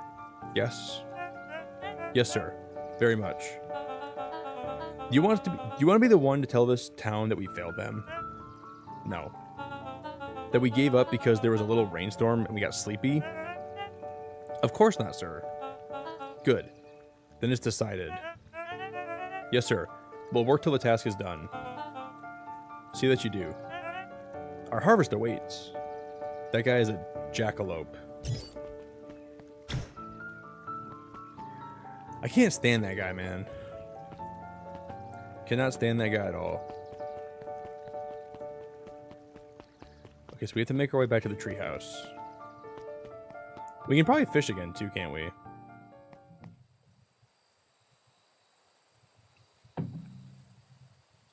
Maybe not tonight, Ben. We might do Ahsoka after stream. I'm not sure if we will or not tonight, though.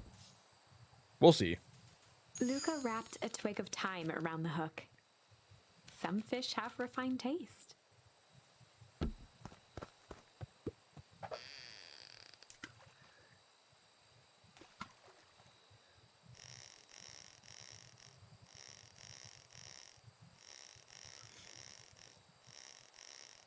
I wonder what we're going to pull out of this right now.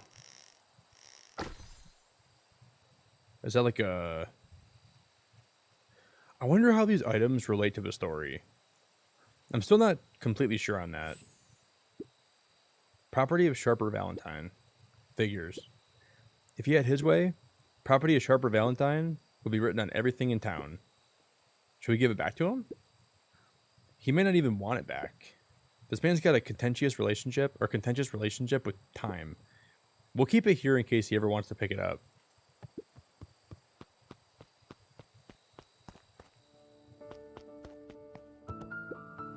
Rollo, are you still up there?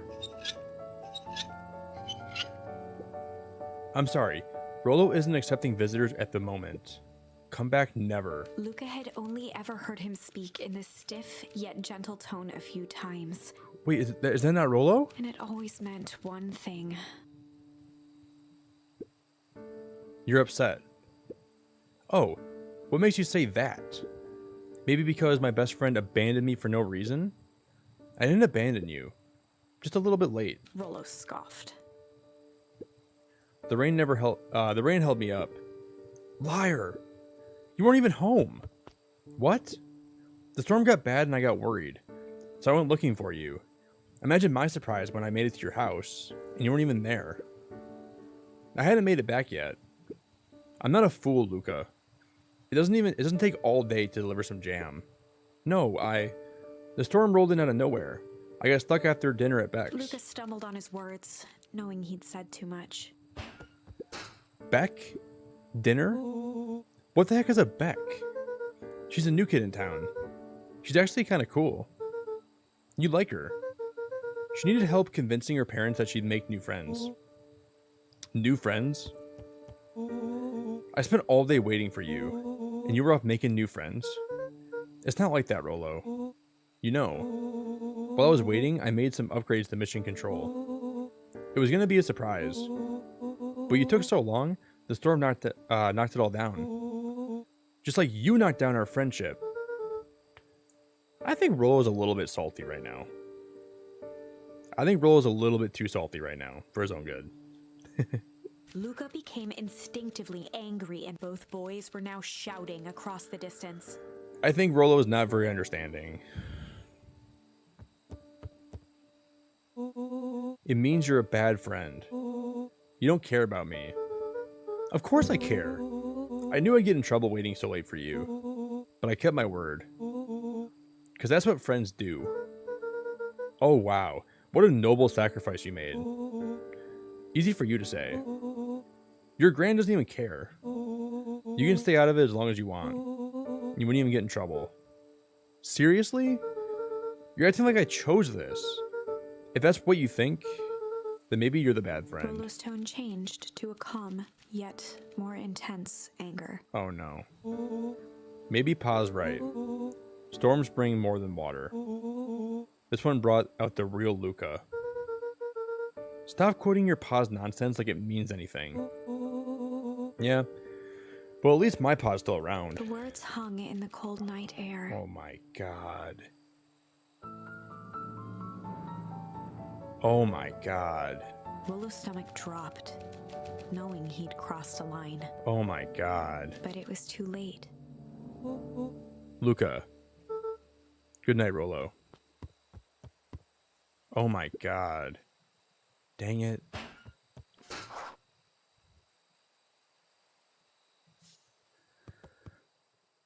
That was way too far. If Rolo thinks I'm still going to the festival with him, he can shove it.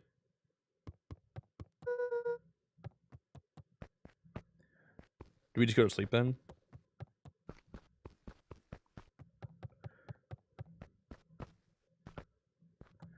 What do I... Oh. Luca dug through his old stuff, not even sure what he was looking for. Found a soccer ball? Why is there a soccer ball here? Rolo? What a jerk. Call me a bad friend? Ooh, I'm Rolo. Look at me and my amazing family. This is so cool. I like kicking this around. It's kind of fun.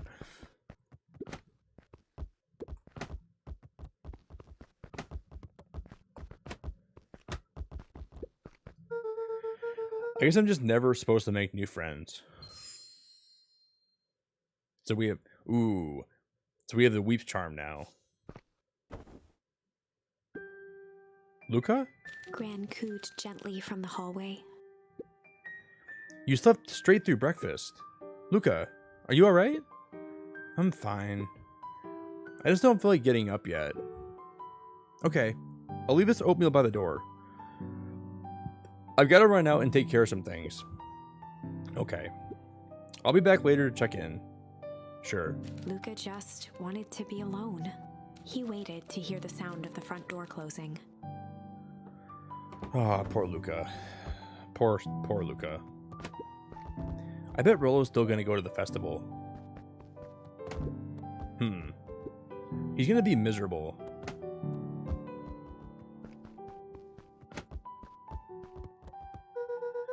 If Rolo thinks I'm still gonna go to the festival with him, he can shove it. But we still have to do more in the room then, don't we?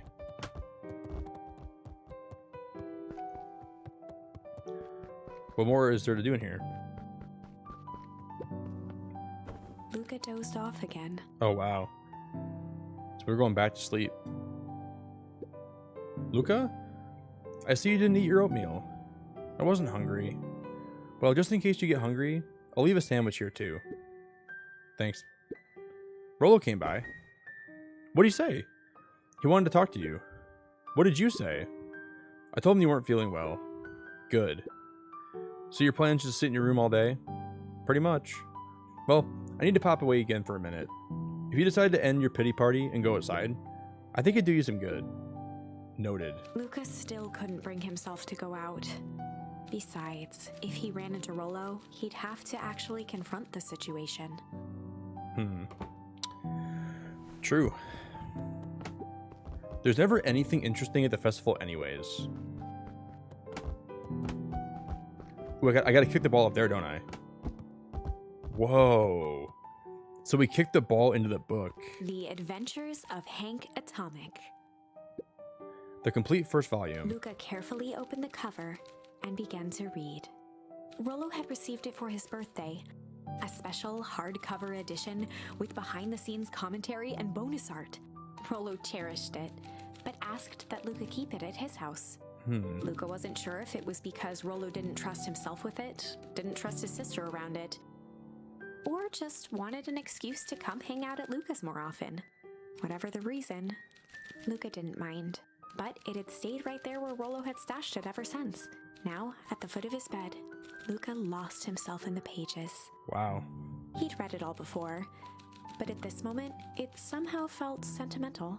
He was well into issue number 5 when he heard soft footsteps from the hallway. Luca? Another little friend came to see you. A girl named Beck. She said you met yesterday. What'd she say? Is she here? She was just dropping by. I told her you weren't taking visitors today. Oh. She seems nice. Yeah. You had a fight with Rollo, didn't you?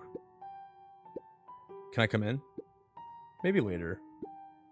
Alright then. I'll leave dinner on the kitchen table.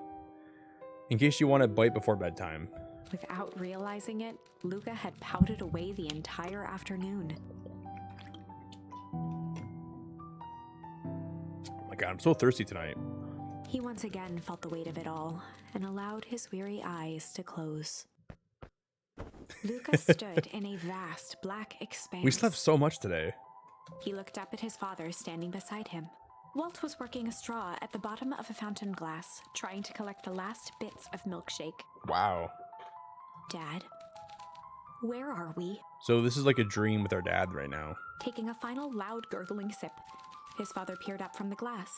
He jangled the straw playfully with a warm smile, then lifted the empty glass as if to point into the darkness. The source? Luca's eyes followed his father's source. gesture. In an instant, he was sitting in front of a blazing campfire. Whoa. Across from him sat a large figure in a yellow hazmat suit. The figure's voice was a scratchy echo. Well, if it isn't the man of the hour. Is this like actually not a dream? Make yourself comfortable. Luca held his shivering hands over the flame to warm himself. It doesn't work that way here. Their yellow-gloved hand pointed to the base of the flame. It's a cold flame. See? Luca peered at the base of the fire. It wasn't wood that was burning. It was Beacon Pines itself. This is like an ominous foreshadowing. Tiny buildings, freezing and crumbling as they were consumed by flame. Luca could see small shadows moving in the burning city. People. Luca leapt to his feet. We've got to help them! The figure gave a dismissive wave of their hand. Why waste energy helping people who can't even help themselves? The figure bent down to examine the panicked crowd as they desperately tried to stop the flames. They only care about what's right in front of them, not like us. Luca's voice was a trembling whisper. Us? The figure slowly stood up, grabbing its helmet with both hands. With a jolt and a twist, the suit emitted a gasp. A cloud of torpid mist escaped, slowly revealing the face within. Oh no. Luca's own face looked back at him. Older, worn, distant. What? The sensation was oddly familiar, as if he'd caught his own reflection by surprise in the mirror. The doppelganger smiled. I tried to help once. He gestured towards his What is face. happening? And all it got me was this. Lucas staggered back. You aren't me. Luca felt a hand catch his shoulder. His father was there again, beside him. Every choice sets us on a path. This is the end of one of your paths, son. What is Luca happening? watched his older self shake its head ruefully, its face twisting into a cruel grin. Welp, Dad, if you wanted him to see this, far be it from me to disappoint.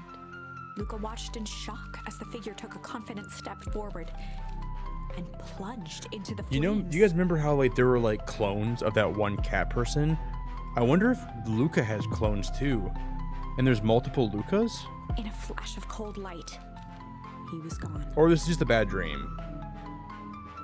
This might just be a bad dream. what does all of this mean? Luca felt a reassuring squeeze on his shoulder. Just remember, why we choose matters just as much as what we choose. Why we choose matters is just as Why we choose matters just as much as what we choose. Luca woke up to see a hazy figure at the foot of his bed, silhouetted in the morning sun. Oh wow. Mom? No, dear. It's only Gran. Luca rubbed his eyes. The kind, concerned face of his gran came into focus. I don't trust the grandma either. How are you feeling? Fine. Anything you want to talk about? I don't feel like talking. That's just as well. How about you sit there and listen a bit? Whatever you and Rolo fought about doesn't matter. But he Gran silenced Luca with a gentle pat on the leg. Fights between friends happen. What was said doesn't matter.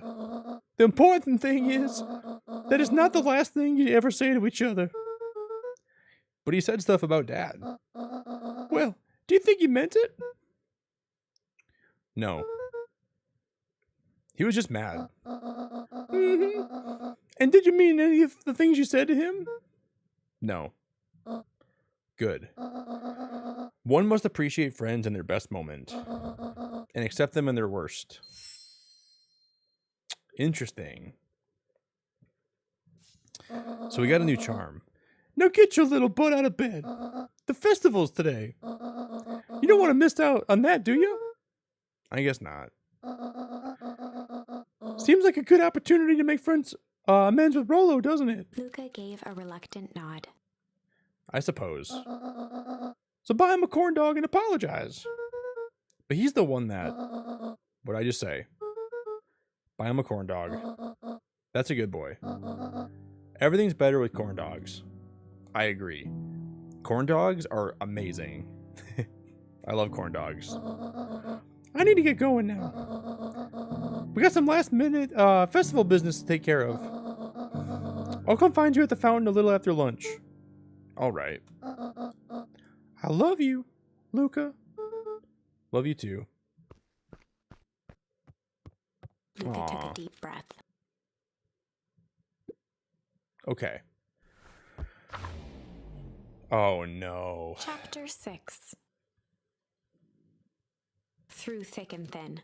Through thick and thin. Despite Luca's bitterness, Gran was right. He needed to hash things out with Rolo. A big fight changes the nature of a friendship. Whether, in the end, it is for the better or for the worse, all comes down to understanding.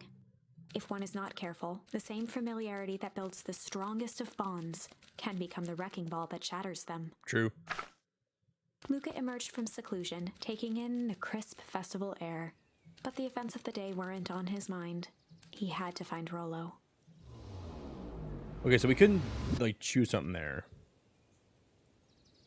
That is true, though, Kate. That's a pretty dark thing to say to a kid who's been tainted for or taunted for having no parents multiple times. You're not wrong about that. I don't think that Luca necessarily should have apologized. Or I don't think he should apologize. Because, Rolo kind of went way too far, you know? Rolo wanted me to tell you something. What is it? Roxy rolled her eyes, shaking her head. Sigh. A space adventure. Though you needn't buy it. If you be brave, go somewhere quiet. Roxy, I don't know. It's a riddle, Luca. My goofy little brother wants you to find him. Luca looked down and kicked at the dirt. Look, I know you two had a fight. The only thing more annoying than my little brother is my little brother without his best friend. So I'm doing him this one favor. Now I need one favor from you. Whatever it is that went down between you two, squash it.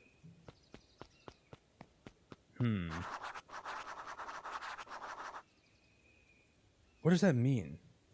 A space adventure, though you needn't buy it. If ye be brave, go somewhere quiet. Does that mean the treehouse, maybe?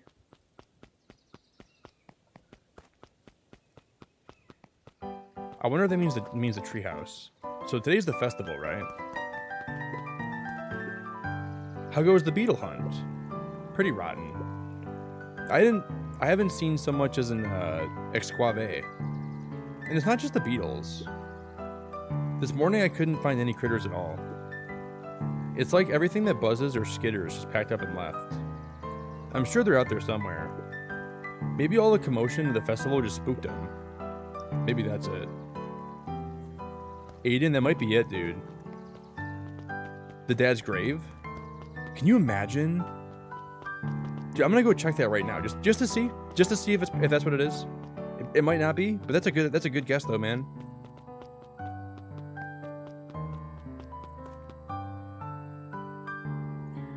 Nah, it's not the dad's grave, but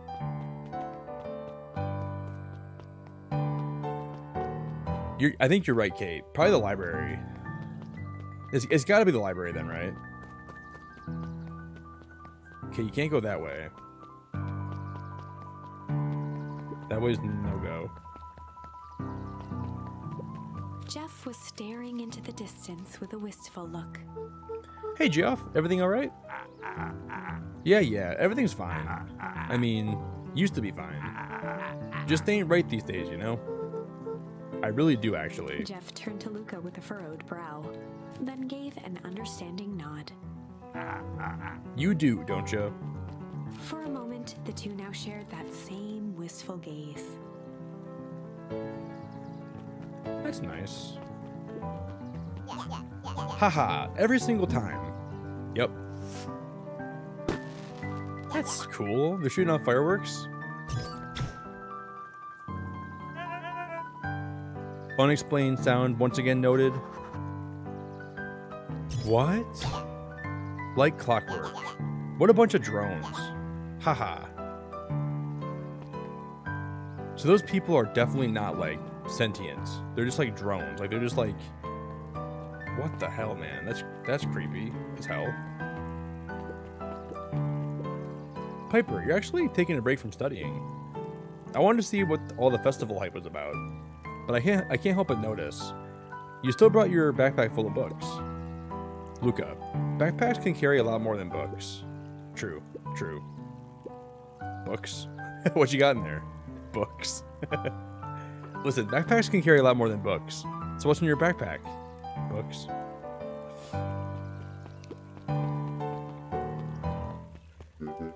I was able to return the perennial harvest safety suit you borrowed. I don't think anyone noticed. Good. Now, will you tell me what you needed it for? It was a favor for my enemy of my enemy. This is not gonna harm Mr. Kerr, is it? All you gotta know is that it's good for the good of the family.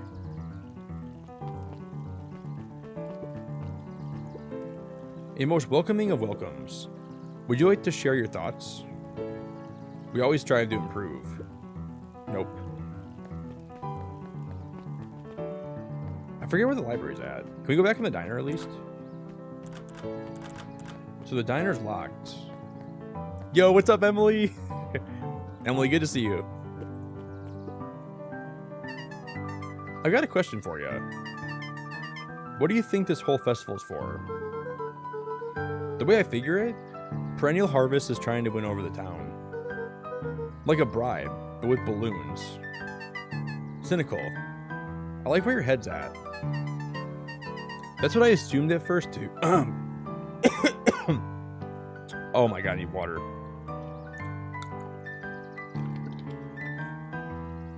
until I eavesdropped on a couple of gossipy clipboards. What if I told you that this whole thing is really a special shindig for a super secret guest of honor? A special guest? Who? I haven't dug that deep yet. Whoever it is, PH thinks they're a pretty big deal.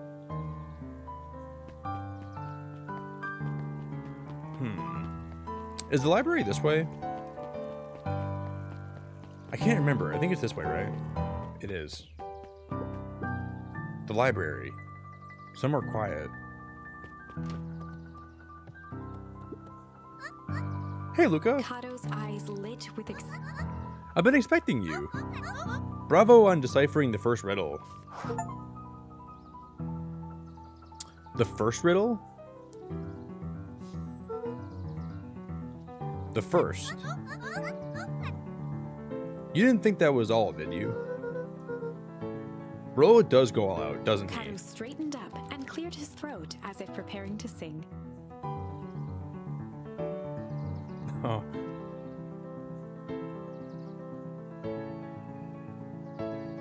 Emily, you're so sweet.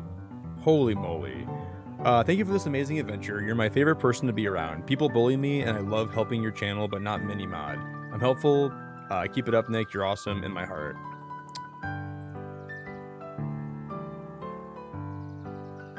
Emily, thank you so much. Thank you for being a Lighthouse member for literally 6 months. I really appreciate you. And I'm really sorry that you get bullied. Because that's really unfortunate. I'm very sorry to hear that. Like, very sorry to hear that.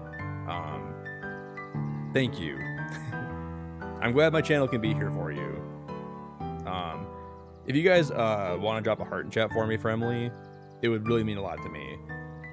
So if you can drop a heart right now, I'd appreciate it if anybody could. Thank you so much, Emily. Super cool. Yeah, bullying is just horrible. I'm really sorry. I got bullied a lot growing up. Like, in elementary school and middle school, before I got taller, I got bullied every day by people. So I can relate to you a lot. I know it's really hard. Been through a lot of I grew up with a lot of people that were really not good to me. Really not nice to me. So I feel you. I mean, not everybody, but there were some people that really bullied me a lot. So. On planet Farpool, you may take issue. When the 5th king dies, you'll need a tissue. Kato stared at Luca eagerly. Get it? Want me to tell you? No, it's okay. Let me figure it out. When you find it, bring it here to be verified. And if you decide you want a hint, the offer still stands. On planet Farpool, you may take issue. When the 5th king dies, you'll need a tissue.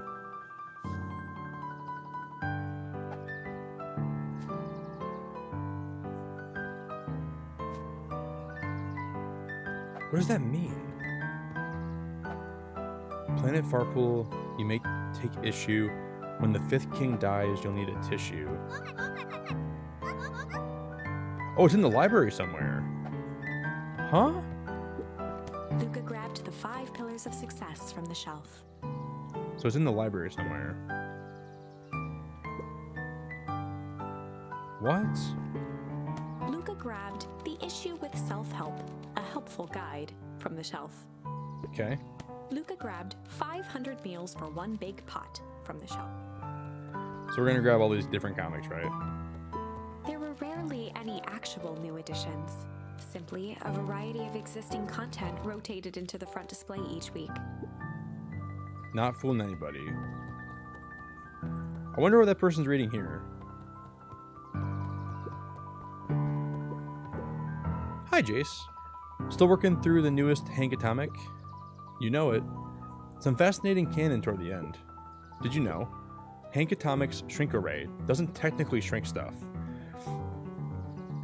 It uses inverse quantum particle decay to literally grow the entire universe around an object, leaving the object unaltered. So it just looks shrunk compared to everything else. Bingo. That's wild. But Jace, no spoilers please. All right, sorry. Weird. Luca grabbed The Modern Science of Atomic Radiation from the shelf. Luca grabbed Natural Photography, Volume 5, from the shelf. So do we just grab multiple books then? Luca grabbed The Adventures of Hank Atomic, issue number 5, from the shelf. Can we check out with multiple books?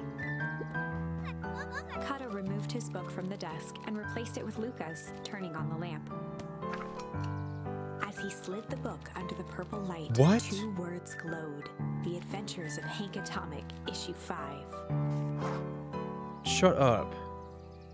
Luca clicked his tongue with recognition. Rollo's cipher pen. He used to write secret messages everywhere with that. Only I had the special flashlight needed to reveal it. But I lost it. Well, apparently he traded Geoff for this purple light bulb. Parted with his entire Halloween stash. Oh, Rollo. Now let's see here. Kato began flipping through the pages, stopping when he hit a glowing word. Get away with such a He grift. continued flipping.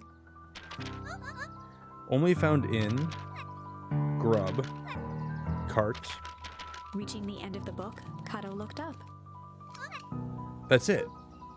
Grift. In grub, cart. The grift in Griffin? Griffin's grub cart. He wants me to go to Griffin's snack stand. Brilliant. I guess you're off then. Good luck on the rest of the scavenger hunt. Thanks, Kato. Wow, that's so cool.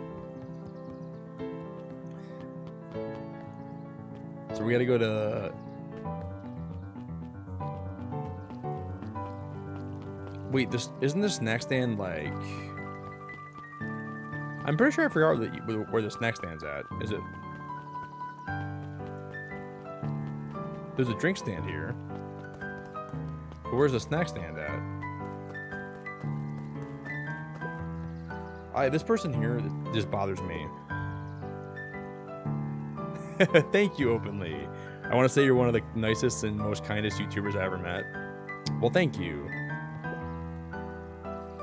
I really appreciate that a lot. So thanks for chilling here tonight. Huh? Don't mind me. Just warming up for my big ceremony speech. Mr. Kerr pointed to his grinning mouth. Gotta limber up the old gab box. You nervous? Oh heavens no. Well, break a leg. Give me the... What did that even say? Give me the grip of the... Can we go in the treehouse right now?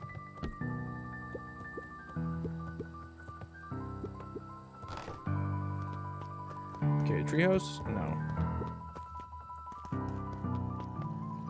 So where's the snack stand at?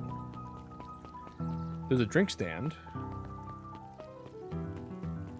Maybe it's done. It's probably down here, I think. No? There it is. Okay, this is Griffin's snack stand.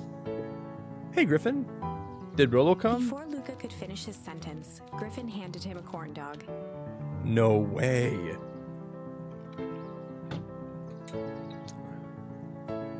Aw, thank you, Emily. I appreciate that. That's it. Bought and paid for. Enjoy. I thought there was supposed to be a riddle or something. Luca shrugged, taking a sizable bite out of the corn dog. Yuck. It's cold. Oh yeah, that's been sitting here for a while. Rollo wanted me to be sure to give you that one specifically.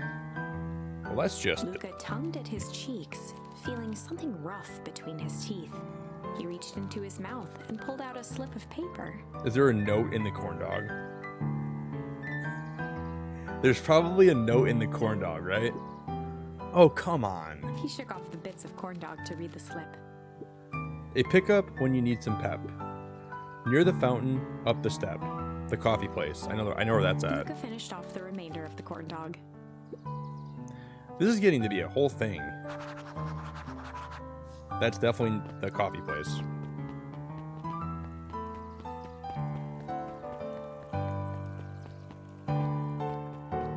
It's gotta be here then. Boom. I don't even know how... I just remember there's coffee up here. There you are, Luca. There's no way I'm actually doing this. It's way below my pay grade. Oh, come on, you big stiff. Let the kids have some fun. Fine. But Rollo owes me one. Lumi waved his hands around sarcastically as he began. What takes flight, but has no wings? Your final task, a friendship brings. That wasn't so hard. And now we have hard as like a... How does that make any sense? I feel cheapened somehow. I think it's sweet. What takes flight but has no wings? Your final task, a friendship brings. It's gotta be balloons then, right? It's right here, the balloons. Hey, did you find the comic book? Yep. And you got the corn dog? Yeah. Well then, I know it doesn't make up for what I said, but you've earned this. Rollo sheepishly handed Luca the balloons. Boom. So we got flight now. Thanks. You didn't have to go through all the trouble. I'm sorry I got so mad. Dang it. You were supposed to let me apologize first. Sorry. Now you've apologized twice before me. Just let me do this. Luca, I'm really sorry.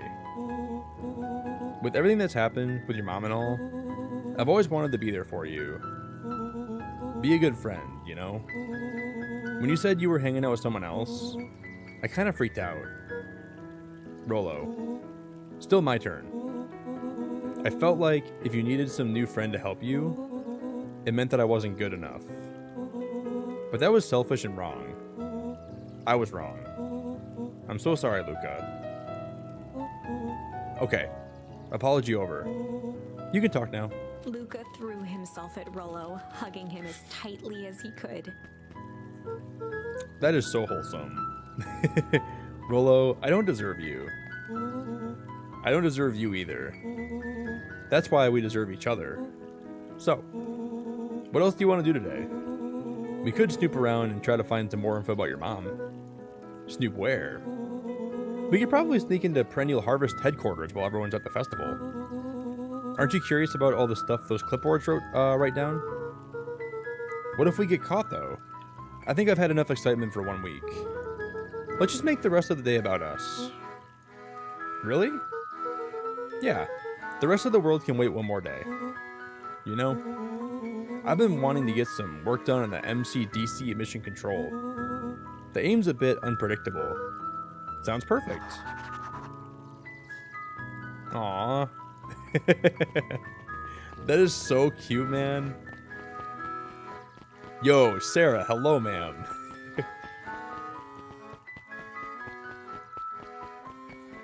That was so cute. Wait, the treehouse is this way, right? Yeah. I keep forgetting.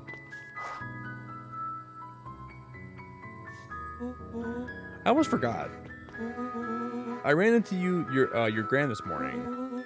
She asked me to give you this. Rollo handed Luca an unopened letter. I'll wait for you inside if you want to read it now. A letter? Luca, some things are going to happen that might be difficult for you to understand. If I am honest, I hardly understand them myself. But whatever happens, I need you to know that I love you. Aww. None of this is fair to you.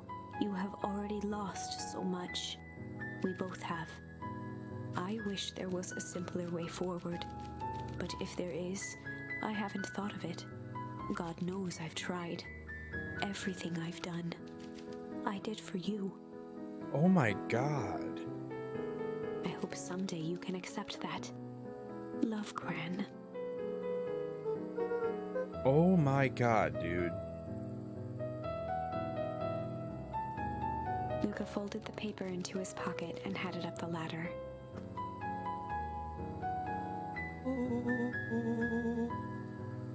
Wow, that's heavy. Maybe later. Sure, whenever you want.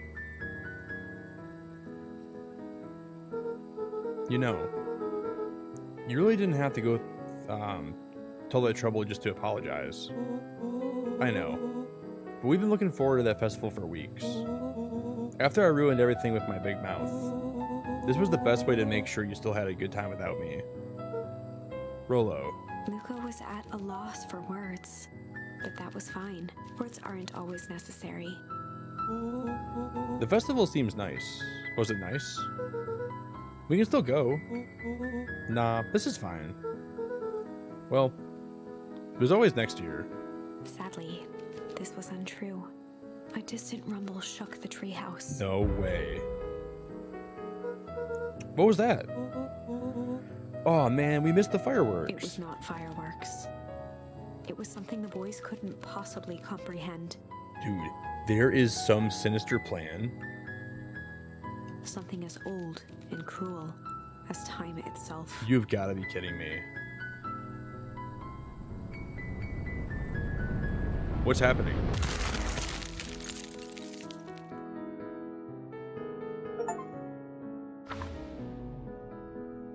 A shockwave of cold tore through the room.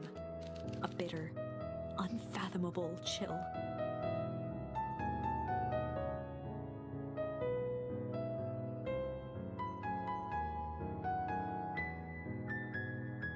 Before they could react, it encased them in ice. What? Two boys, reunited by friendship, only to be cruelly separated by a malevolence beyond reason. Are you kidding me? During the most heartwarming part of the whole game. And so, our story ends on this melancholy scene. No, it doesn't. No, it does. There's no way. There's no way. In a silent treehouse turned statuary, in a town brought low by its secrets, sits a pair of friends, alone, together, for the rest of time. The end. No. No, no, we're gonna flip back. That can't be the ending. It simply can't. I won't accept it, and I hope you won't either. There are more endings. More endings. More possibilities. I can feel it. We are just going to have to sort through them all until we find the one that fits. Wow. So that one did not end well for us. Oh my god. This game is so crazy because it makes you go through the tree and you have to go through like different branches, right? So now we have to go back to the branch. Remember the branch over here where it was fight or flight? We had to go the left way to unlock flight. We didn't have that before. That's unreal. Wow, man. So we can go this way though too. We could check instead of I don't know what way to go. We can either go flight on the right side or we can choose to go break on the left side. I have no idea what to do here. CK, I thought that same thing. I really did. I think it's possible that the narrator is Luca's mom, but I'm not sure. I feel like that's a possibility, AJ. Or hi, AJ. Kate. AJ, this has been a really good game tonight. Very, very cozy and creepy and wild. Let's go back to the right side, shall we? Oh, we're back. Okay. Luca's mind raced. He was caught in a trap. What do you do when there's no hope? Luca drew himself up and decided to take the only option they had. Flight. Do we choose flight here, guys?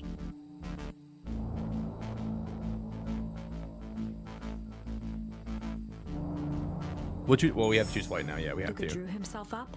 We could have went back. Decided to take the only option they had left. Flight. He squinted down the barrel of the mission control defense cannon, aiming it through an opening in the dense tree branches. So we're gonna zip line out of there, right? He looked up with surprise as it struck true and taut. Interesting. So instead of shooting it at them, we'll shoot it at the tree, and we can zip line out of there, right? Wow, I can't believe that worked. Hey, Mr. Kerr. We'd love to hear your thoughts, but I'm afraid we have places to be. Come on, Iggy. See you, jerks. Fine. We know where that leads them. This way. We'll take the tunnels. Luca and Iggy winced as they sprinted through the thicket. The branches clawed at them, reluctant to give passage. After what felt like a marathon, Luca stopped in his tracks as they reached the clearing. What the? That was all he was able to say before Iggy slammed into his back. The boys tumbled down a steep decline and crashed with a wheezing thud on a surface as hard as ice. Wow. In fact, it was ice. Chapter 5. Signs. They stood silently, catching their breath. The sky was like sapphire. The sky was like a sapphire. With each breath, a plume of steam escaped from Luca's lungs. With each breath, this plume of steam escaped from Luca's lungs. Let's keep moving. Luca pulled Iggy to his feet as they gazed across a snowy terrain. Why is it snowy? I think we lost them. Are we in the mountains? I don't think so. If anything, we went downhill. And what's up with the Winter Wonderland? All I know is, there's no going back the way we came. Let's see if we can get our bearings. Follow me. Find a way home.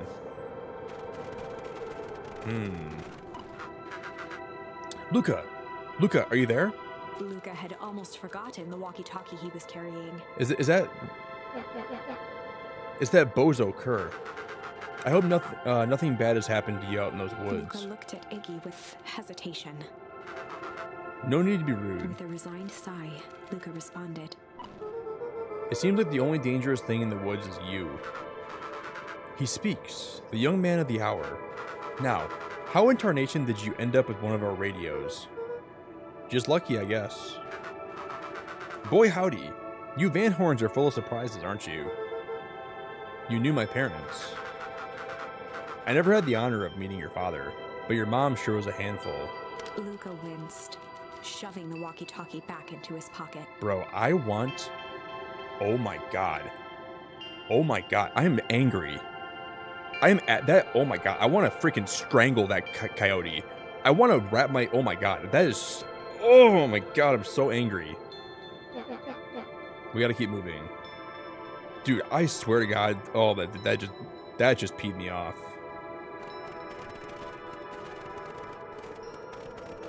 But your mom was a handful? She's been missing for 6 months. We don't even know if our mom's alive right now. What's the readout? Just sitting above 258 Kelvin. That's down a bit from last time. Should we report this to Mr. Kerr? Meh. Still safe within range.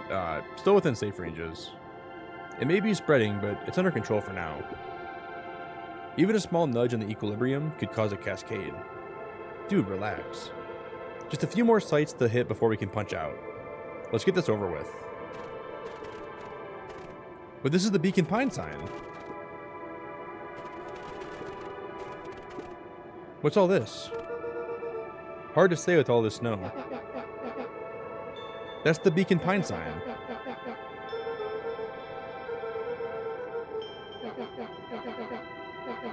Let's figure out what we're dealing with here. Step 1. The snow's gotta go. I'll see what I can do. That's 100% the Beacon Pine sign. I recognize it. And this is our dad's grave. This is where our dad was buried before. That's our dad's grave.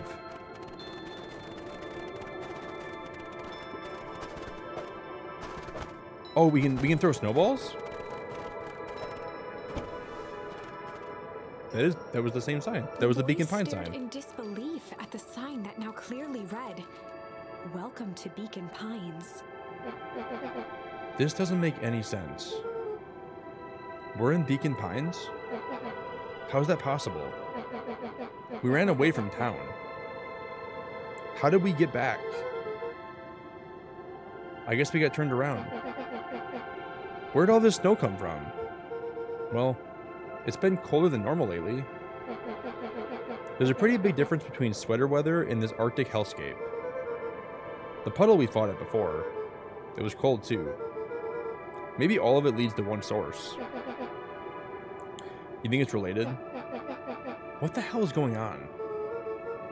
We're gonna get you some answers. Let's keep moving.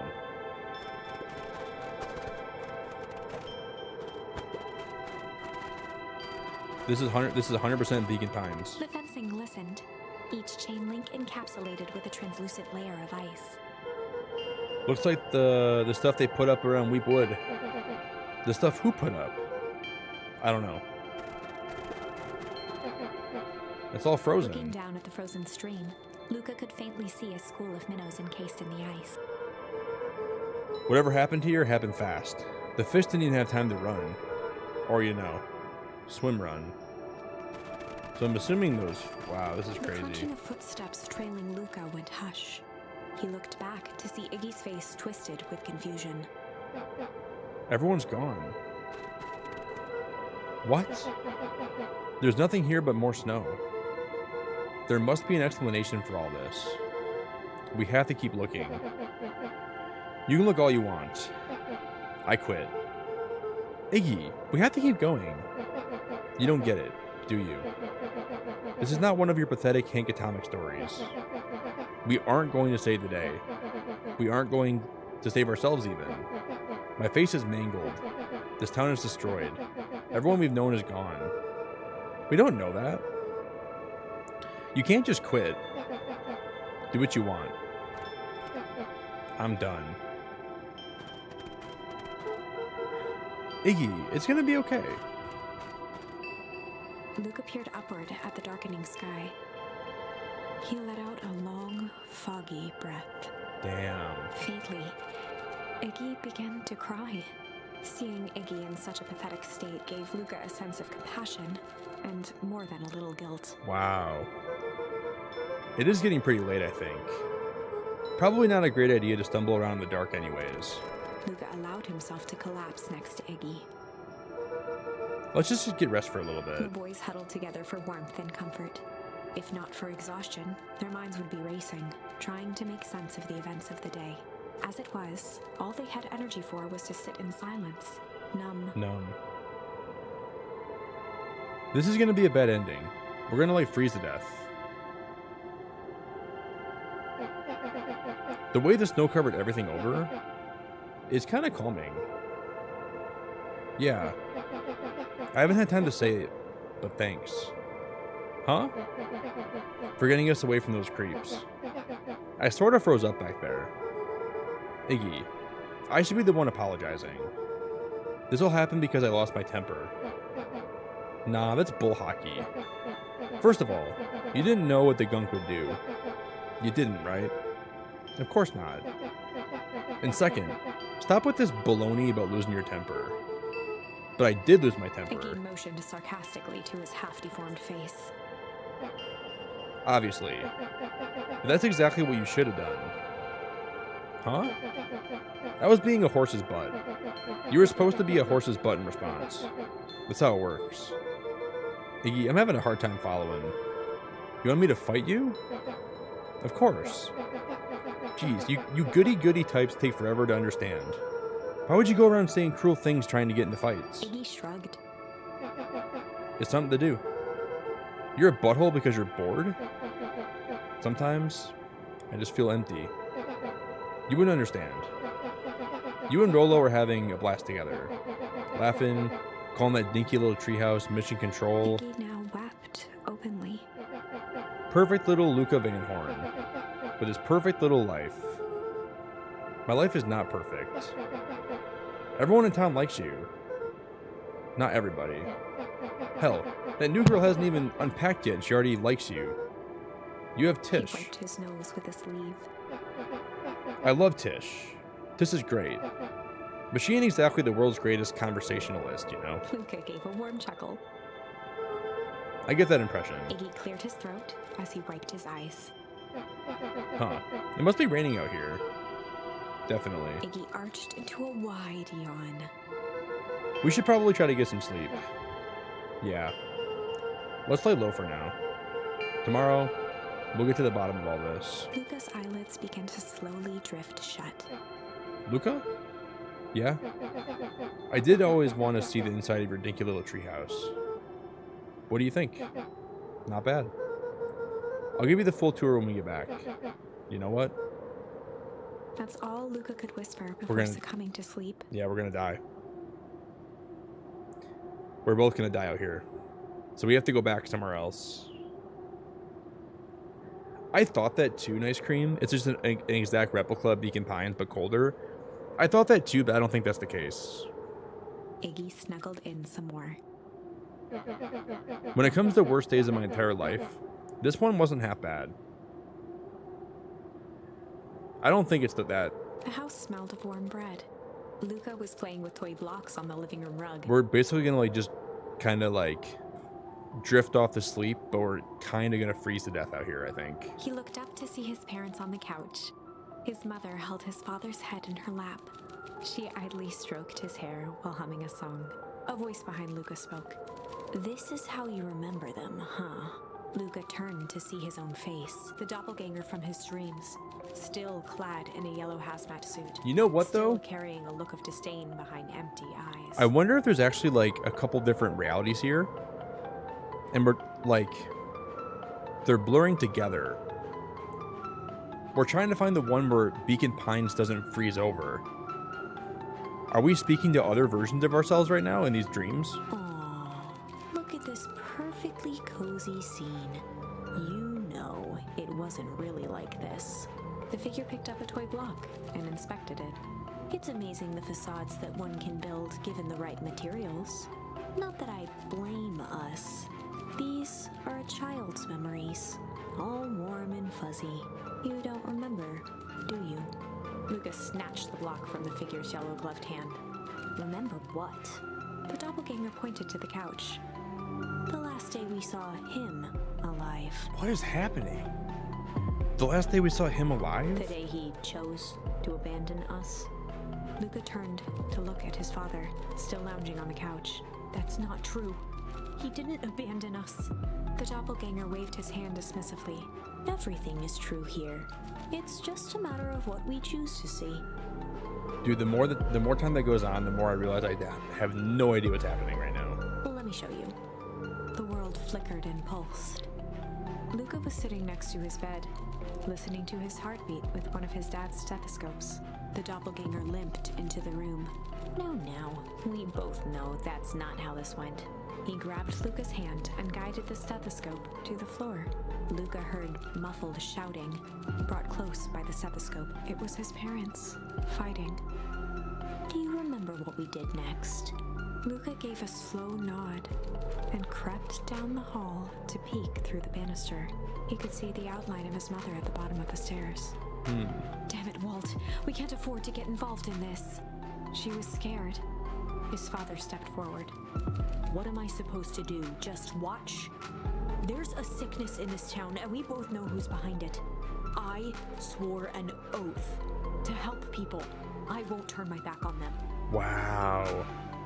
So this is the mom and dad talking about the corruption of the factory? Luca's mother grabbed Walt. She was crying, pleading. I can't lose you.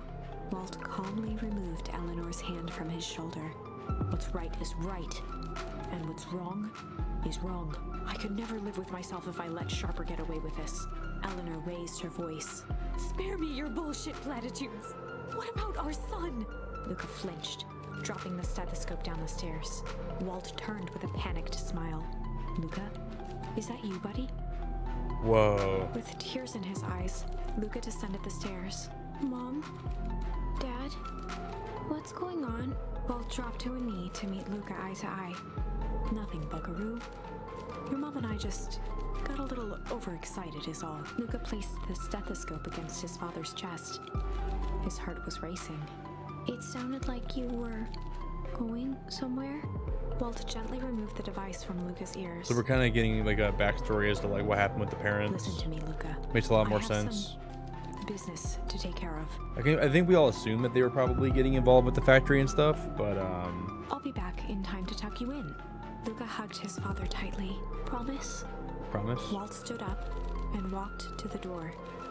He glanced over his shoulder. I promise. Promise. With a wink and a grin, he put on his hat and strode out into the evening sun. Who's that? A figure approached soundlessly. Is that our mom? Snowfall. Is that our mom? No, it's not our mom. It stood above them, lingering in contemplation. I think it might be, though. Slowly raising one hand above Iggy, it snapped out 2 brisk raps on his head. I don't recognize that From a person. deep slumber, Iggy sprang up defensively. That might be our mom. No, there's no way. That's a mouse. Whether it was the calming presence or the recognition that he was not in danger, Iggy felt his clenched fists lower. Just what do you think you're doing? Luca looked up, gradually remembering his whereabouts. The figure exhaled a cloud of warm vapor. You two certainly have caused a lot of commotion. What's that supposed to mean? Take it easy, Iggy. We were asleep minding our own business. You're the one running around knocking on people's heads. I'm sorry if I hurt you, Iggy. You didn't hurt anybody. Anybody. Huh? I see. You think you're better than me? When it came to complete strangers, Iggy had trouble cobbling together an insult. I have no idea who this person is. You big-hatted, scarfy-necked furball? Mm-hmm. Okay, let's lower the temperature a bit here. Interesting choice of words. I mean, let's just all calm down a little bit. Who are you? A friend. An observer. A hitchhiker on the infinite expanse of possibility. Great. How about a name? If you must call me something, you can call me Nat. Iggy huffed with gratification. How about you make like a gnat and buzz off? Very well. Nat began to turn away indifferently. Wait. Do you live here? You might say that. So you know where we are. You might also say that. Look, pal. We just want to find a safe way out of here. You're gonna help us or not? Before knowing how to leave, one must know where they are. That does it. Luca, I don't know about you, but I'm getting out of here. One way or another. Iggy turned sharply and began to stomp off. Enough with the riddles. Iggy, wait up. Realizing he'd worn their patience then, Nat relented. Very well. I suppose this isn't the time for metaphors. I'll show you how to get back home. Luca and Iggy turned around with hope in their eyes. Come here. Nat took a deep breath in. Close your eyes. Nat exhaled slowly, then snapped his fingers. Okay, open them. For a brief moment, Luca and Iggy let themselves believe that some great magic was about to unfold, until they opened their eyes and found themselves in the exact same place, cold and disheartened. I'm so confused. This is your home. This is Beacon Pines. Look, Nat, we don't even know how we got here. Maybe we stumbled through some time travel gate in Weep Wood. Or we teleported to some alternate universe. Or this is all just some cruel experiment by Kerr and his goons. But this is not our home. You're inching closer to the truth. Alas, the reality is much less fanciful. Just give it to us straight. So be it. As I said, this is Beacon Pines. The original, true Beacon Pines.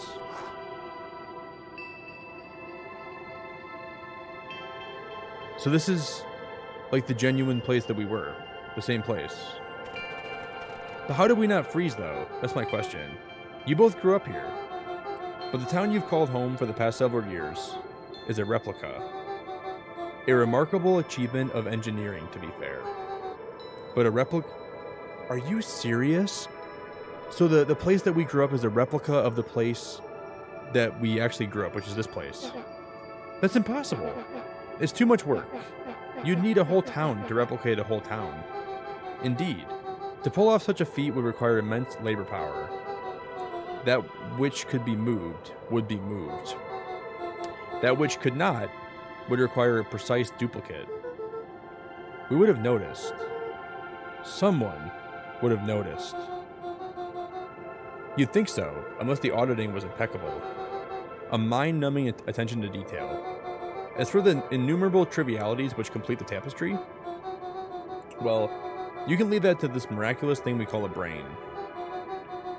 It has a real aversion to discontinuity, a revulsion even.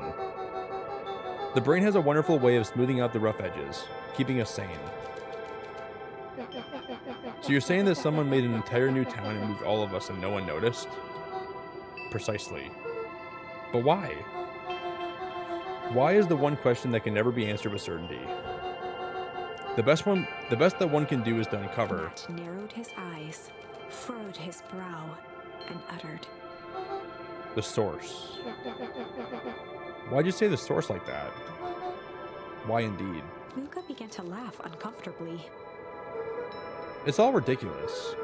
There's no way they He could. looked down at his feet. His eyes started back and forth in contemplation. With a sudden pain, a thought struck him. If this really is home, He sprinted off into the pale distance. he's gonna go find his dad's grave. As Iggy turned to follow, Nat called out. Iggy, it's not too late to turn back. Simply head west, through the Weep Wood.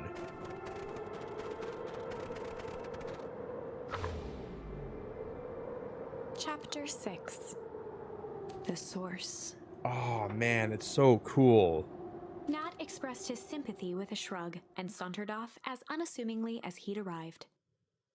Yo, Moxie, I hope you get more sleep, by the way. I know it sucks when you can't sleep, but I hope you have a really good first day of school tomorrow.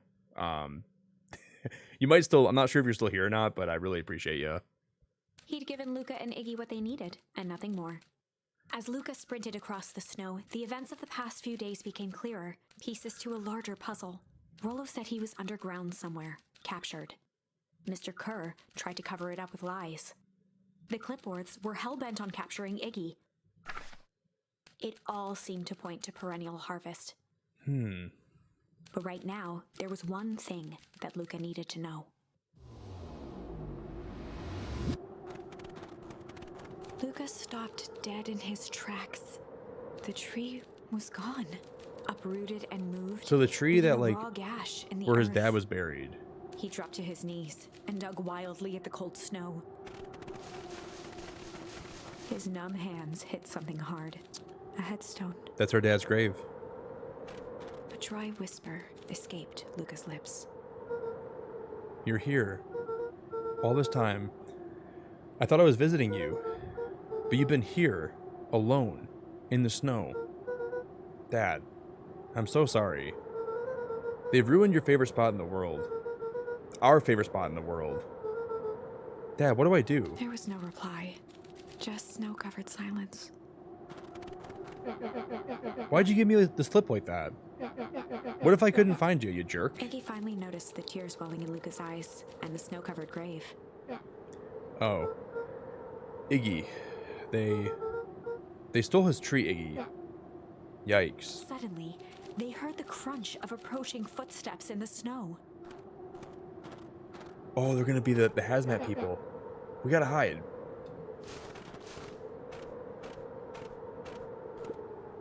$259K. Fall off distance still good. Dude, did you hear me? I said 259. Sorry. You ever think about what we did here? We saved a whole town of people. Doesn't feel like it sometimes. What about everything we left behind? That's the grave of someone with a family. The people who love them will never know the truth. The truth is overrated. He bent down to scoop up a snowball and lobbed it playfully. Hey, don't be such a downer, dude. We took this job to change the world. Yeah, come on. It's almost lunchtime. Yo, what's up, Pam? What's up, Brian? How you doing, man? I miss you too, Brian. I miss you a lot too, man.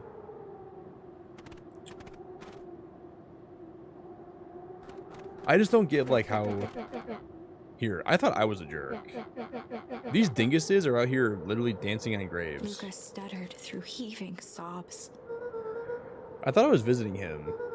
I thought he was with me. Not gonna lie, that's a bad break. Here's some advice. Iggy gave Luca a solid smack on the back of his head. Hey, who's any of this helping? What? Sitting here in the snow, crying like some pushover? Who are you helping? Iggy, look, what they did? They lied to everybody. Blah, blah, blah, blah, blah, blah, blah. Luca Van Horn, you're a lot of things, but you're no pushover. What did I tell you before? When some jerk comes at you, acting like a horse's behind, I should stand up for myself. Hell yeah. Kerr and his merry little band of clipboards pulled off this switcheroo for a reason, right? Yeah, Nat mentioned it's something about a source. Luca wiped his eyes with a sleeve. Whatever is at the source must be awfully valuable to Perennial Harvest. It sure would be a shame if something unfortunate were to happen to their precious source, wouldn't it? What do you have in mind? If it's small enough to steal, we snatch it. If it's too big to snatch, we smash it. And what if it's too big to smash? Iggy flashed a mischievous smile and cracked his knuckles. I'm always up for a challenge. I'll make this right, Dad. I promise. Let's do this.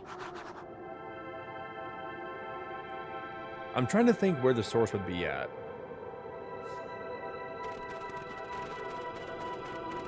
I almost feel like it'd be around the treehouse. It can get awfully cold out there in those woods, Luca. Probably best you two stay put and conserve your energy. Help's on the way. Where's Rolo? Where's my mom? Did you kill her? Oh heavens no. Do I seem like a killer to you? Iggy and Luca shared a skeptical look. Well, do I? Aw, shucks. Now that hurts my feelings. Screw that guy.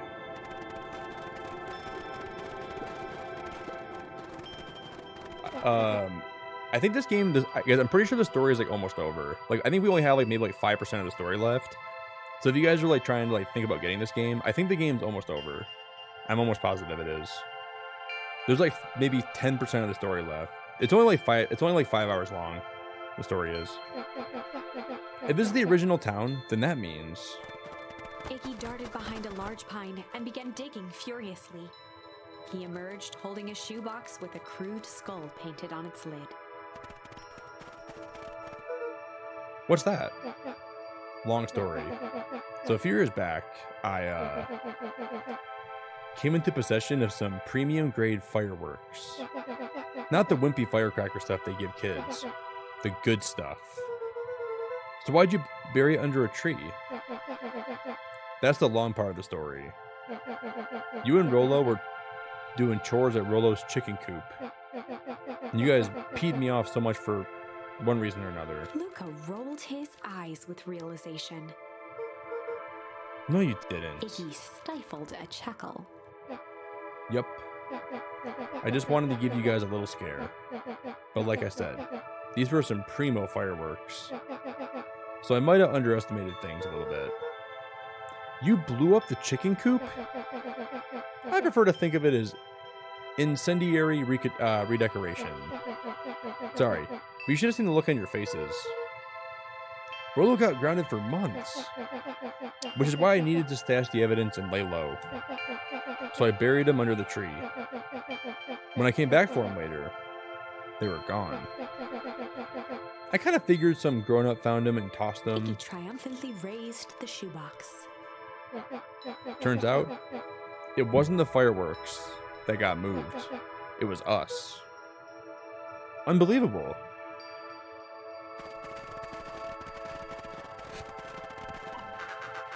Do you think this is a game? Newsflash, boyo. You're not a hero. You're a little brat who's in way over his head. A hero is just someone who refuses to give up. Comics these days are rotting children's brains. Everyone thinks they're a spaceman or a superhero.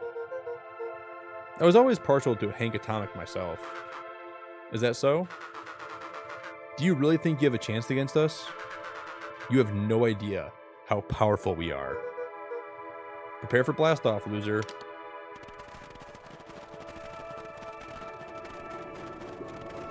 Well, this seems bad. Luca and Iggy inched up to the edge of the hole with bewilderment in their eyes. Arctic air breathed out of the cavern in heaving gusts. Echo! Echo!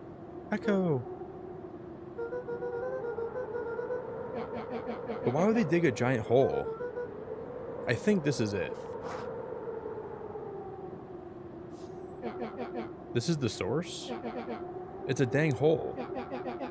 How do we smash a hole?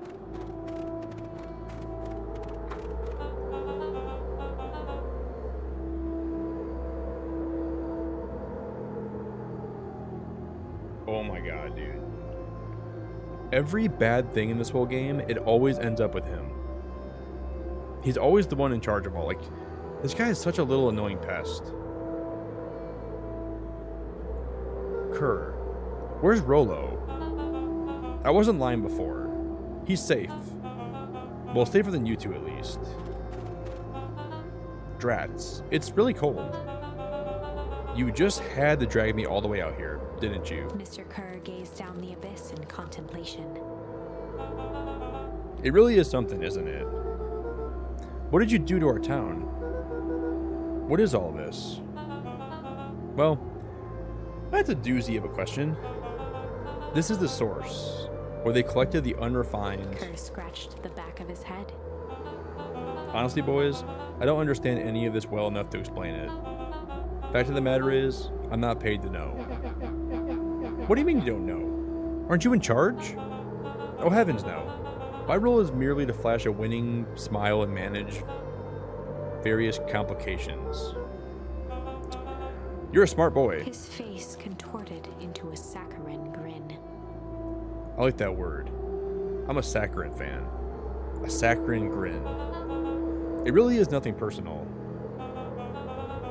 Some people are destined to strive for greatness. Others are simply obstacles along the way. Seems like you were destined to be a creepy lackey. The point is that we all play a part in life. Mine just happened to be a lead in the role of a lifetime. And you happen to be extras, ready for your curtain call. We aren't giving up without a fight. Your smile's not going to be so winning after we're done with you. Now, boys, there's no need for melodrama. It makes even a professional, such as myself, embarrassed for you. Let's change the mood a little bit. Kerr snapped his fingers. Scene change.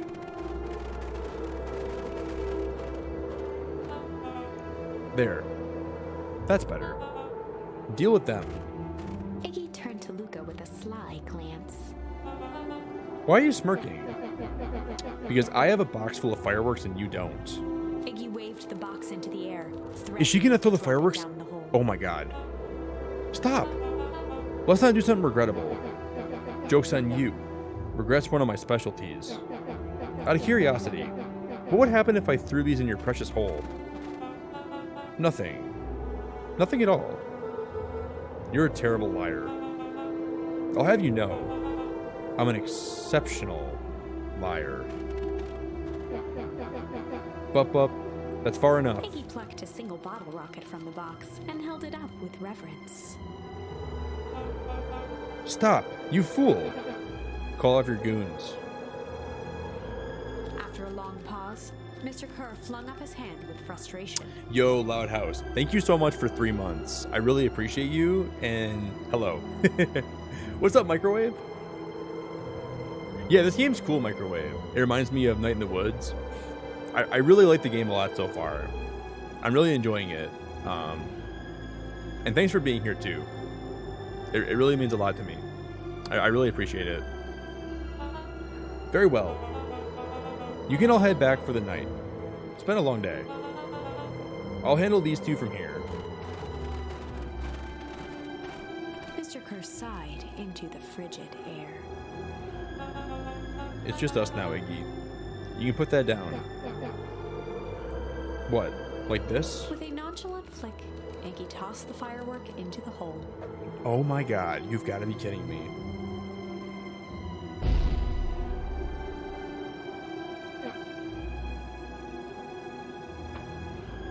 Nothing happened. Whoa. With a growl, Kerr leapt at Iggy, crashing through Luca. Iggy tried to twist away. No But in the way. struggle, they both tumbled over the side. Luca dove forward, bracing Iggy's hand just before it slipped.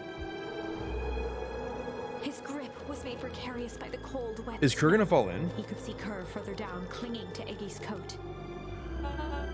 You reckless child. What have you done? Luca, listen to me. Hold on tight and use the walkie-talkie to call them back. What channel do I use? It doesn't make a difference. They're always listening. If you do that, the clipboards will just haul us and snag us both.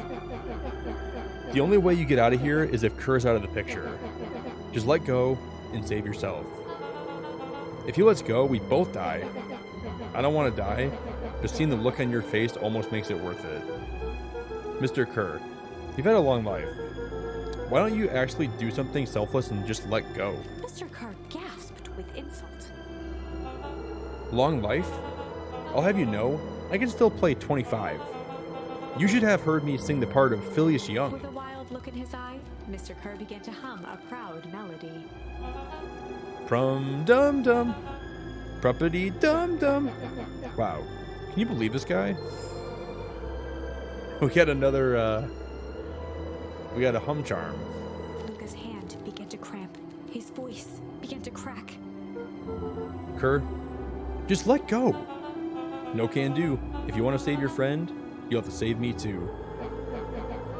Luca, look at me. It's okay. Luca felt Iggy loosen his grasp. You aren't going to kill your friend like that, are you? Every muscle in Luca's body burned. I'm not his friend. Yes, you are. I'm just a no-good bully. Like you, Kerr. Luca felt his hand slipping. And I told you what you need to do with bullies. I can. It's your only way out of this mess. Two birds with one stone. It makes sense for us to fall together. Wackadoos travel in packs. Calm settled over Iggy's face. Dude, this is so sad. Luca, just let me do this. Iggy's voice was colder than the bitter air billowing from the chasm. No, it's chasm. It's the very sad moment, but you pronounced it wrong. It's chasm. Oh my god.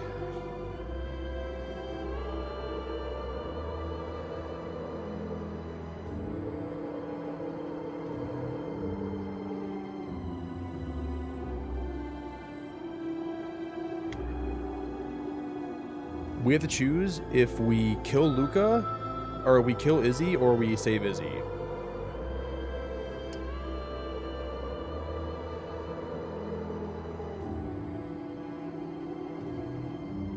I don't know what to do. I don't know what to do. What do you guys say? Accept or refuse? What do we do here? Refuse? Do we accept it or do we refuse it?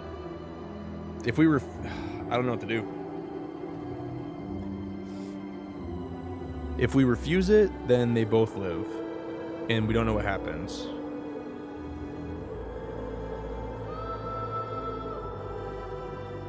Vanessa said refuse. Ninja said accept. Okay. I don't know what to choose. Katie said refuse. No, we don't, Veronica. We want murder? No, we don't. I think we have to refuse it here. This music is really good, though. This music is making me feel things right now. Feeling a lot of emotion here. Refuse, refuse, refuse, refuse, refuse.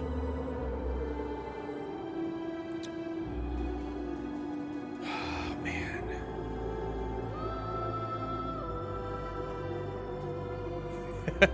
Tegan, you're so...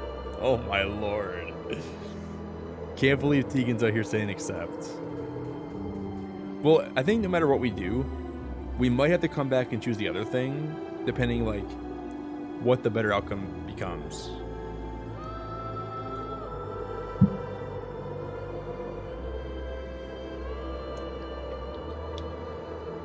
Wow, Dark Utopia said accept it.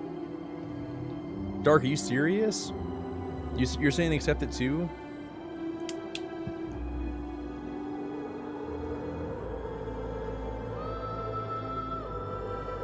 I'm not sure what to do. Alright guys, here we go. We're gonna do a coin flip, okay? The first one to get 3 out of this coin flip wins.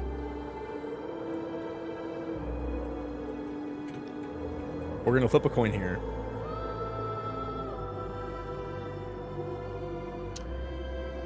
I can't decide.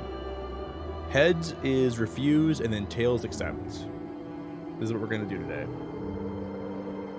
Real quick. Because I can't make this choice myself.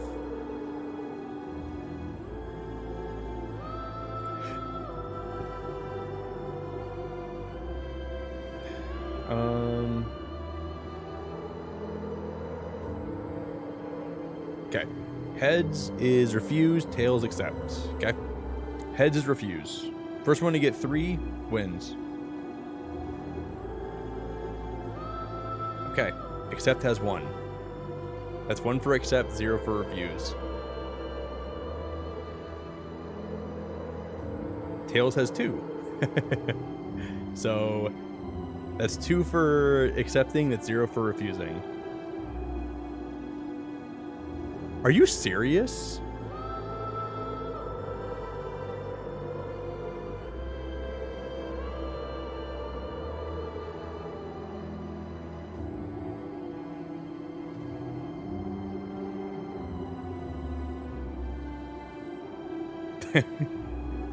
Bro, the universe just told us to pick accept. we might have to come back actually, depending how things go. We might have to come back and actually pick the other one though. I feel horrible doing this, but we're gonna do it. We're gonna pick accept. Luca had no choice but to accept Iggy's request. Oh my god, dude. With a quiet blink, Luca watched a teardrop sail down into the howling void. Luca watched a teardrop. As his fingers slowly gave up, he met eyes with Iggy. Oh, dude.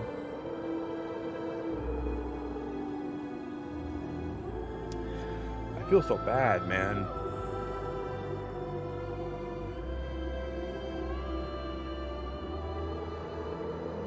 The 2 silhouettes were swallowed by darkness.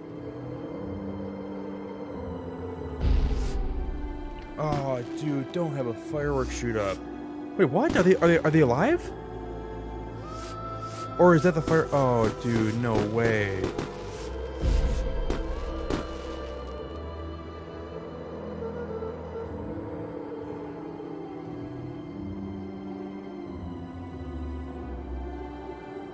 Hell of a goodbye, Iggy.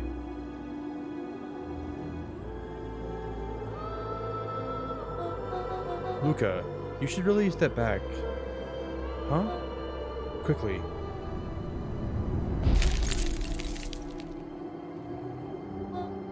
Curious? Ah, but of course.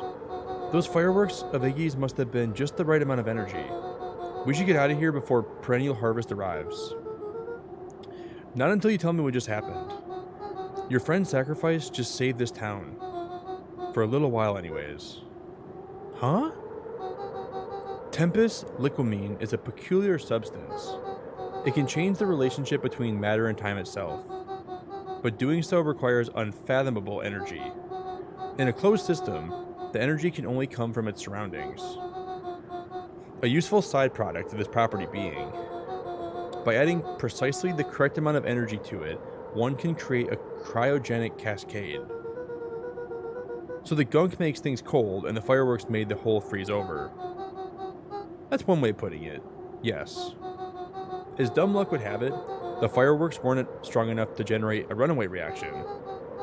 I shudder to think what would have happened in that We have case. some idea what that would look like. It'll take them a good while to safely break through and access the source again. If you all know this stuff, why haven't you been helping? I have been, in my way. Each of us has our role to play. Iggy's role, it turns out, was to buy us precious time. Mine has been to observe and wait. Wait for what? You. What's my role? A fierce twinkle flashed in Nat's eyes. Luca Van Horn? You are going to save the world. With a chuckle, Nat turned and walked west. What is happening? I don't know what's happening. I have no idea. Dumbfounded, Luca followed behind him, trudging through the snow.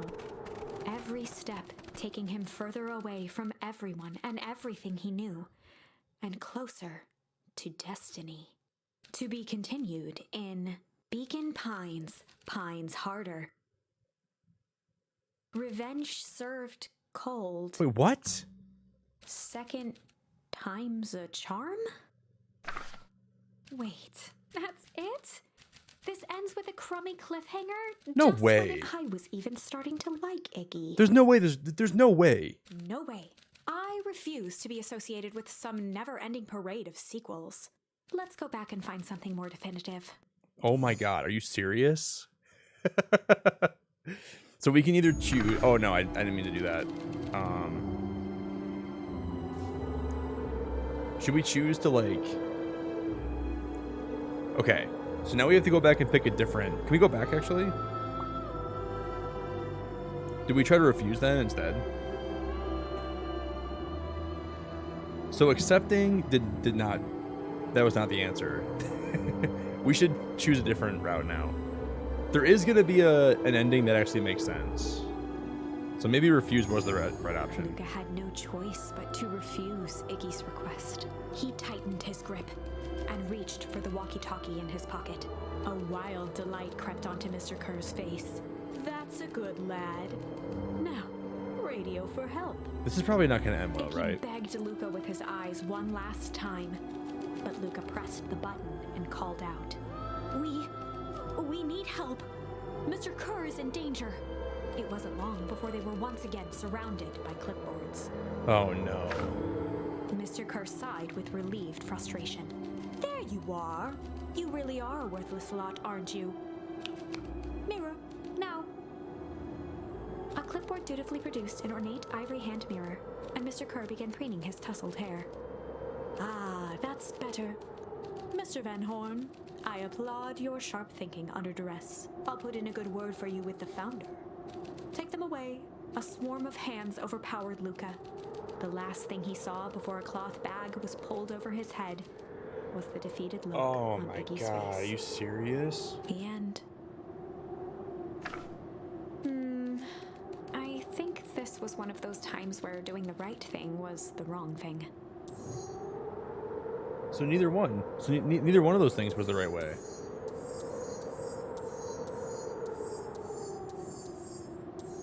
Okay, so instead of rumble, this is what we can do here. Oh, this is so cool. This is so cool. So the that whole right side, that's all wrong. So we have to go all the way back to like an earlier chapter. Oh my god, this is such a good game, dude. I'm okay. So instead of the clouds rumbling, we got to go break. Luca began to respond, but the sky answered for him as the clouds above began to break, revealing patches of star-filled summer night. Moonlight filtered down, shimmering in the treetops. Yeah, Kate. So the right side was to give us more charm for the left side, is how it works. Sure. You can meet Rolo. You're not going home? Nah. I promised Rolo I'd tell him about. Luca stopped himself mid-sentence. Promise you tell him what? Spit it out, bub. We're thick as thieves now. If there's any juicy secret, you gotta tell me. Okay. You can come to the treehouse and I'll tell you what happened. Heck yeah. This is just wild, man. Luca saw Beck skulking by the gate. So you're telling me there's nothing mysterious or creepy about this place? It's mostly boring and empty. I refuse to believe that. Big spike gate, looming mansion, rich reclusive owners. It even smells shady. Beck grabbed bars and shook the gate. Mark my words, you decadent nightmare house. You will reveal your secrets to me.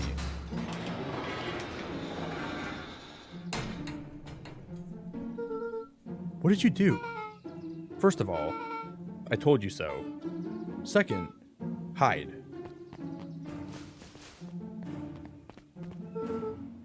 Oh my god, there's hazmat people here. Who's she talking to? Shh.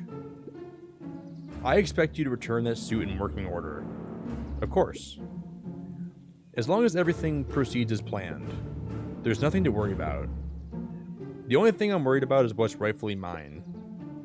If that means making some unsavory alliances, so be it. I couldn't agree more. There comes a time to suspend hostilities. I'll deal with our common threat.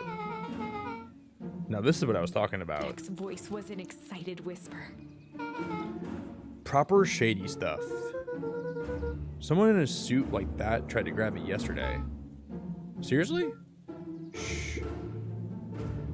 You do understand that when this all inevitably fails, I'll deny everything. I wouldn't expect any less of you. You just worry about your part in this and I'll let me handle the rest. I can't wait to see the look on Rube Kerr's face. Yes, the truth will come to light. I'm still surprised you're so comfortable with the potential collateral damage. There's one thing I've learned. It's that change is painful. I was expecting shady, but that's just flat out supervillain talk. If you don't mind me asking, why? Why are you doing all The this? mysterious figure retracted their mask, hair pushing out from all corners.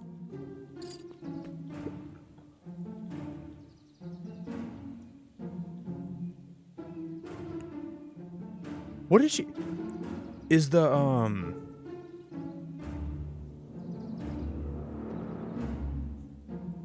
That's our grandma. Why is she wearing a hazmat suit? I don't know what she's doing.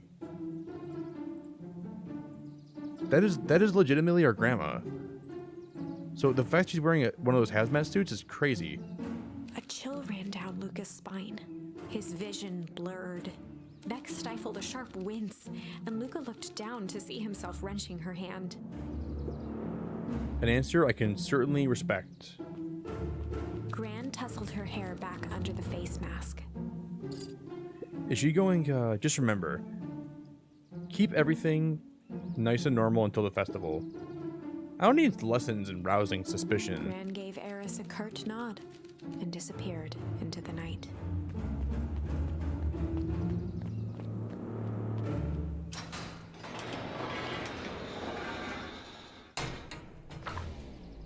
Wow. Chapter 5. What big ears you have. Lucas sat shivering in the bushes, staring at his feet. After checking to make sure the coast was clear, Beck gave him a gentle tug on his sweater. Okay. What's wrong?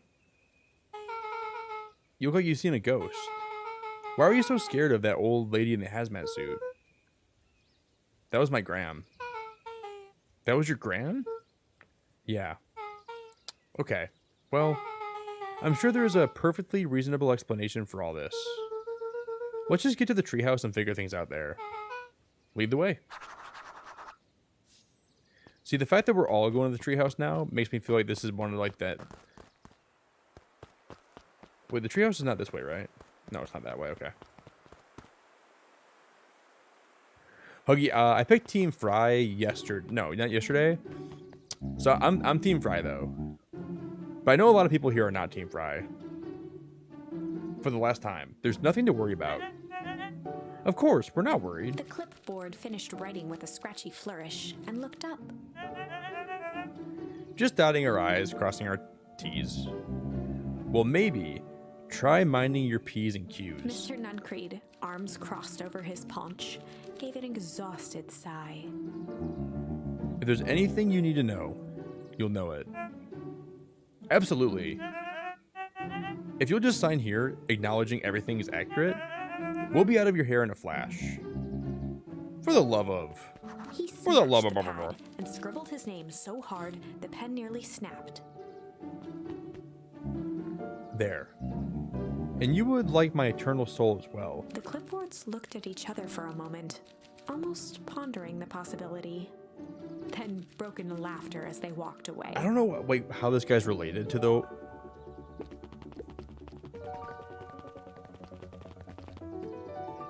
Can we go... I wonder if we can use a telephone booth here. No.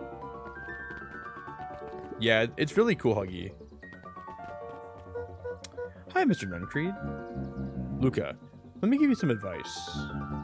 The next time someone you don't know asks to hear your thoughts, give him a good hard bop right in the kisser. Oh, Gran tells me to just keep away from the clipboards. That's good, that's good. Your Gran's a smart lady, Luca. Speaking of which, you better run along home now. Too dark out to be wandering on your own. There's some weird music happening now all of a sudden.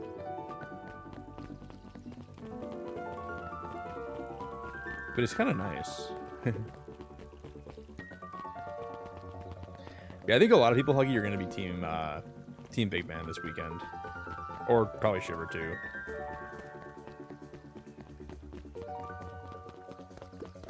Why are they out here right now? William Kerr and Gus Valentine proudly surveyed the half-covered festival banner. It's all coming together quite nicely. Couldn't have done it without The you. mayor gave a half-hearted shrug. I'm not so sure about that. Nonsense. That reminds me. I wasn't able to thank you or your sister for her contributions. Yeah, she's been indisposed of late.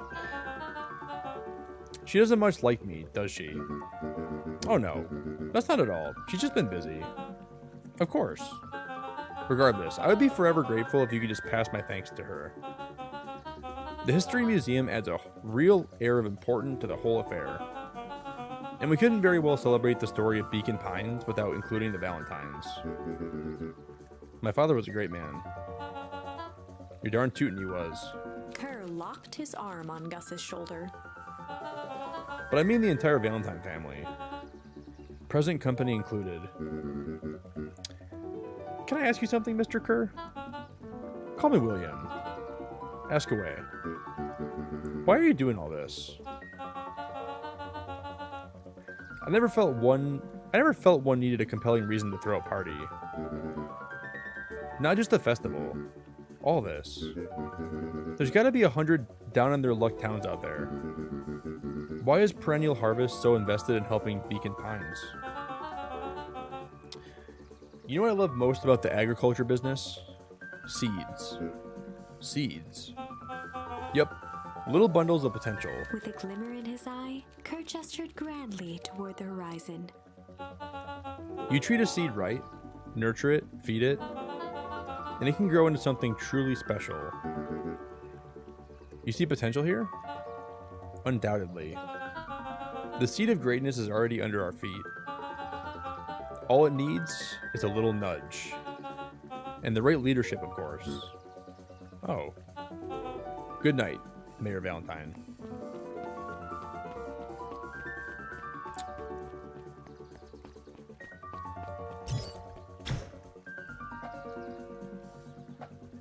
I'm so confused. Oh, this is nice. Yeah, the treehouse is just a little further on from here. So what's your buddy Rollo like? Rollo? He's Rollo. Not particularly helpful. Sorry. I've just never thought about it. Lots of energy. He's funny even when he's not trying to be.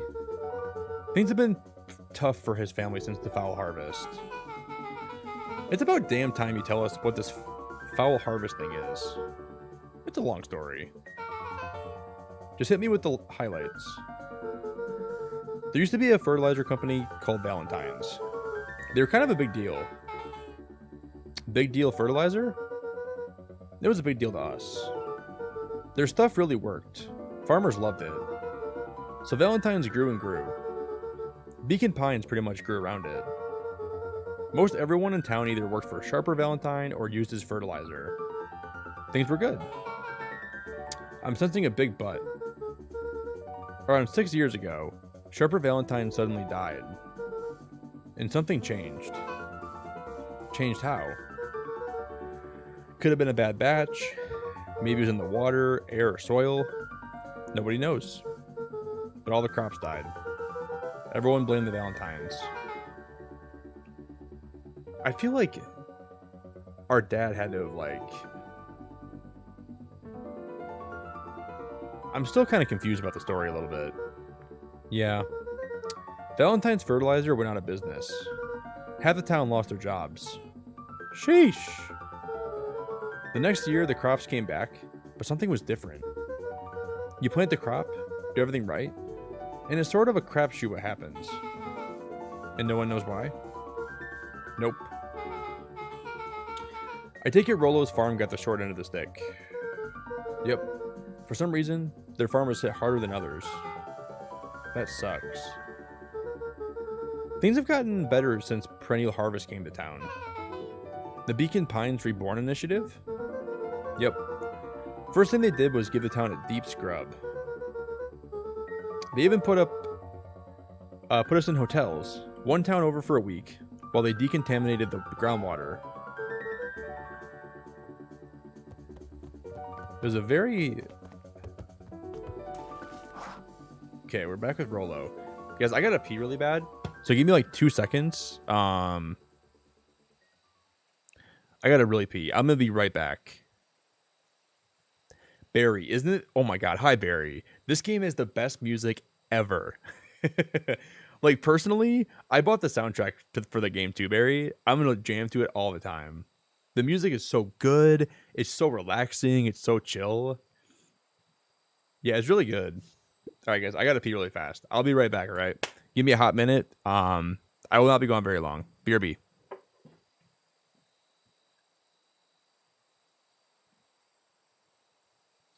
When the weather outside is frightful.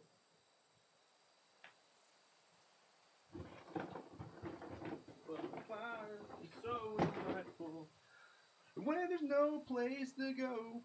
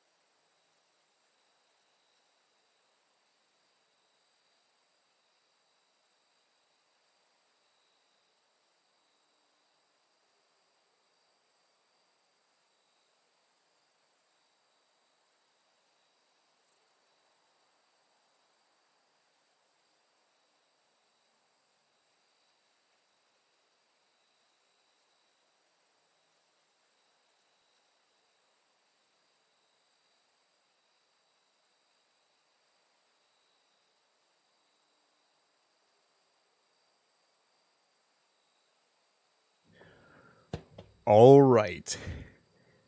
Start your engines. Rev your pistons. It's okay, Pam. I think this game's a little confusing if you didn't see the whole playthrough, but it's been a wonderful, cozy, chill, fun experience, and I've really enjoyed it so far. But if you're a little bit confused, I definitely get it, because it's been a little bit confusing for me too, and I've been here all night. But guys, I just had like the fattest piece of pineapple just now. I made some more coffee, and I'm ready to get into it. I'm a little confused with the story. I'm not gonna lie; it's a little bit confusing. But it's been a very good experience. It's been a very good experience for sure. I think this game was rated one of the best cozy games last year. And someone super chatted last year, $50. They're like, please play through Beacon Pines. And I said I would. I just never did until tonight. So I feel better that I've like stayed true to my word too, which is very cool. Yeah, it's been a good experience. Who's the new kid? Name's Beck. You must be Rolo. I see my reputation precedes me. Welcome to Mission Control. Rolo waggled his head with pride.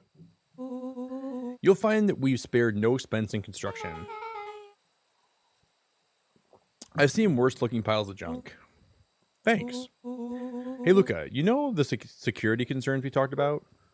Yeah. While I was waiting, I made some improvements. Let me lock this baby down for a little test infiltration. Can't be too safe these days.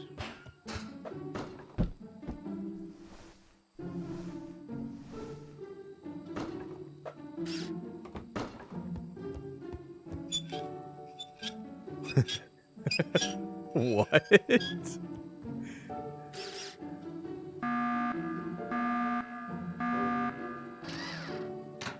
Huh? He goes all out, doesn't he? Always. So we have we have Lavish now. What is happening? I'm so confused right now. What do we do?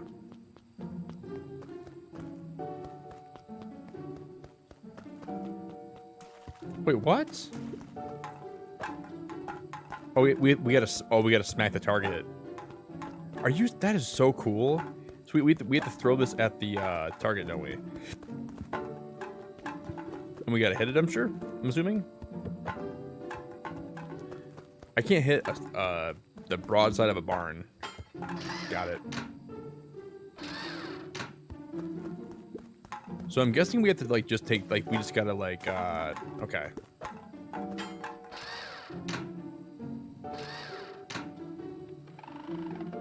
Wow, this is really cool. So we're missing a lot here. Is that it? Where'd you guys get all this junk in the first place? There's a guy in town named Geoff who trades us junk for snacks. Junk food for junk? Nice. Interesting, okay. Yo, is that James Dwinger? James, I miss you so much, dude. I hope you've been so good, man. Good morning to you, good sir. Take my good morning and multiply it by like 10, dude. Or your good morning. Right back at you, brother. It's good to see you, James. Hope things are good, man. Pretty sweet security, right? It was imaginative, I'll give you that much. Luca, are we sure we can trust the new recruit? I'll vouch for her. Thanks, I guess. Okay, Luca, you promised to fill me in about the Valentine warehouse. Luca sucked in a long breath. Like I said, there was someone there. What were they doing? I don't know, but the place was lit up and active. Maybe they were squatters. I don't think so. It seemed way more organized than that. When the man pulled up, I saw some equipment running. A man pulled you in?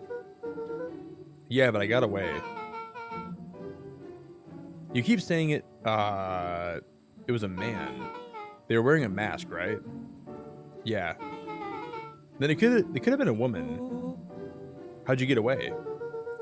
I grabbed the rock or something and broke their mask. They let go and I ran. Dang. That's pretty intense. No wonder you're freaked out when you freaked out when you saw your grandma. That's the other part to it. On our way here, Becca and I saw Harris Valentine meeting with Gran, wearing the same sort of hazmat suit. Willow let out a low whistle.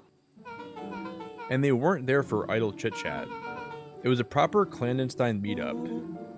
So let me get this straight. There's an operation in full swing at the Valentine warehouse. You were almost abducted by a strange man or woman in a protective suit, and then you saw your Gran in the same suit talking to Harris Valentine. Pretty much. I'm beginning to think this town is kind of awesome. Willow and Luca shot back a look. Dude, Austin, I really appreciate you, man. Thank you for being a Lighthouse member for 8 months, you freaking legend. About to head to work. I hope you have a good rest of your stream. If you guys can do me a huge favor, if you want to drop a bunch of hearts in chat for Austin for me, it would mean the world to me. If we can get a bunch of Austin love today, guys, I would appreciate it. Thank you, Austin. I really appreciate you, man. No offense. And so, we can logically conclude aliens or alien zombies have infiltrated the town.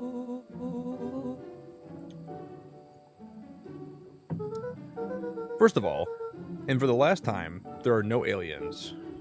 Second, it couldn't have been my Gran at the warehouse. I broke that person's mask to get away. The mask Gran was wearing was not damaged. But she's definitely hiding something. I kind of think our grandma is like going undercover to get more information. Or keep us safe. Your Gran is weird, but she might be the most boring person in the universe. All she does is sit around and making jam all day. What could she possibly have to hide? I don't know. We haven't really talked much since she moved in. Moved in? Your Gran isn't from here. No, she came a few months back to take care of me after all. After his mom went missing? Did you know your Gran before? Not really. It'd been years since I'd seen her. Luca, don't take this the wrong way. Are we sure you and your Gran is on the up and up? Luca gazed Wait, what? out the window. Wait. I sort of kind of think... I have a theory right now. What if our... Aw, Frosty, thanks for raiding, man. Hello, Frosty. Hello, Savage King. Hello, Abigail. I think we're actually pretty close to the finale of Beacon Pines, but this has been such a good game. Guys, if there's a mod in chat that wants to drop the link for Frosty's channel, I can drop Frosty's link really fast. Hold up.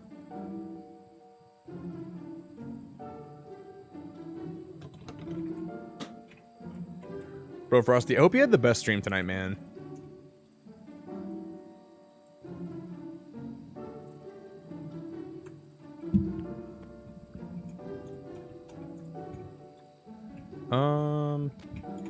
If you guys want to go drop a big fat sub to Frosty, you should really consider doing so.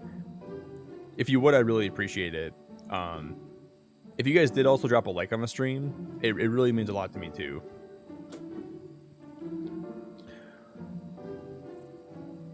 Abigail, I can show you in just a minute, okay? I think we're pretty close to being done, actually. I'm just saying. It sounds like strange stuff has been happening since she showed up. We could say the same about your family. But you're right. Luca, your Gran is hiding something. Pa always said, folks only bury stuff worth digging up. We need to investigate your house. If my Gran really is hiding something, don't you think I would have noticed by now? That's kind of the whole point of hiding something. I guess you're right. Gran's been leaving the house for hours at a time this week. I'll call you two tomorrow when the coast is clear. And we can start getting to the bottom of this. I'm always game for a good snoop. You can count me in. Chapter 6.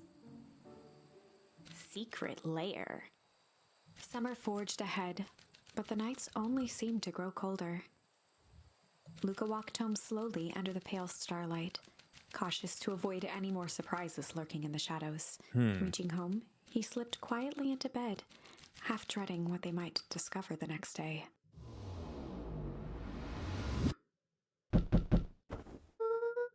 What time is it?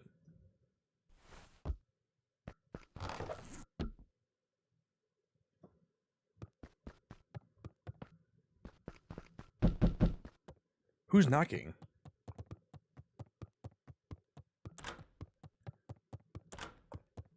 Those doors are locked. Okay. Rolo, what on earth is that? That ridiculous thing in your head. Oh, this? It kind of helps me think. You're gonna need a lot more of those. Joke all you want. We'll see who's laughing when I crack this case wide open. The coast is clear? Yeah, whatever she's been up to this week, it's been keeping her busy most of the day. Very well. The game is afoot. Luca and Beck rolled their eyes as Rolo strutted across the room. If I were Gran, where would I keep my deepest, darkest secret? Perhaps where you least expect it. Rolo flung open the cabinet with confidence. Aha! Coughed as a veil of dust hit his face. There's no way he found anything. I think it's safe to assume anything that dusty is not what we're looking for. Or maybe that's what she wants you to think. Then again, any good detective knows not to trust their first hunch. First hunches are for suckers. You know where our grandma was when we first? Eureka. She's lit a fire in order to burn the evidence. She keeps that fire going every day, Rolo. Drat.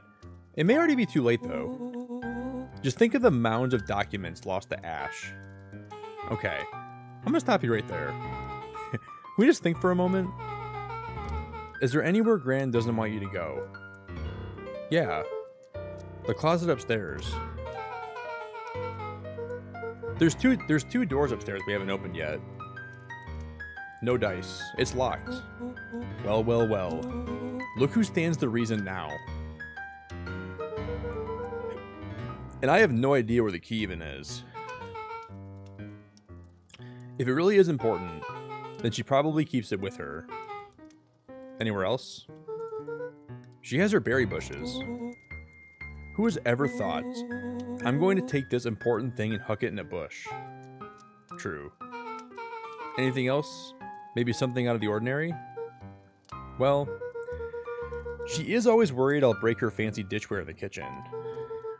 But it doesn't even matter anyways. I can't reach the latch. A look of realization crept onto Luca's face. All three kids snapped to glance at each other, then sprinted in turn toward the kitchen.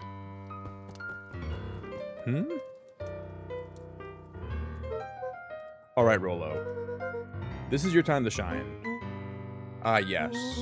You called upon my expert detective skills. And now I shall proceed Before with... he could finish, Luca scrambled up Rolo's back. Hey, this isn't my idea of detective work. Every squad needs a good lockpick. And every good lockpick needs a sturdy head to sit on. This is beneath my standing. Just stop complaining and hold still. The three crowded around the hutch to peer in. With the glass doors opened, a perfect porcelain display gleamed in front of them. Their eyes searched for anything amiss, but the only distinct feature was its impeccability. Well, that was anticlimactic. Yeah. I don't really know what we were expecting. Like, oh hey, let me just yank on this random teacup As Beck pulled and... on one of the teacups, it slanted forward with a hollow click. Shut the hell up. The entire hutch began to rustle and slide under.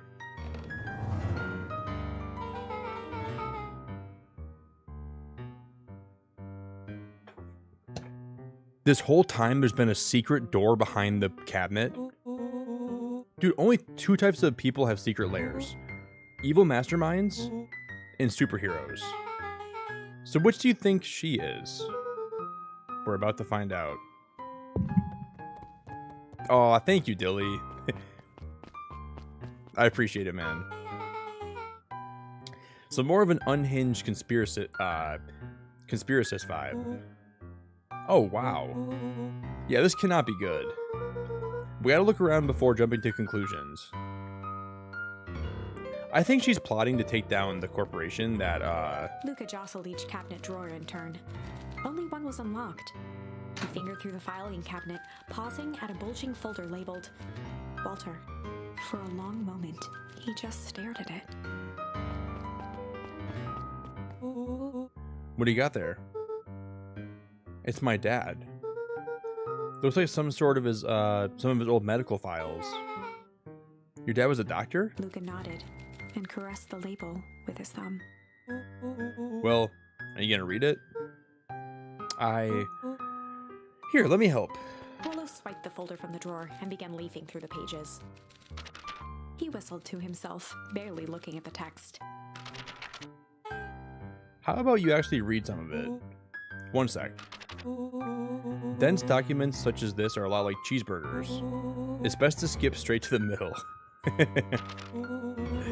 That's where all the meaty bits live.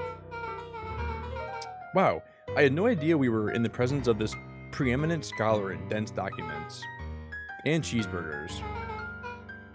By all means, proceed. He stopped at a page and mimed, holding up a monocle. Here we are.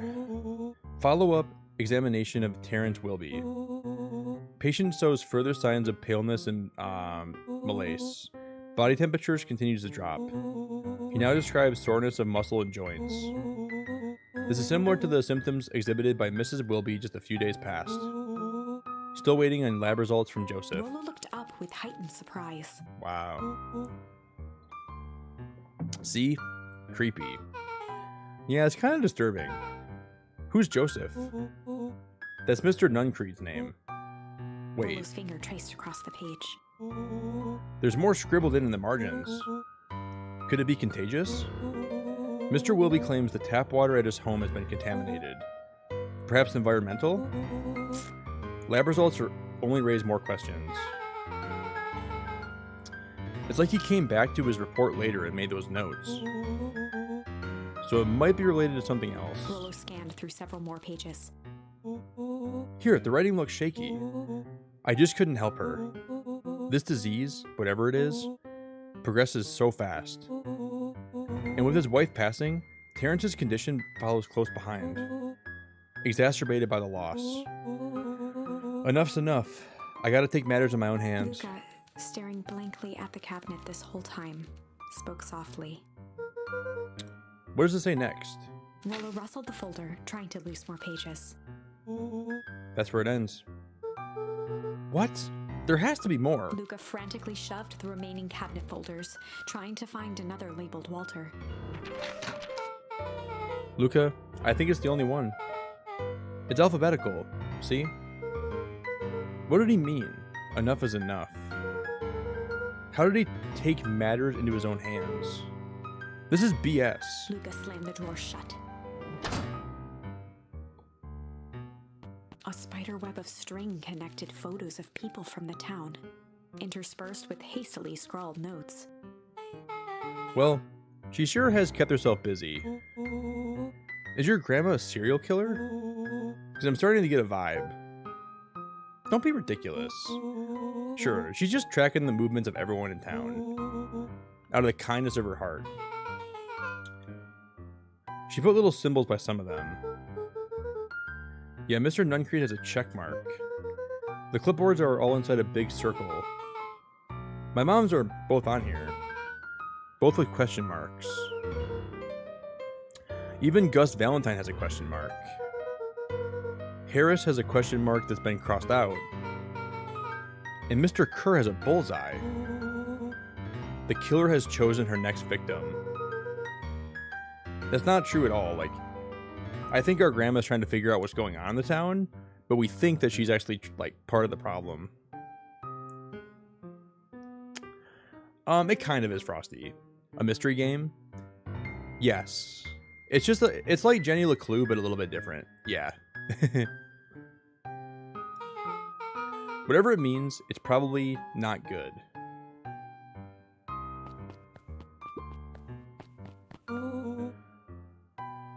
This came out last year, and I've been meaning to play it for a long time. So I just kind of randomly decided to buy it today and then stream it. Barrels marked caution, explosive, in jam jars. That's enough jam to feed the whole town.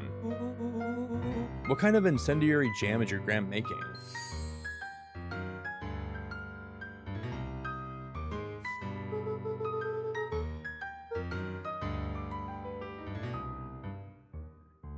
Holy moly. I think I know what's going to happen here. We're going to unlock a new ending for the right side of the tree. Only one way to find out. Rollo casually spun open a lid and dipped his finger in the jam. Huckleberries. He smacked his lips. A hint of brown sugar. And ink. What? Rollo plunged his hand in the jar, fishing out a soggy slip of paper. Aha! Rollo offered the slimy note to Luca and licked. It's addressed to Mrs. Fratelli. A grand jamgram? It says, last night I used the disguise Harris provided to scout the location. The timing window should be possible. Operation Sparkplug is a go. Yep. So our grandma's actually trying to save this town. She's not part of the problem. Whatever it is, it can't be good. So more of a bombshell than a bomb, am I right? You're new here, so I'll let it slide. But I'm the bad joke guy around here. That's super fascinating. They crowded around a worn-down old map of Beacon Pines. Cool. This looks like a treasure map. Not every old map's a treasure map, Rollo. Yeah, but every treasure map is an old map.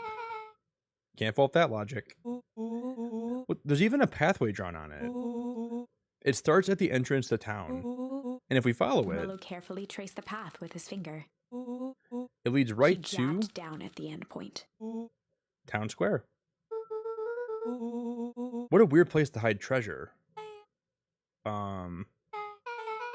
Rollo, that doesn't look like a treasure to me. The end of the path on that map has the same symbol as those explosives over there. So it's not hiding treasure. A real bummer. What's the thing you've been excited about for the past month? The festival. Gulp. Did you just say gulp? It feels like a gulp kind of situation. Everyone will be gathered near the town's center of town. She's gonna blow up the festival. Not if we stop her. No, she's gonna, like, save the world. What was that? Luca looked up from the map. What was that? Oh, for crying out loud, dude. That was the front door. Which means someone just shut the door. Which means someone's upstairs. Shh. Quiet. Hit the lights. Beck flicked off the light, and they became statues in the dark. Overhead, creaking floorboards bent under slow, deliberate steps. This is The kids probably looked up, our the grandma. tilt of their necks following each footfall. Dude, there's gonna be a jump Then scare. suddenly, it stopped. Without realizing, they'd been holding their breath. All three exhaled shakily and glanced at each other. A muffled male voice broke the silence. A male voice? Hello? A final few footsteps reached the entrance above them, and the voice now echoed down the stairs. Anyone down there? The three kids shuffled to the corners without a peep. As he began to descend the stairs, Isn't that, the man's voice punctuated every new step. Thump, Yoo-hoo! I'm not here to hurt anyone. thump, I'm just here to help. Just thump. search the room for signs of life. This has got to be one of our parents, right? Guess it's nothing. Rollo shifted suddenly. Luca gave him an intense, chastising look and whispered through clenched teeth. Rollo, don't. It was too late. Rollo was already inching toward the stairway. He screeched as he charged toward the shadowy figure. Flaming chicken coop! With all his weight, Rollo tackled the man to the ground. Rollo? Mysterious creepy man? Anyone there? From the dark corner, they saw something move. Well, I didn't know if I had it in me, but there was only one way to find out. Holy crap, Rollo, that was awesome. Wait, did you just kill that person? Luca scrambled to the hunched figure on the ground. Pressing his fingers to the man's neck, he sighed with relief. You sure clobbered him good, Rollo. He's knocked out cold. As Beck flicked back on the light, Luca and Rollo both gasped in stereo. Yeah, that's Tolliver. You're right, Kate. Mr. Tolliver? Chapter 7. The Interrogation of Hiram Tolliver. Ooh. Still unconscious, Mr. Tolliver slumped heavily in a shoddy old chair. His hands were bound with rope, his feet tied with some loose string. It was Mr. Tolliver. You're right. The kids huddled in a circle, discussing their plan. One thing was certain. They couldn't just let Mr. Tolliver go. They needed to know what he was doing in Luca's house. After some deliberation, it was decided. They'd run the classic good cop. Oh no, guys. Do we go chill cop or hard cop?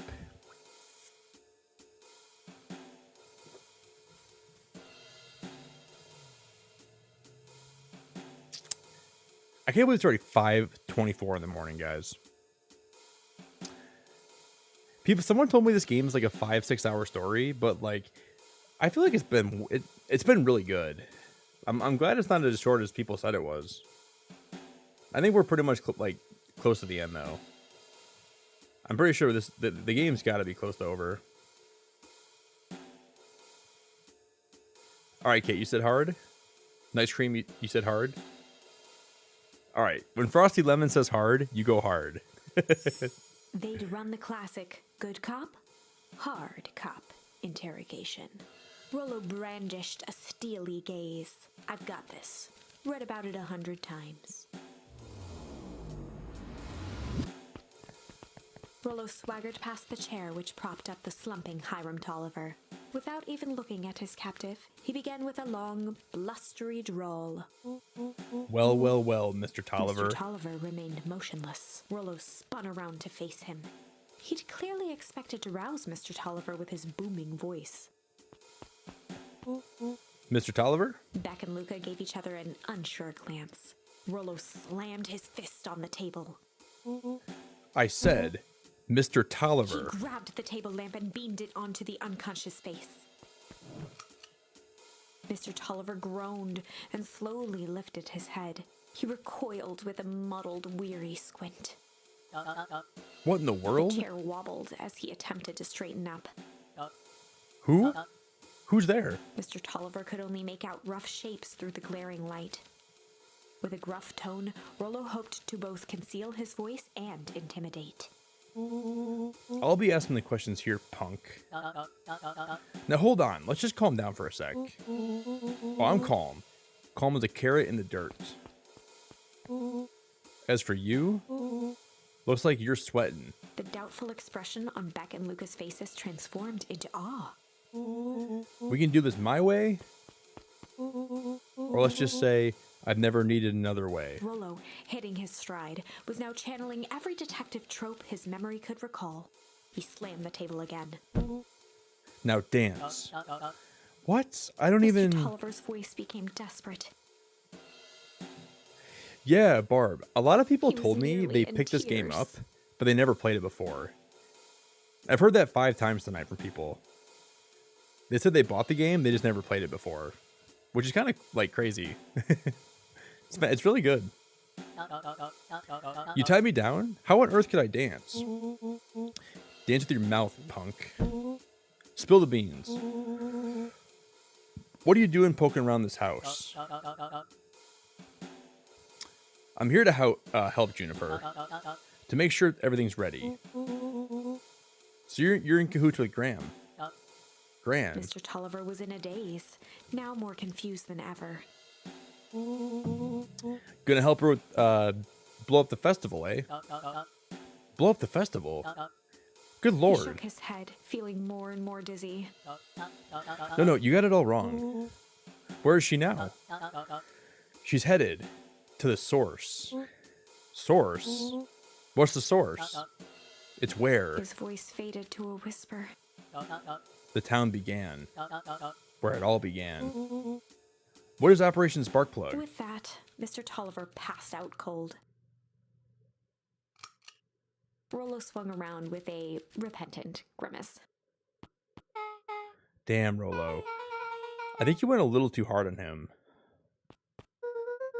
What did he say about the source? It's where the town began? We need more information. Yeah, but we better not push Mr. Tolliver any farther. Is there anyone who might know more? What about the History Museum? It just got set up for the festival. Everything they do is just a bunch of fluff to glorify themselves. Is there anything more reliable? The library. If there's any information about the source thing, Kato can help find us, or help us find it.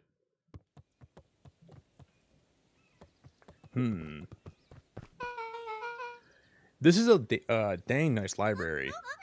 Thanks. We work hard on it. Aren't you a little too adorable to be a librarian? Interesting. Now we have an adorable charm. Kato hung out here so much, eventually they just gave him a set of keys. I just keep an eye on the place for Miss Novak sometimes. They get you working for free here? It's quiet, and I get access to all the books I can read. What more could a person want? Fair enough. What can I do for you all? We need a favor from you. I can't put you any higher on the wait list for the next Hank Atomic. And if you're here with more candy, I'll have you know, I can't be bought. Call it a personal code of conscience. Actually, we're looking to do some research. That's the thing, we sort of don't know. What do you got on the history of the town? There's the county record archives. What's in those? Births, deaths, newspaper clippings, stuff like that. Pretty boring reading. But they do go all the way back when the town was founded. Great. We'll start there. Chapter 8. 6 feet under, 3 towns over. Dude, that's up. The kids spent the rest of the afternoon combing through dusty piles of old county records, desperately searching for anything that could help them make sense of Mr. Tolliver's cryptic utterance. Luca tried to shake the thought of Gran's basement, but his focus wavered. Explosives, messages hidden in jam, dossiers on various town figures, and a corkboard threaded with photos. Gran was the only family he had left. He still couldn't bring himself to believe the worst. But the old map with the symbol of explosives in town square made that difficult. As the sun began to set, the kids were no closer to the truth. Wow. If I have to read any more records, my eyeballs are gonna pop. Yo, what's up? I farted. I got lucky, man. They just named the game after me. Got lucky. If I dig another word, I'm gonna end up in one of those asinine death records. Rollo Cotter lived a full and wonderful life. Till he read so much boring crud that his brain oozed out of his ears. Rollo shut his book with an assertive nod. If you got a better idea, spit it out. You sound like my sister. Just keep pushing your luck, pal. And it won't be boring county records that kill you. I'll put you in the obituaries myself. Rollo muttered under his breath. You're a county record. That's the best you got? Just like Beck slammed her finger down on the open page before glancing down to read. J. Hartford. Here. Hey. We're all a little tired here. Let's just take a minute and... Something tickled the back of Luca's mind. Wait, what was that name, Beck? In the obituary? J. Hartford. From the Brookville Tribune 8 years ago. That can't be right. What is it? J. Hartford. That's my grand's name. Juniper Hartford. Maybe there were 2 J. Hartfords? Mrs. Hartford is survived by her young daughter E. Hartford. My mom's name is Eleanor.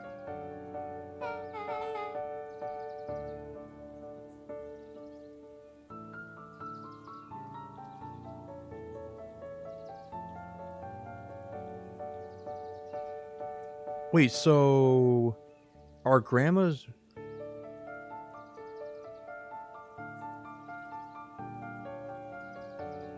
So our grandma's dead.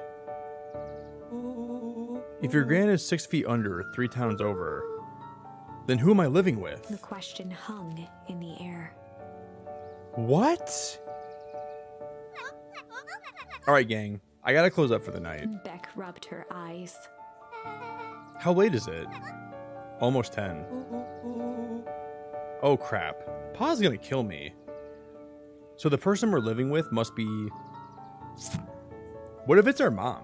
Like, what if our mom got aged to be older and she's pretending to be that person, but she's actually... Maybe there was like a time distortion or something. I gotta go. Yeah, my parents will be worried sick. Okay, let's meet up as early as we can at the festival tomorrow. What are you gonna do about the unconscious man in your basement? I'll think of something.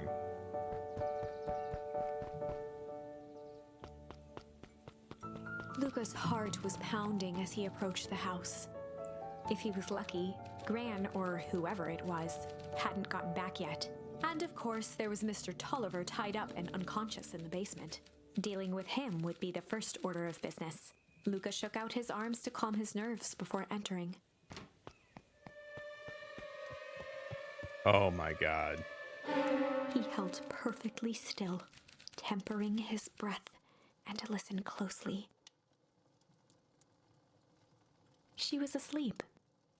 His only hope was that she hadn't found Mr. Tolliver before dozing off. Check out Mr. Tolliver in the basement. This game has the best music I've ever heard in my life from any game, I think. It's so... Oh, there's gonna be something scary down here. He's gone. Oh no. Mr. Tolliver was nowhere to be seen. Maybe he woke up, escaped from his bindings, and left without a trace. Or maybe Gran knew everything. What do I do? Luca's hungry stomach groaned. Not realizing it, he'd gone the entire day without eating. Okay. I can figure this out. Just need a little brain food. Luca rushed over to the pile of jam jars, unscrewed one, and shoveled a handful into his mouth. I'm afraid your jam delivery will be He delayed. flipped the lid to read the label. Mr. Nuncreed. Okay, now I can think. So if Gran knows we tied up Mr. Tolliver, I'm screwed. If she doesn't know, then I just need to play it cool. I guess the only option is to go to bed and act as if nothing's wrong. Gran will think Mr. Tolliver finished what he was sent to do and left when he was done. Alright, now we're supposed to just go to sleep.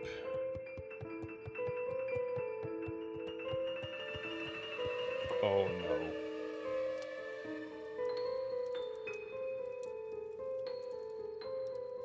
Gran? Okay, just stick to the plan. Go to bed, play it cool. As Luca climbed the final stair, the emotion of the day dragged heavily on him. I feel like our grandma's gonna be waiting in our room for us. With each consecutive step, his legs weakened. I feel like she's gonna be in the His room. stride began to falter. She's gonna be waiting for us. She's gonna say, "What were you doing in the basement?" He tried to grab for the railing to steady himself. Something was wrong. Come on, legs. Just a few more steps. Luca groaned and tried to move. His limbs might as well have been bolted to the ground. Through numb lips, he mumbled just before falling asleep. The dram?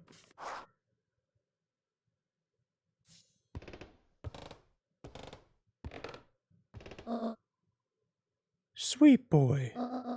What did you get yourself into?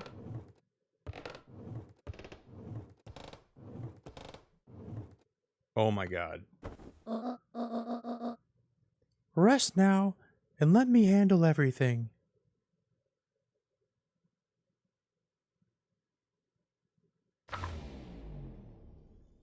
Chapter 9. A speech to end all speeches. A speech to end all speeches. Luca awoke to find himself face down in bed. Holy moly, this is getting so crazy. He moaned into his pillow. Why would Gran drug him? Or rather, why was she trying to drug Mr. Nuncreed? Shaking the questions from his woozy head, Luca snapped back to the matter at hand. The festival.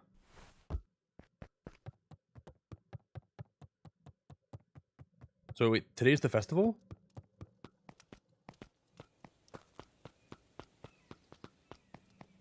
Wow, this is so cool.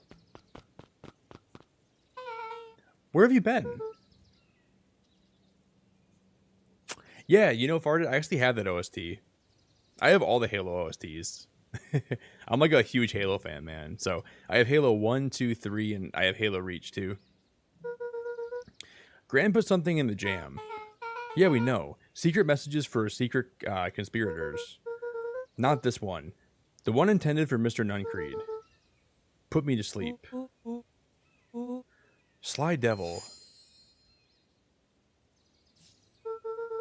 I think she's trying to remove him from the equation. He might be in danger. Have you found anything? We looked around but haven't seen anything odd. Your Gran is nowhere to be found. But Mr. Nuncreed's just loafing around waiting for the speech. What speech? Mayor Gus just got to the podium. Everyone is gathered at the stage. Let's get moving.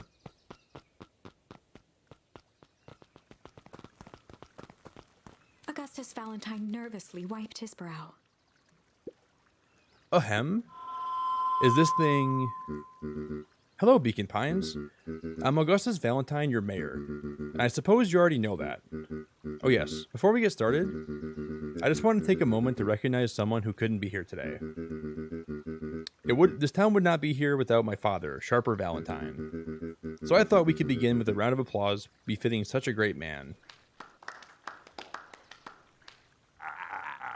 Even that's more than the old codger deserved. Gus cleared his throat and awkwardly loosened his tie. Right. Where was I? William Kerr bounded on the stage with the energy of a preacher at a big tent revival. Gus Valentine, everyone. He gave Gus a hearty slap on the back and motioned him off the stage. Let's hear it for our mayor. What a great turnout. Oh heck, I didn't even prepare anything. But I suppose I could say a few words. Would be ashamed to waste such a beautiful podium. Mr. Kerr pulled a thick stack of note cards out from his vest. Community, conviction, commitment. These are the things we celebrate at Perennial Harvest. For us, these are the pillars of the bridge to a better tomorrow. But I think it's time to add a new pillar. Change. Change is a powerful thing. It's inexorable, unavoidable, and undeniable. And I am dadgum thankful for it. Change is the reason we're all together today. It's hard for me to believe that it was only 4 years ago when fate brought us all together. A simple business trip, which brought me to a small town which would forever change my life. Forever. Mr. Kerr took a moment to survey the crowd. You know what? He wiped away a single tear. From the second I set foot in Beacon Pines, something about this place has held me captive. You see, Change represents opportunity. It represents potential. It was change that helped me recognize the potential of this place. To see that the people of this town, despite suffering great loss, still held on to the things that made them special. He thumped the podium to emphasize each word. Community, conviction, commitment, change. Mr. Kerr nodded confidently, biting his lip. The crowd was silent, in rapt attention. Fate made me a perfect match that day. Nothing's more important to you all than community. And Perennial Harvest is a community first and foremost. Mr. Kerr methodically made eye contact with each section of the crowd. The only way you made it through the foul harvest was an unshakable conviction. Perennial Harvest was founded on the conviction that we were on that horizon. This festival is a symbol of our commitment to each His other. voice began to build to a crescendo. We now walk hand in hand into a future we will shape together. And that is what change is all about. Grabbing the future by the scruff of the neck and making things happen. Change is a choice. How great is that? Just imagine what we can accomplish. I knew there was going to be an explosion. What was that? The crowd began to look around nervously. Don't worry. A little thunder isn't going to ruin this day. Everyone remain calm. Mr. Kerr quickly flicked through his note cards. Where was I? Through all of my travels, I have learned one thing. One always reaps what they sow. We have all planted a lot of good in this town. And so it is with a happy heart that I can proclaim, He raised his hands up to the heavens. our harvest awaits.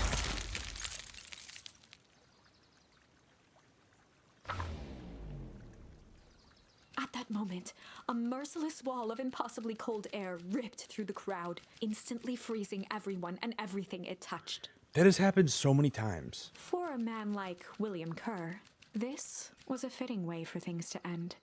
On a stage, with an entire town frozen in rapt attention for the rest of time. The end. There's that ice again! Whenever I think we're getting close, it comes along and ruins everything. Maybe we should just quit? Maybe you should just close the book, walk away, and never think of me again. What the hell, man? No, I don't mean that. We got a little closer this time. We just need to try again. Please. We're getting very close. We got a little closer this time. I don't know which one of these we haven't done yet, though. So there's Sly and there's Chill for this one on the left.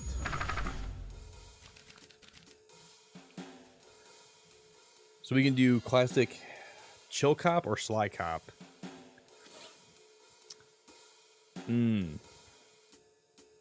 I wonder, I want to look, hold up guys, let me look at this quick.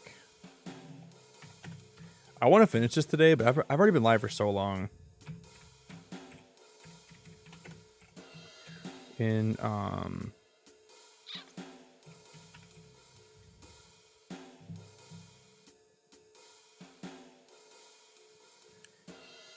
11 chapters. We're actually pretty close to the end. We'll go a little bit further and we'll see if we can make it to the end or not. I think we probably still have a little ways to go though. They'd run the classic good cop, sly cop interrogation. Luca and Rollo ducked behind a barrel, leaving Beck to her task. We'll try good cop, sly cop. With a few crisp snaps, she roused Mr. Tolliver. Okay, nice cream. I'm with you. What? See, like, we're like, yeah, it'll be a long stream for sure, Barb. It's already been a long stream, though, you know what I mean? What's going on here? You're just that Mode Will girl. Please call me back. Sorry about all this. Mr. Tolliver looked down and shifted a bit, testing his restraints. It seems there's been a mix-up. You see, I'm down here for the same reasons you are. Juniper sent you here? Beck caught herself before letting the surprise manifest on her face. She'd already gotten him to reveal his relation to Gran. This was gonna be easy. You know how Juniper is with her precautions. Operation Sparkplug has us all on edge. I guess she thought you needed some backup. But she sent a child? What better ways to avoid prying eyes?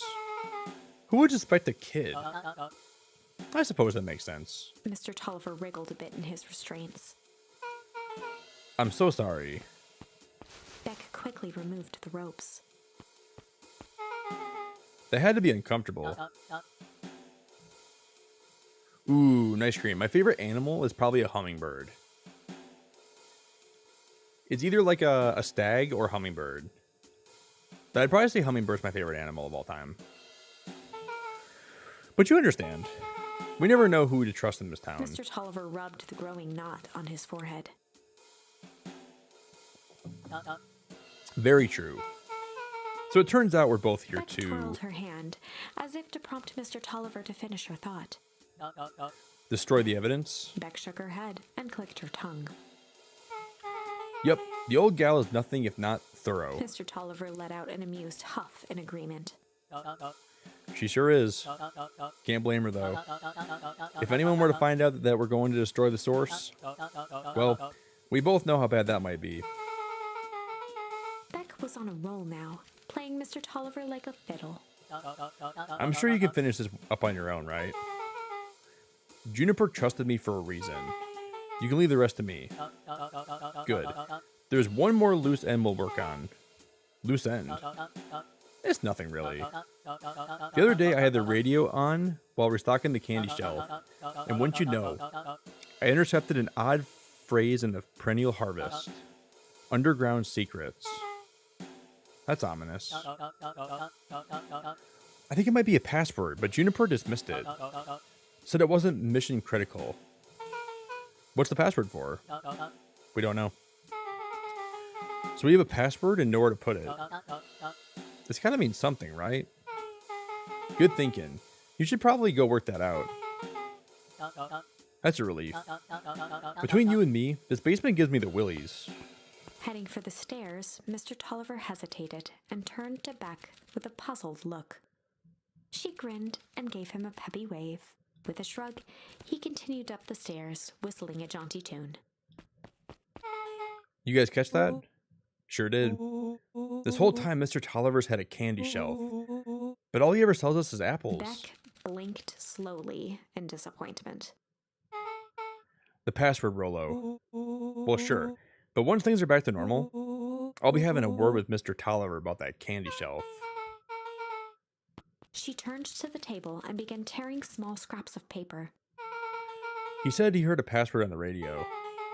Any good spy transmission is never what it seems. Beck marked each scrap of paper and leaned back. We just need to find the hidden meaning. Okay. What's another word for underground? Buried. Covered. Could it be a cover-up? Maybe it's one of those each letter's a number thing. So U would be 21, M would be 14, D would be... It's an anagram. Nuns Creed Drugstore. Luca and Beck looked at Rolo with amazement. That was incredible. It's either that or Kren's Nude Rug Store. Not Kren's Nude Rug Store. I can... What the hell is a nude rug store? Yeah, I think you were right the first time. How'd you do that? What can I say? I love ciphers. Well, I guess we know where to go. It's gotta be the naked rug store, man. Okay. Investigate Nun Creed's drugstore.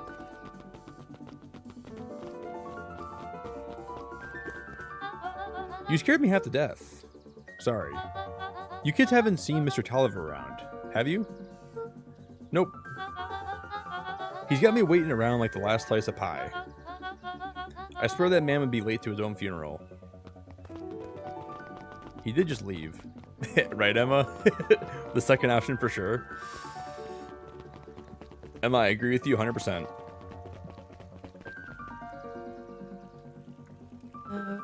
You're late, Augustus. Sorry, sister. Was caught up with work.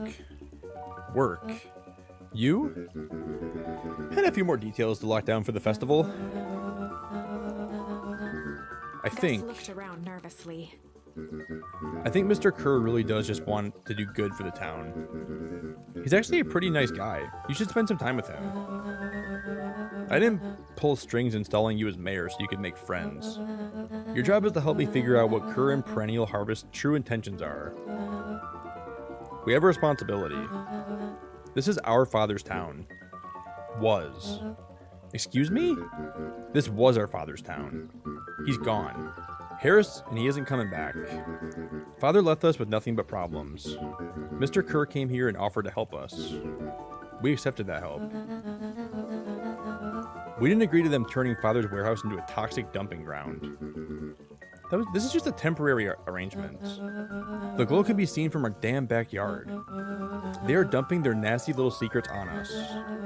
When this all goes inevitably wrong, who do you think will be blamed? Eris's cry hung in the air.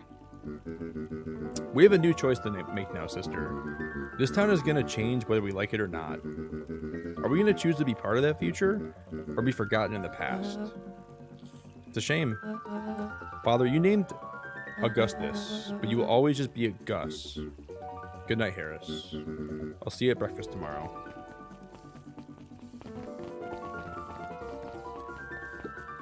It's getting late, children. So we gotta go investigate the drugstore.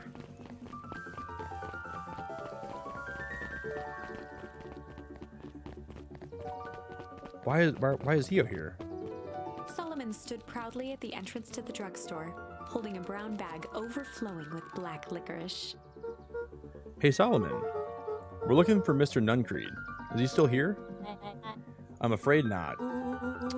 Then where'd you get the candy from? You might say we have an arrangement. Solomon shoveled a surprising amount of licorice into his mouth. Sometimes it's the small pleasures in life. Though we might not always have family to rely on, licorice has never let me down. Well, I can't say licorice should be my first choice. Whatever floats your boat. Oh yeah, I guess. I like sour gobs. I'm certain you do. I always wonder why Mr. Nuncreed kept licorice in stock. You must eat enough of it to make it worthwhile. For some, it's as easy as cold, hard cash. I like the look of that guy. Well, he's right. It's locked. There's gotta be more clues. Okay, let's see here.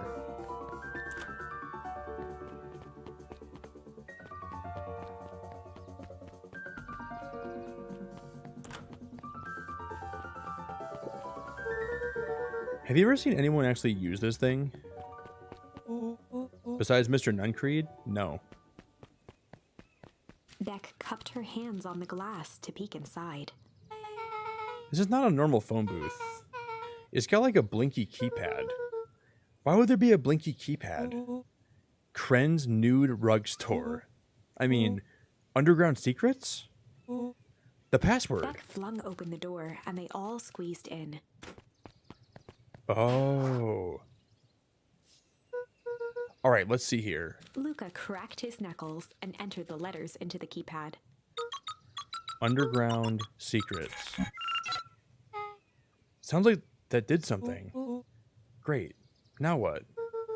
I guess we... The inside of the phone booth dropped loose from its shell.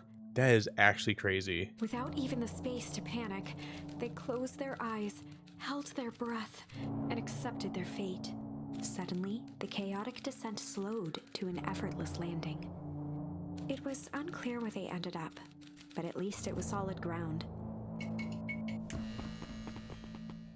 The air was stagnant and smelled vaguely of chlorine.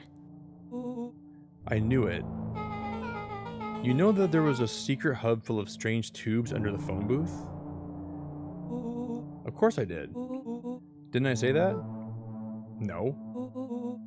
I thought it. Luca, do you remember when I said how cool it'd be if the trans-dimensional conduits from Hank Atomic were real? Yeah, at some point. You said that about every technology ever discussed in Hank Atomic. That's why I'm such a good predictor. It looks like each of these has something written on them. Mining Operations Alpha? You guys have mines here? Not that I know of. This town's all farms and fertilizer. And a series of tubes. Pa always says, you can only trust a miner up to the point when they hit gold. That's the thing about Pa. You don't always realize what he means till it's too late. Perennial Harvest main office. That's where my mom works. What does she do? Science stuff. True. Valentine Fertilizer Warehouse. Isn't that where you almost got snatched? Yeah. Why would Perennial Harvest have a tube going to the old Valentine place? This is starting to feel something big. This suit has a broken mask. So we have found our mystery warehouse creeper. We've at least found their hazmat suit. If it walks like a Nun Creed, talks like a Nun Creed. Let's not jump to conclusions now. Just saying. This is wild, man. That's a lot of buttons. Stand aside, Earthlings. I've read enough Hank Atomic to know my way around sci-fi tech. Hovered over the field of blinking buttons. Eeny, meeny, miny.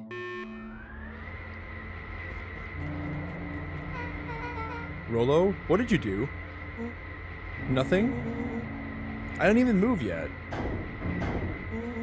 What was that? Hide. Where? There's nothing but weird tubes down here. Just get back. Oh my god.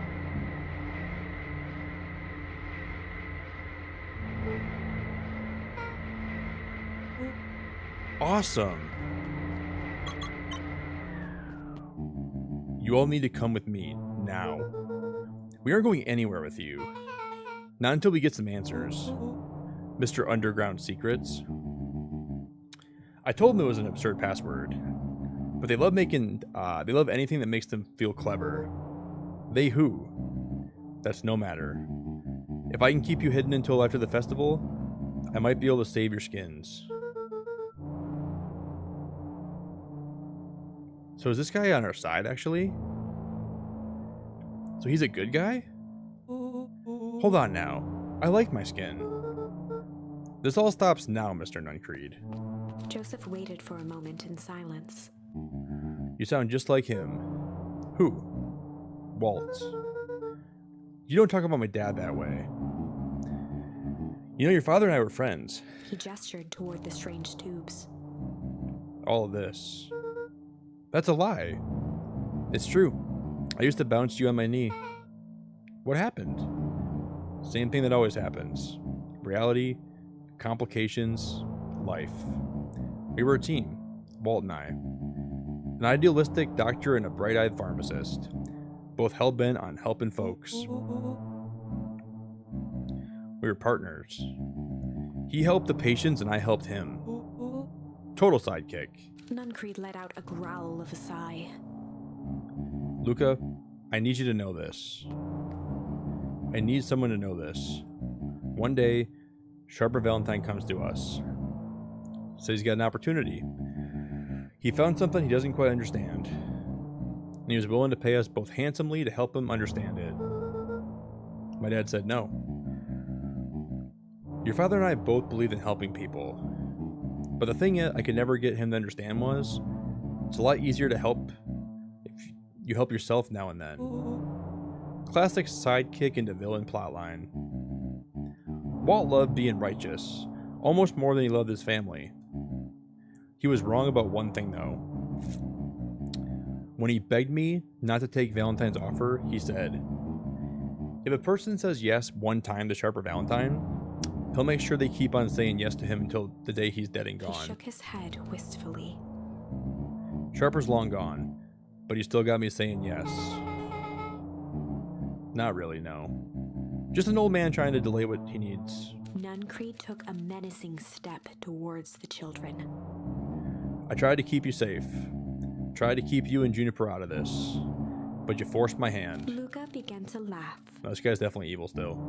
What? You really don't know? My Gran isn't out of this. She's been scheming right under your nose. Juniper? Seems like she's been planning on crashing the town's party. She's gonna disrupt the festival? Why would she? Color drained from Nuncreed's face. How does she know? Apparently she knows a lot of things. What? Let's just say this isn't the only underground lair we busted today. Honestly, hers is way cooler. She's got maps and explosives and bad intentions. Nuncreed grabbed Luca by the shoulders. His eyes were frantic. You need to tell me what she's going to do right now. She doesn't understand what she's messing with. Tell me now. She's in danger, boy. I don't know. She had a map with a mark on the fountain in town square. But why? A jolt of realization struck Mr. Nuncreed. She knows about the source? What is the source? If she tries to destroy the source, it could catalyze.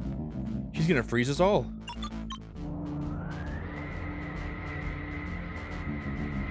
You all need to run. Run where? Away. As far as away from this town as you can get. Head west and don't look back. That did not go how I expected. We're totally following him, right? Totally. See you on the other side. You good? Yep. I love this town.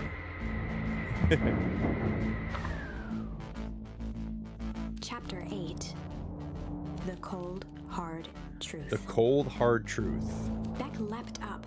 Dimness. Her only points of reference were glints of upcoming turns, which approached with frightening speed, only to carom her gracefully along. She heard the tinny, distant echoes of Rollo's glee.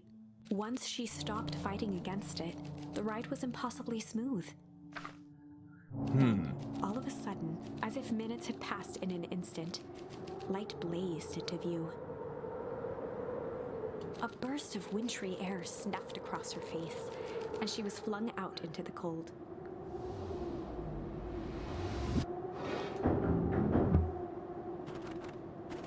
What the hell?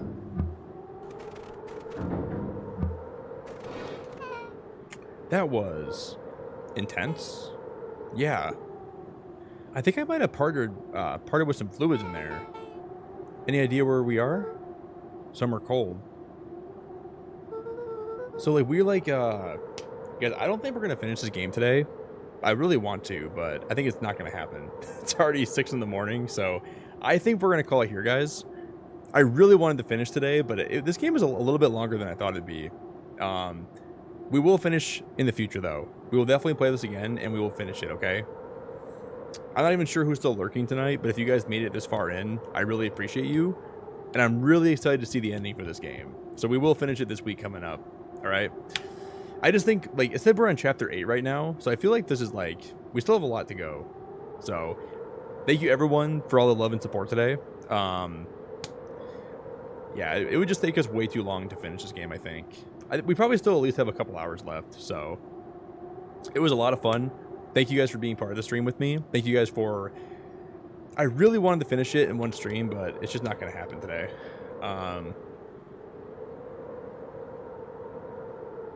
Isn't it cool, Ian? Glad I got it so I can finish the story. I think it's really cool, man. It just kills me I couldn't finish it all in one day, but it is what it is. We'll come back and we'll do more of it later, but thank you, Ben. Thank you, Ian. Thank you, Emma. Thank you, Pam. Thank you, Lindsay. Thank you, Lyra. Thank you, Kieran. Thank you, Barb. Thank you, Lexi. We're going to go ahead and raid somebody, guys, because I got to pee really bad. So let's go figure out who's live we can raid.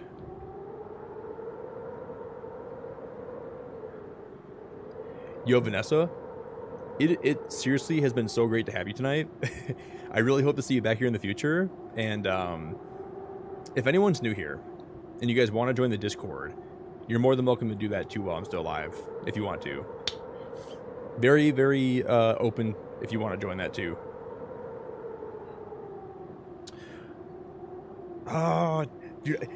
You know, it's gonna like kill me to not go on Reddit tonight and like look up stuff for the game, because I really want to finish it. I just don't think it's possible, you know what I mean? I want to see our tree again right now quick. This place sucks. Why would anyone even want to blow up something out here? I want to go see our skill tree here, or our tree. I think we have a lot farther to go. I don't think we're even like really close to being done. I have no idea. Because I think we have to go back to the right side eventually. We will finish this game though, I promise you. Let's go raid somebody, okay?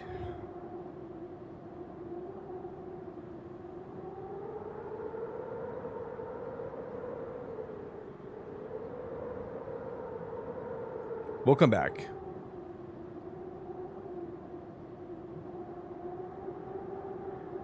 Guys, we're gonna go raid my man Sam, okay?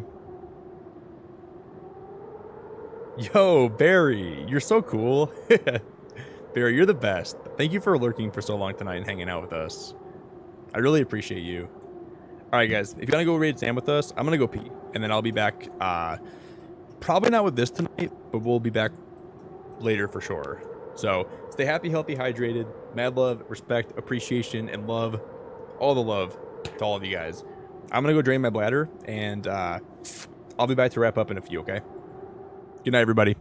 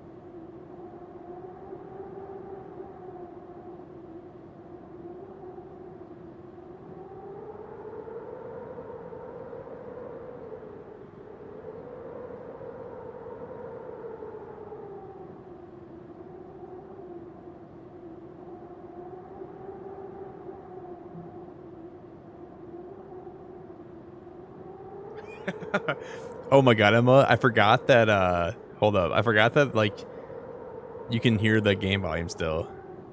That's so funny to me. I forgot about that entirely. That's hilarious. I'll put the actual music back on though. That sounds way better. Or we can do both. We can have the howling wind and we can have the music too. It'll be a good like maybe they'll complement each other, you know?